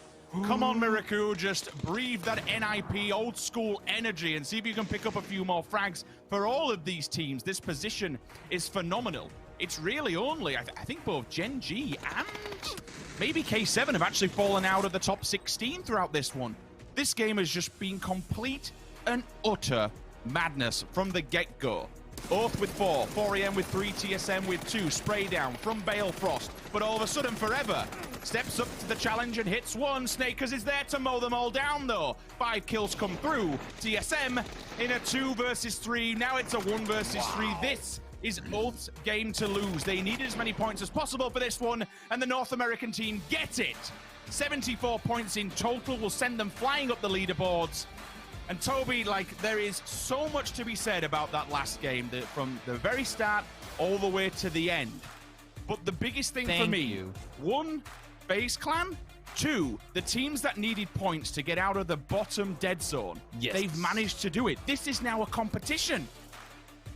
It sure is. Oath, thank you. Thank you, thank you, thank you for showing the courage to take those fights when you absolutely have to. On the other side, T1 and Multi-Circle Gaming, you've got things to work on for next game, because that's going to be your last chance to improve those scores. Specifically, talking Multi-Circle Gaming is sitting dead last on the leaderboards. Great game for Oath, and to be fair, I mean, with everything going down the way it did, James, Rich, for FaZe to go out early, if they were going to go out anyway, maybe it was best they went out early, because that at least gives them some time to wonder, do we go back to Milton next game as well? I mean, if STK started doing this now, who knows how many teams are going to be in Milton next game?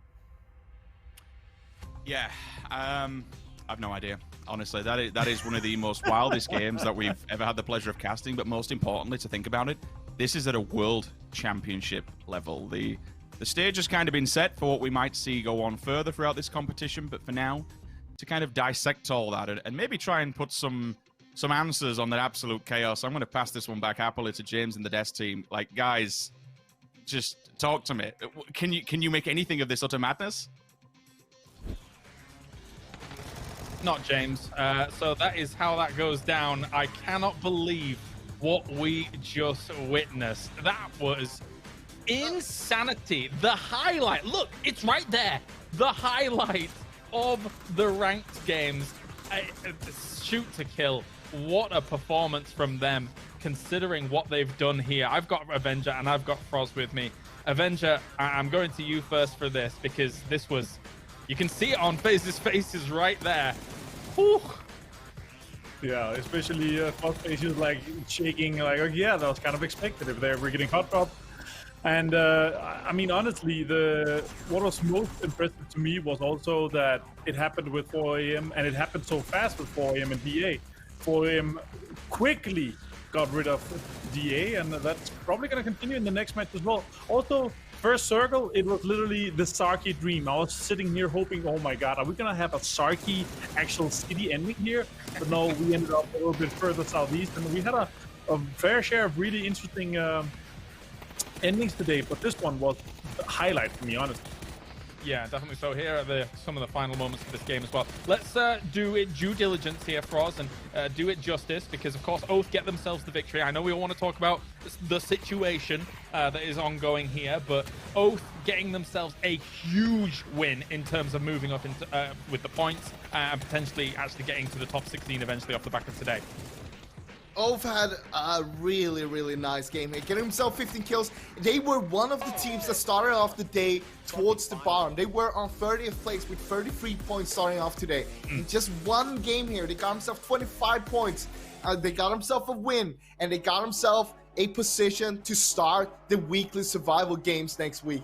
But this also shows this is the Oath that we've been looking for. This is the Oath that we wanted to see. Not just being able to play when they get a circle on top of them, but being able to get into that circle, take the circle for themselves, take control over the whole game, and just win that one. Absolutely. Congratulations to them for a great win there. But gentlemen, do we talk about it? We are. We talk about it? We are. All right. We are. Avenger, I'm going to start with you, because this changes things. Talk to me about the situation. Just talk to me. Come on. So first of all, we're sitting in a situation here where shoot to kill is safe, right? Yes. And they don't care. There is no money in the line. They don't care if they're first or fourth or whatever they're going to end up here in the ranked decision. But they care how hard their opponents are going to be once we get into the weekly series.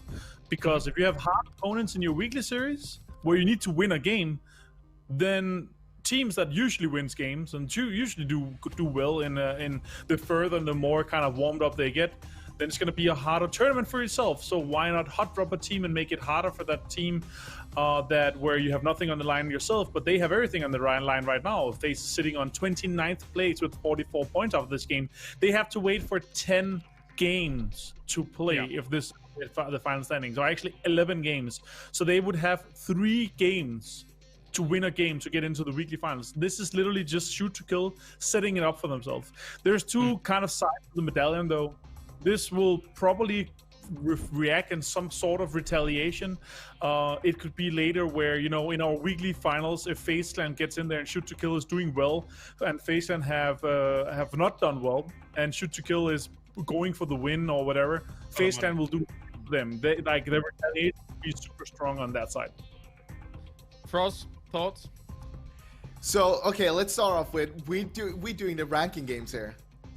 You're creating yourself a enemy for the whole tournament, and this is not like, this is something you would expect if it was like, okay, if we push on FaZe now, we hot drop on them, they're not going to qualify for the rest of the tournament, they're going to be out. That would be a thing. Then I could see this being viable, but right now you're creating just an enemy for yourself, and this is going to go back and forth. I can't see anything else happen. But there's also one really fun fact about the whole thing here, right? Who's the coach of FaZe? It's Dids. And there's one thing with shoot to kill that has something to do with Dids as well. Did's brother, Adam, is actually over there working as an analyst for shoot to kill. So they're going to have some weird family dinners from now on, I guess. Slight dispute, perhaps. I think, though, ultimately, in this potential war that is brewing across this 2 months, shoot to kill took the first shot and they killed. Like, they executed this fantastically, and FaZe was aghast. They had not many responses to it, so that is how that actually goes down. They were aghast. I love it. I love that. SCK played that so perfectly. Not only did they delay FaZe, but afterwards they set up that full trap there, having Purdy by the apps, just scouting out, okay, where are they going to be passing? Where are they going to be going? And the rest of the team is just ready to move out wherever they're going to be going to make sure that they finish the job that they started. And they did finish it up. In a practical sense, though, Avenger, now this means FaZe has to drop somewhere else right now, surely. Yeah, it means that they're probably going to react to drop somewhere else. Yeah, it has to be. But also, guys, we just saw the total standings, and our 16th right now is 64 points. It's both Buriam and Furia. Liquid is on 66, and them actually managed to get over to 67. So in a case where our cutoff, imaginary cutoff, would be 66 here, it's extremely close, and we have a lot of teams vying for that. Gen G is currently outside, guys. They need to have a game with at least 4 or 5 points to make sure that they're sitting in. So it's going to be super, super interesting to follow here in the last game. No, absolutely. As we are gearing up for that last game as well, there are new dynamics now thrown into the mix here when you see these kinds of things going down. So that is the current FaZe / shoot to kill collaboration that is going on. You can get that collection in stores worldwide in 2021, I'm sure. But there is another collaboration that's kind of going on that does exist, which went very much so one team's way, and that was 4 Angry Men going up against DA Froz. We expected this to eventually go down here when they were, you know, in the same lobby, in the same games on Erangel, but 4AM was able to body that fight. Yeah, and I'm quite surprised, actually, because I didn't think that DA would go for that. We know that DA, they like to drop towards Rawsock, so they could have just like, we're not going to go for this. We'll just chill out. But right now, I mean, again, DA, they were sitting safe coming into this game.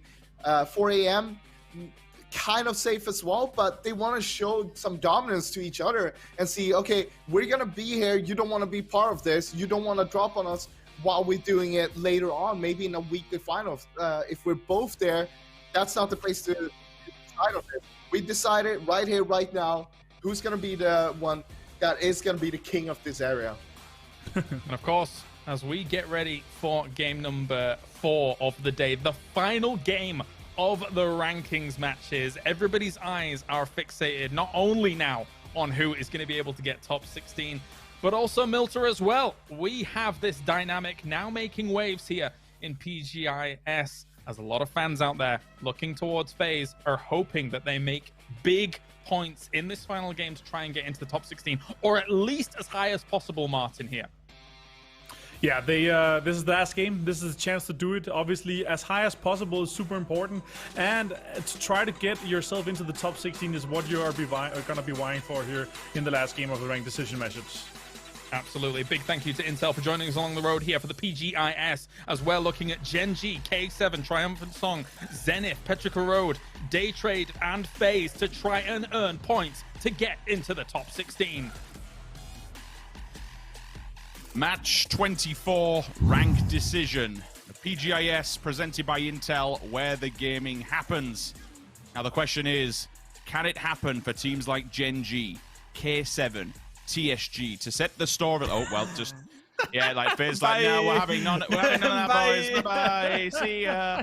To set the kind of story up, Toby, before we go much deeper into that, Gen G, K7, TSG, 63, 61, and 59 points respectively.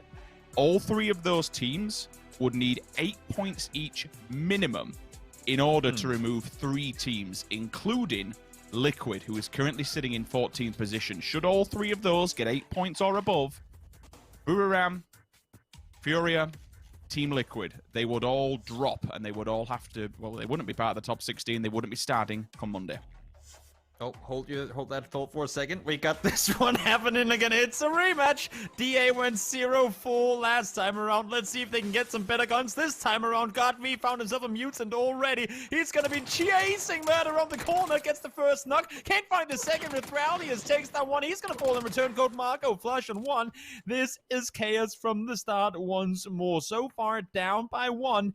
DA, it's a 2v3. There's a shotgun, there are 2 Uzis, and there's 24 bullets, and Code Margo's gone, and it's a freaking military circle.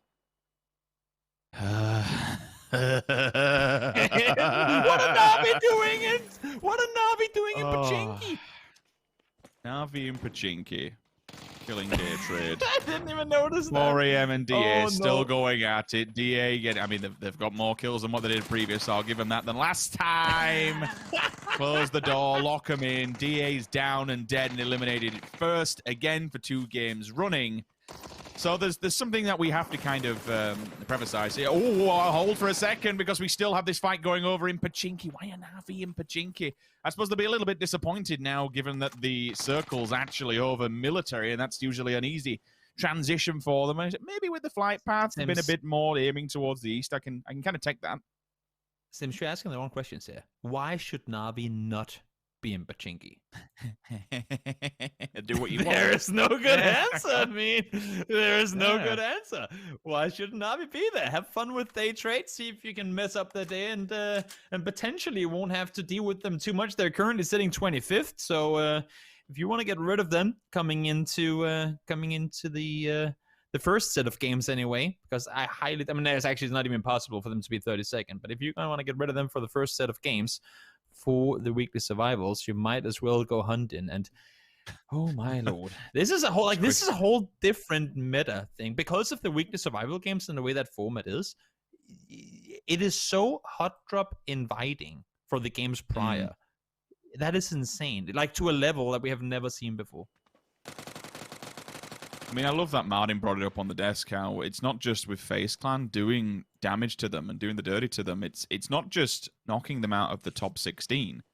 By removing any points whatsoever from them, it's pushing them further down the table, which ultimately, gives them less chances to pick up wins as you go forward. You only need 1 win to get through, but you're down the table. When it comes to money, STK are just carrying on doing STK thing. I don't think they really care at this point. They've qualified.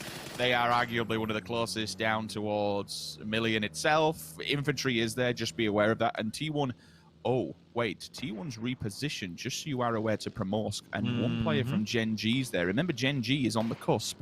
So they have to be very careful that they don't get pushed out of the top 16. To see, 2 times back-to-back world champion not make it through the initial rankings into the first stage directly, That would be a huge shock to the system, but for both them and FaZe Clan, they have the biggest rotation to come out of this. They have the longest time period to actually make it down to Sosnovka.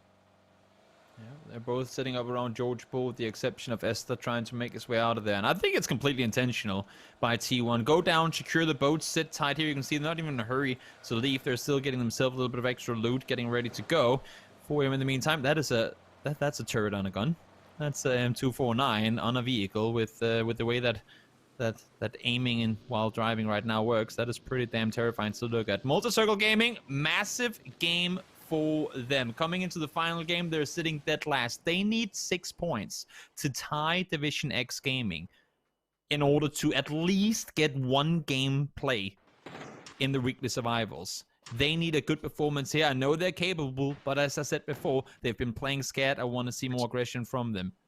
Sorry to break you off, Toby. I did see this on map, and thank you very much, observers, for showing it. It looks like Oath. Oh, they've just spotted one of them. Oath were heading directly for Novo, and I think someone made the call instantly to just completely aim away from it altogether. Otherwise, they would be making landfall. And unfortunately, all of Oath would have been going down. Orange in the kill feed. Multi-Circle Gaming's also on the opposing side. I didn't even... Did they not hear all the shots here? Did they not realize that this is a hot place? I'm surprised they turned up for it. But as you said, if they need the frags and they need the points, Oath have also turned into this. TSG's on the opposing side. There's 4 teams in and around Novo. What is happening? And all Shoot to Kill cares about is one of them FaZe Clan? Because if that's the case, we're gonna put all our money on red or black and go get themselves that kill or those kills. Let's see, Oath are in, Oath are close by. Purdy Curdy is going to be the first contact here. He's holding the angle, looking around the corner, trying to see if he can get a good view on, but can't quite see anything. Halo, good tax over towards Balefrost, but no knocks so far. Yeah, the distractions come through now and allow Purdy to step out at the right time. You can see for a second that Oath were just kind of, which way do we go? Do we keep going forward as we've designated? Oh, look at this. This is a clean and sweep. The SWAT team is here. You may have a shotgun, but it is the pump action. It's not the dual one-tap, thank you. It at least is a slower gun for them and allows Na'Vi to instantly get the res. Oath struggling here up against Shoot to Kill.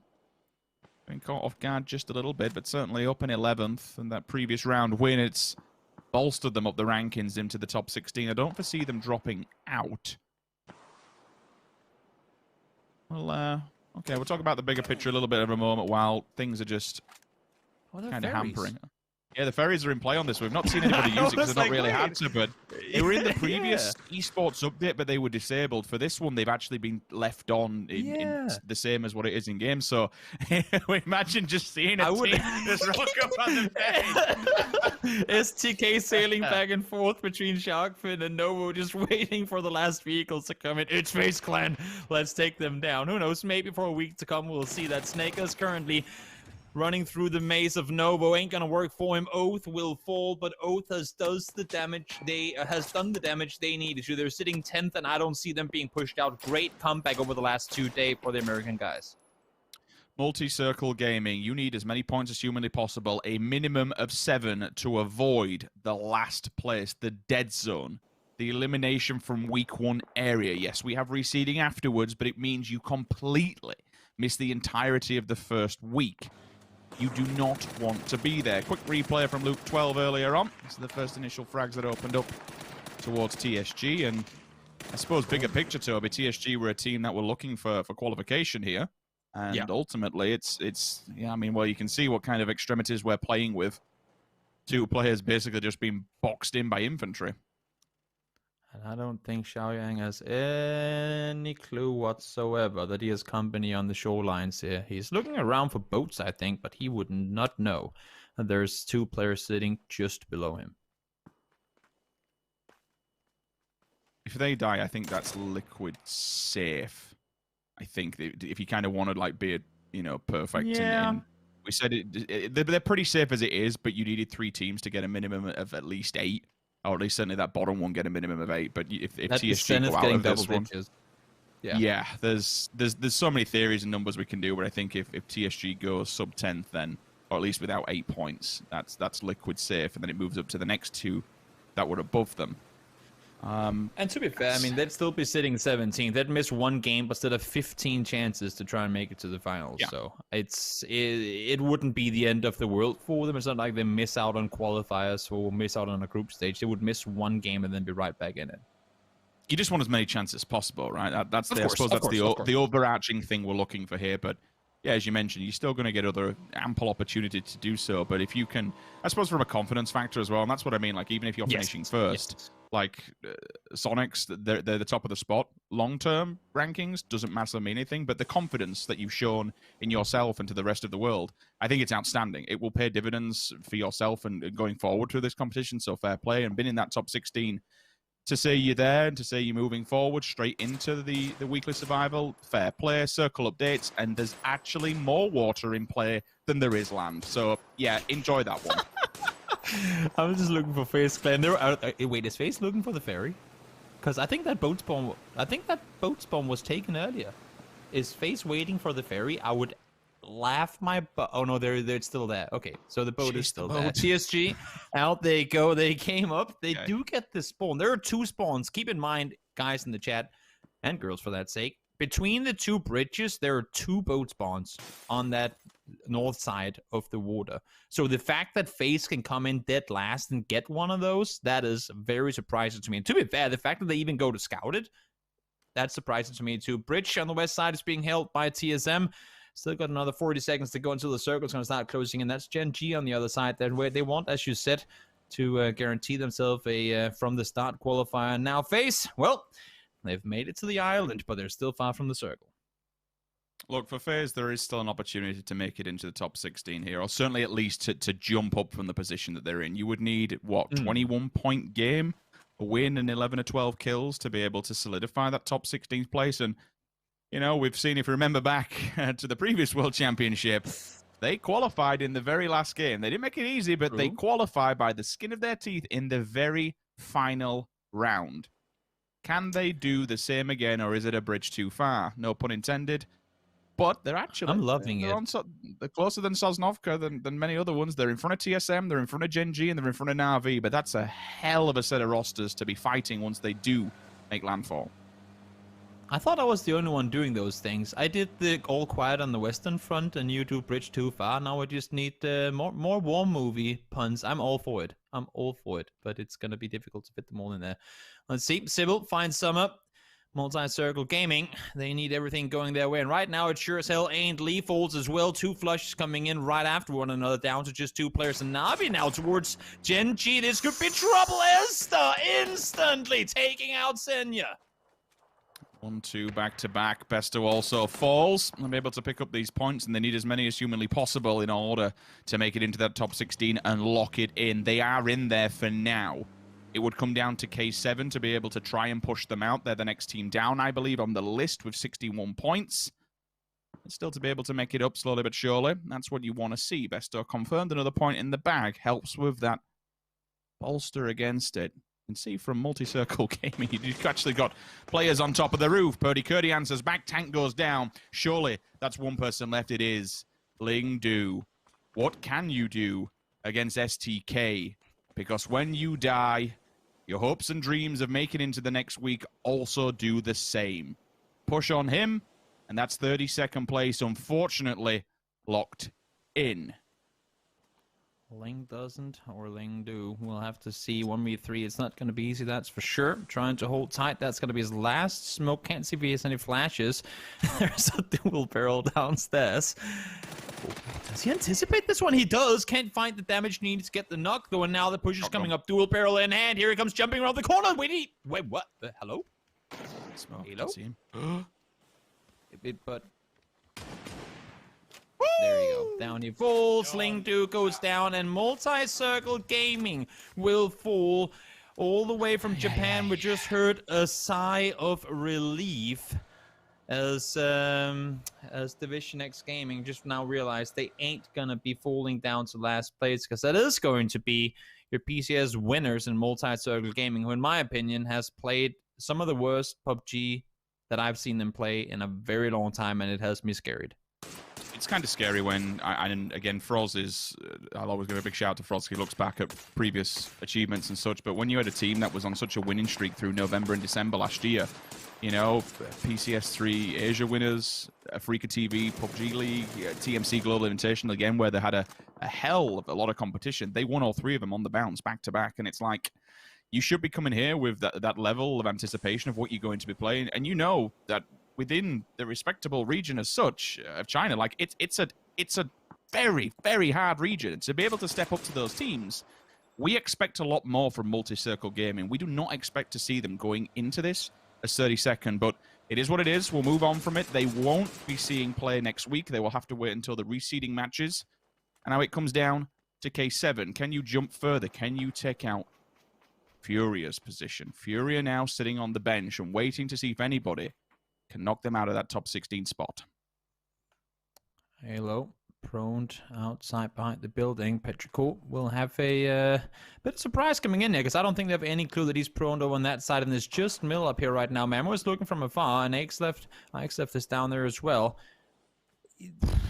Is this worth the push, to be fair? I'm not sure. They have a chance to wrap the backside like north around, and they could be trying to push further down south. They have Long all the way down there towards Longskirt, but seems like they're committed to the farmhouse, and they'll be in for a treat once they run straight into SDK in a short moment.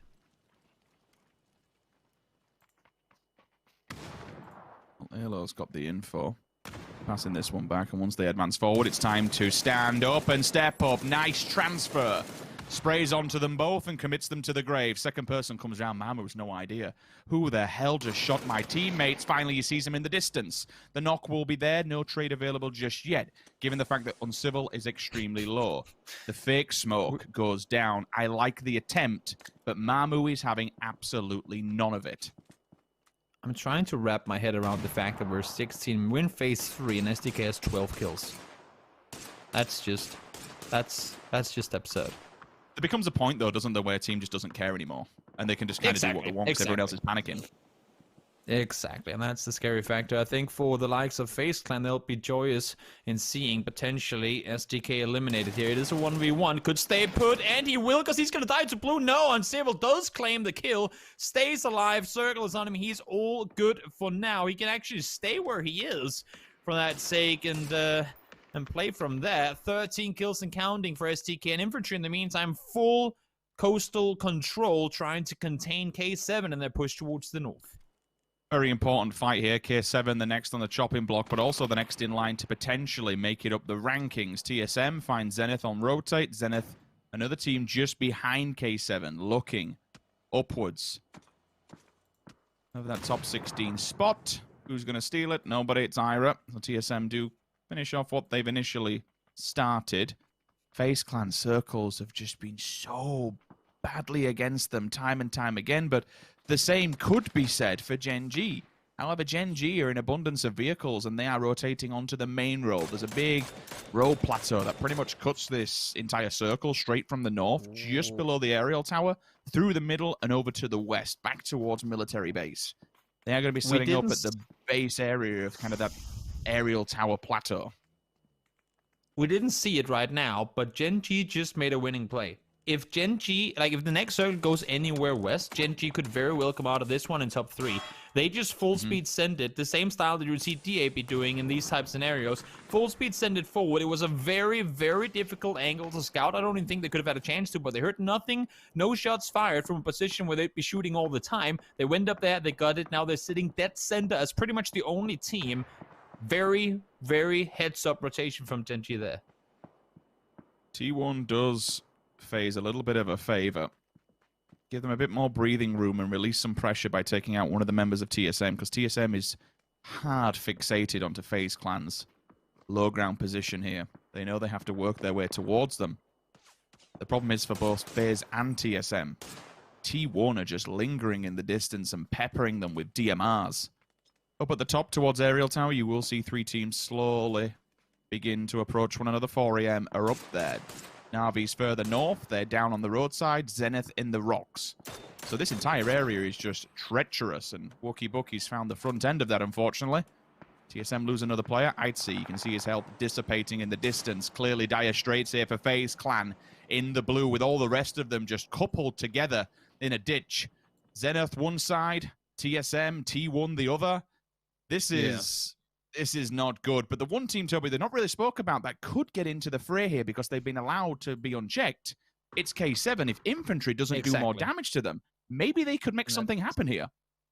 That's the thing, because infantry opted to force them to stay in the west, K7 are being forced to go the other way, and that's exactly what's happening. Lockslug finds Adder. That was their backside man. He's going to fall instantly. He will fall as well, though. Lockslug goes down. Starlord falls the first phase, but damage has been done to K7. They're now completely pinned in, and once again, we see the importance of Gen G's rotation. And Onyx finds a knock, finds a flush on towards one. They get the complete elimination on K7 in a matter of seconds. And you can see FaZe's position, it might only be from 26 to 25, but with every single position that they move up, a little bit easier it gets towards next week. More chances and more opportunities they have of solidifying a win and making it into the weekly final where that big boy money comes into play. T1 tagged up on the side. Mollies will go up from FaZe. The problem is the more utility you use, the more information you're actually giving away, unfortunately, Gustav. On the low push, this could be what they needed. If they catch T1 with their pants down, which they have, flashbang's gone off, arms are in the air, T1's gone. FaZe Clan picks up some frags and moves into 24th. 24th place and inside placement points now as well. 4AM are looking over in their direction. They see Gustav wrapping around the side. We'll know the rest of them have gone the same way as well. But FaZe, they're about to run into Gen G or infantry, or worst case, both. They're, I would assume, trying to lob underneath, and that's exactly what they're doing. But because you have people still up at the observatory, making that run is scary, and it's in the open. You can see it here. They have spent the majority of their utility trying to hold off teams pushing them while they were making that crossover. Now they're in trouble in the open once more. Na'Vi go on to Zenith. Zenith were potentially looking to try and qualify into the top 16. That does not happen. They are stayed their feet. Gen G now turns its attention towards FaZe Clan, but 4AM's also there, so being split by two powerhouse rosters. This is looking devastating. Unfortunately, 24th place might be as high as they go. We will see them in play towards week number 1, but certainly it will be towards the latter ends of it. Looking for a place to call home. Uber. Such a difficult position, really, to be in when 4AM have high ground, Gen G have the low, and the Na'Vi's basically in the middle to stop any kind of wild DA vehicle push. It's a rough situation. Uncivil and infantry essentially has the entire east side of the circle to themselves right now. No action over there. Fuss does fall down. He's going to get knocked because of it. No rest will be possible either. The Uber is on his own. No points given away in that one, though. 4AM continuing their shots from above. Na'Vi now the one's in trouble, but Uber finds the knock onto Crazy. Tried to get the knock on the side, not gonna happen. Uber, more damage done, but he has to anticipate Gen G lurking his way in just a short moment. There is a bit of a possibility here. He could jump his teammate 2 spots if he gets a couple more frags and some placement. Na'Vi goes down. Circle actually is not too unfavorable to him. He still has to be aware of this continuation of Gen G down low. Seeing infantry just laying into this one, all of a sudden Loki will fall from that. They have brought some vehicles down to give them a bit of mobility, but unfortunately they found infantry straight away. This pays off for Uber, because these teams now will fixate on one another. It gives him time to get in and try and force the third party. There's 2 knock players in front of him. If he sees those, that's 2 points, but infantry definitely spotted him then in. Does he realize he does with a flashbang? 4AM are lurking over the hillside. As soon as they come round this, he's going to see both players. If they haven't seen him already, the nades have been cycled. That would suggest they have. They absolutely have. And unfortunately, that will see FaZe Clan eliminated. 24th, I believe, overall is where they will stay. We move into the final top 4, and guess what? STK is still there. Gen G is gone. And it comes down to infantry. Can you round out this day, round out this group stage with a win? There's a good chance they could. Let's see. Uncivil, he's been chilling on the north side of the circle for quite a while. Finds himself in the top 3 now in infantry. They came off to a tough start on day 1. They came back day 2, and now they're looking to finish off day 3 with a win, solidifying their spot in the top 10 coming into the weekly survival game. So many things to go into detail with on the desk after this one is over, but for now, it's Uncivil. 13 kills for Shoot to Kill. Keep in mind, all of those kills coming in before Phase 4 had even popped. Plenty of points taken away. This game, remember, they won first game as well today. Great day overall for Shoot to Kill. Certainly not going to be arguing with it in any way, shape, or form. Nice to try and sort this out with a win. Again, remember, when it comes down to monetary values, your position on this leaderboard doesn't state how much money you will be winning, but it shows the rest of the audience, the rest of the players inside the lobby, how this tournament could possibly be going down. STK certainly have just had an absolute blinder of a day. Up to 3rd spot overall. Joining Sonics up at the top as North America turns up to this competition and begins to show what it's fully made of. However, Korea, China, some incredibly strong regions still are up there with them. Can 4AM jump into the top 3? Can they jump into the top 4? We shall see. There's only 2 players standing, and up against all of infantry, this will be no easy task. Not at all. You're reaching a point now where it's getting pretty damn difficult to stay hidden. There are only so many places left in the game now. Uncivil spots one good tags fired. Both of them tagged up. Boliang falls down immediately. But now they know of his whereabouts. They know his position. If he's lucky, 4AM uses this opportunity to cross over and try and third party. If he's not, they will zone him out and he will go down to blue, if not to infantry, you'd have to expect. The nades are going to start and the damage. Oh, the second one. Does he find? The mollies just skim the back. You two are beyond lucky. That was millimeters from them both going down and putting infantry into a 2 versus 1. And 4AMs, well, they've taken full advantage of the situation, Toby. They've done what you suggested. They've moved one to the center of the map. Lou's going to be there. Forever will still take the high ground onto infantry to feed the info back. The fake smoke will go down for Uncivil on his right-hand side. He lurks on the left, waiting to see if 9 shows his hand. He's been spotted. Very little HP. Nade, even if it's close. Should have done it, but it doesn't. It doesn't go far enough. Too short on that one. Cooked it for a bit too long, I think. Would have had it had he not cooked it. Would have rolled over towards him. Uncivil will have to get up on his legs now. Blue is coming in close. Lou finds Xiao Yang. Is that going to be the... We're looking away at just one moment which will allow for Uncivil to stay put, or is it not going to be that exact thing? Uncivil is in blue. He will fall down. Longska finds him. 10th kill for infantry, who are currently looking at a 3 versus 2, 4 versus 2 should they get up Xiao Yang, but I think that's too much to ask for. Yeah, difficult task. And both of these teams should know at least how each other's going to be playing to some extent within the same region. They've played them many times before at competition level. Slight reach if you want to go for the resuscitation. The off angle is not checked. Boliang comes in, and it comes down to Forever in a 1 versus 3. We've seen some wild and wonderful stuff done in a World Championship before, but I think this one is just that bit too far. 9 lurking, potential of a revive coming through. Players moving forward, trying to get this one done. Forever buying his time just behind this rock. But honestly, I think it's just time that we know will happen eventually. But Boliang doesn't know, Toby.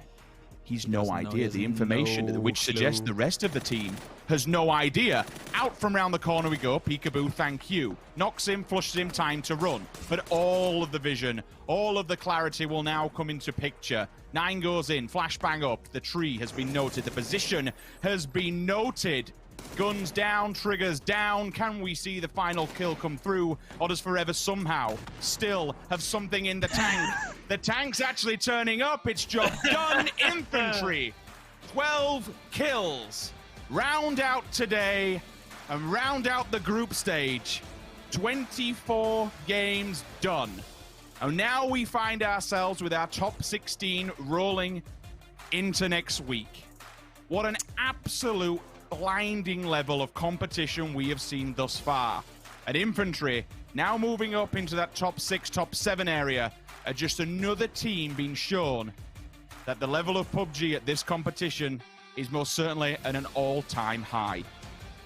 We are watching grand finals quality PUBG, and we're still 2 months away from what even looks like a grand final. This is absurd. The next 2 months are going to be amazing. And Infantry grabs himself a very, very solid chicken dinner to finish off the ranking decision matches. Great game for them. They kept their calm. They kept their position on the southeast side rather than pushing. Yes, there were chances they could get more kills after taking out K7 on the west side of the circle, but they knew they had the position to the east available. They knew there was a better spot for them to go to, granting them a safe spot in the end game. We've seen Infantry bite off more than they could chew before, which has cost them this time around. They stayed passive. They won the game. Great game for them overall.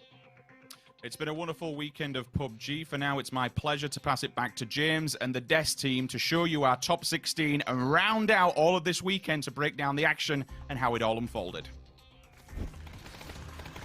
That's right, been a ridiculous 3 days of PUBG here to start things off. This is merely the appetizer, the prelude to the main course, the main event, as we take a look at the highlights here from this game. Infantry getting themselves the victory here. Froz and Avenger joining me for the breakdown. Froz, what do you make of Infantry's campaign? I mean, it's great to see that they finally closed down the game. We've seen them doing pretty well so far, but this was super important that they got themselves a win. I talk about this win all the time. It's because win is going to be the first hurdle in the whole tournament. If you don't get a win, you're not going to get anywhere. Because without that win, you're not moving on from the weekly survival to the weekly finals. And that's what we want to see teams win. We know a lot of teams are good, but if you can't close down the game, you can't get that win, you're not getting anywhere. Definitely so. Avenger, thoughts? Yeah, they've had insane performance today in terms of placement, but closing out the winners, of course, fantastic. 2 8th places and a 5th place. Not that many kills with them, but their overall performance today has been quite nice. This was a game of, or the 2 Wrangle matches was actually a game of deciding matches here, and some big performances coming out. I'm super happy to see how well Infantry is able to round out today. Yesterday they had an insane performance as well, 42 points. Today, because of this win here, they will round out with 33 points. So really good to see them pull up like this. But we have some big talking points. We have some interesting things to show as well. Like the ranked decisions here. Our top 16 teams, super nice to see what teams are going to be playing, but also what is the order going to be of the teams that is going to be joining them throughout our weekly series. Is going to be super interesting to see. Yeah, definitely so. Depending on which quartet you are in, effectively, or 5 or 6, even I should say. It's not 4 games; it's 5 or 6 games per day. You will be joining at a certain period of time during that weekly survival, which we'll take a look at a little bit later on. But let's take a look at the numbers breakdown here from these particular games and see how things shaped on up here with the points being accrued. We have Infantry with 22 points from that game. It pushes them up to, I think, around a 6th place here, Froz, which is big for them. But Shoot to Kill has had an absolute blinder of a day, to steal Sims's expression. Yeah, that is just amazing. And even though we saw them doing hot drops, like even in the last game here, trying to do what they did in the previous game, they still round out the game with a 3rd place with 13 kills. That is just amazing to see how you're able to put that up there.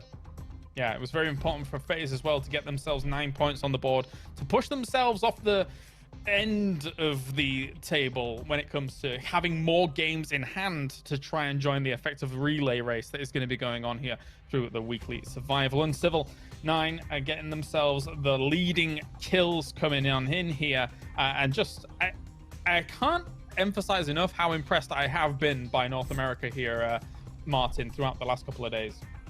No, I've been super happy to see them perform this well here. Also for them to round up this 13 kills for Shoot to Kill in this game with a 3rd place. They were able to hold down Novo super steadily here, and they're able to get so many kills off it and surviving for that long. Obviously only 1 player, but for surviving for that long, getting the placement points and securing them as well, it's gonna be amazing. Sonics with an insane performance throughout the ranked decision match here as well has been super impressive.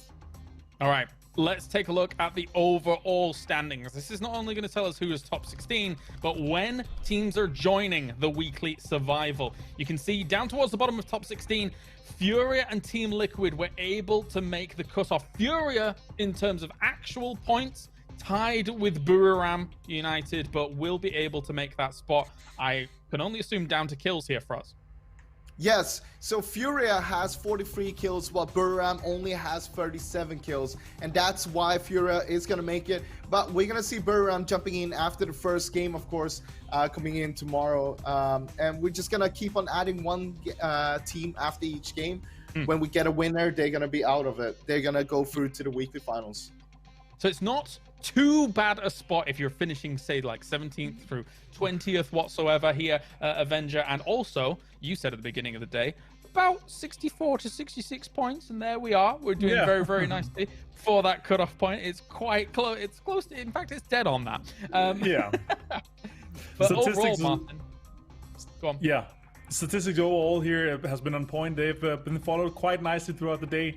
I want to talk about a bit of the surprises here on the right side. For me, the biggest surprise is Multi-Circle Gaming being 32nd. Like, it's the PCS 3 Asia winner, TMC winner, finishing this this hard is obviously talks to how hard the whole meta is. It talks to how hard the whole tournament has been and how hard the whole structure and format has been for these guys to be able to adapt to face. And of course, also surprised, but they actually managed to round out quite nicely here in the last game. And they're gonna wait until second day, and they're gonna be playing in the third or fourth game of the day. So it's they're gonna have a decent amount of games to play, and so does ENCE.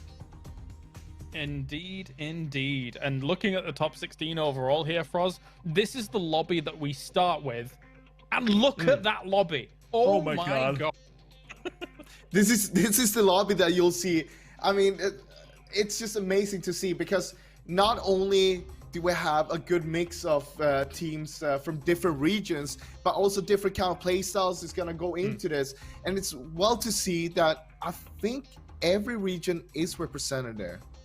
Almost, at least. Almost every region is going to be there from the start.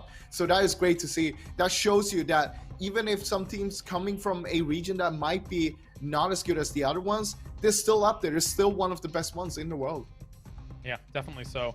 We can take a look at a few other factors coming into this as well in terms of best killers as we have those available and ready to go. Who has been able to sit at the top? It's HWin from Sonics, getting himself the top spot. 2.25 KDA. That is nuts, Avenger. Yeah, it's amazing, and I was talking about him on the first day. HWin has been such a leader for the team, and even though he, like, sometimes, you know, they get loud, and he's just able to keep them steady. He's able to pull them through and lead these guys super well, and also able to frag out. This is probably one of the, like, by definition, it's the best IGL right now in terms of fragging power, and also able to put up with the performance as well. I'm super happy to see HWin up here in number 1 spot for 5 kills, top 5 and kills. We had our concerns, I suppose, coming in about T1 Froz, but Aqua 5 on their roster just was phenomenal throughout the past couple of days. Yeah, and he's the latest addition to the team there. Coming in, being able to rack up those numbers straight away is really good. And of course, they need that. They need to get those numbers up all throughout the whole tournament. But getting themselves a 7th place, I did not expect that coming into this. I'm gonna be honest. They surpassed what I've expected. Yeah, definitely so. And speaking of surpassing, we have Orange in number 1 spot in terms of average damage done.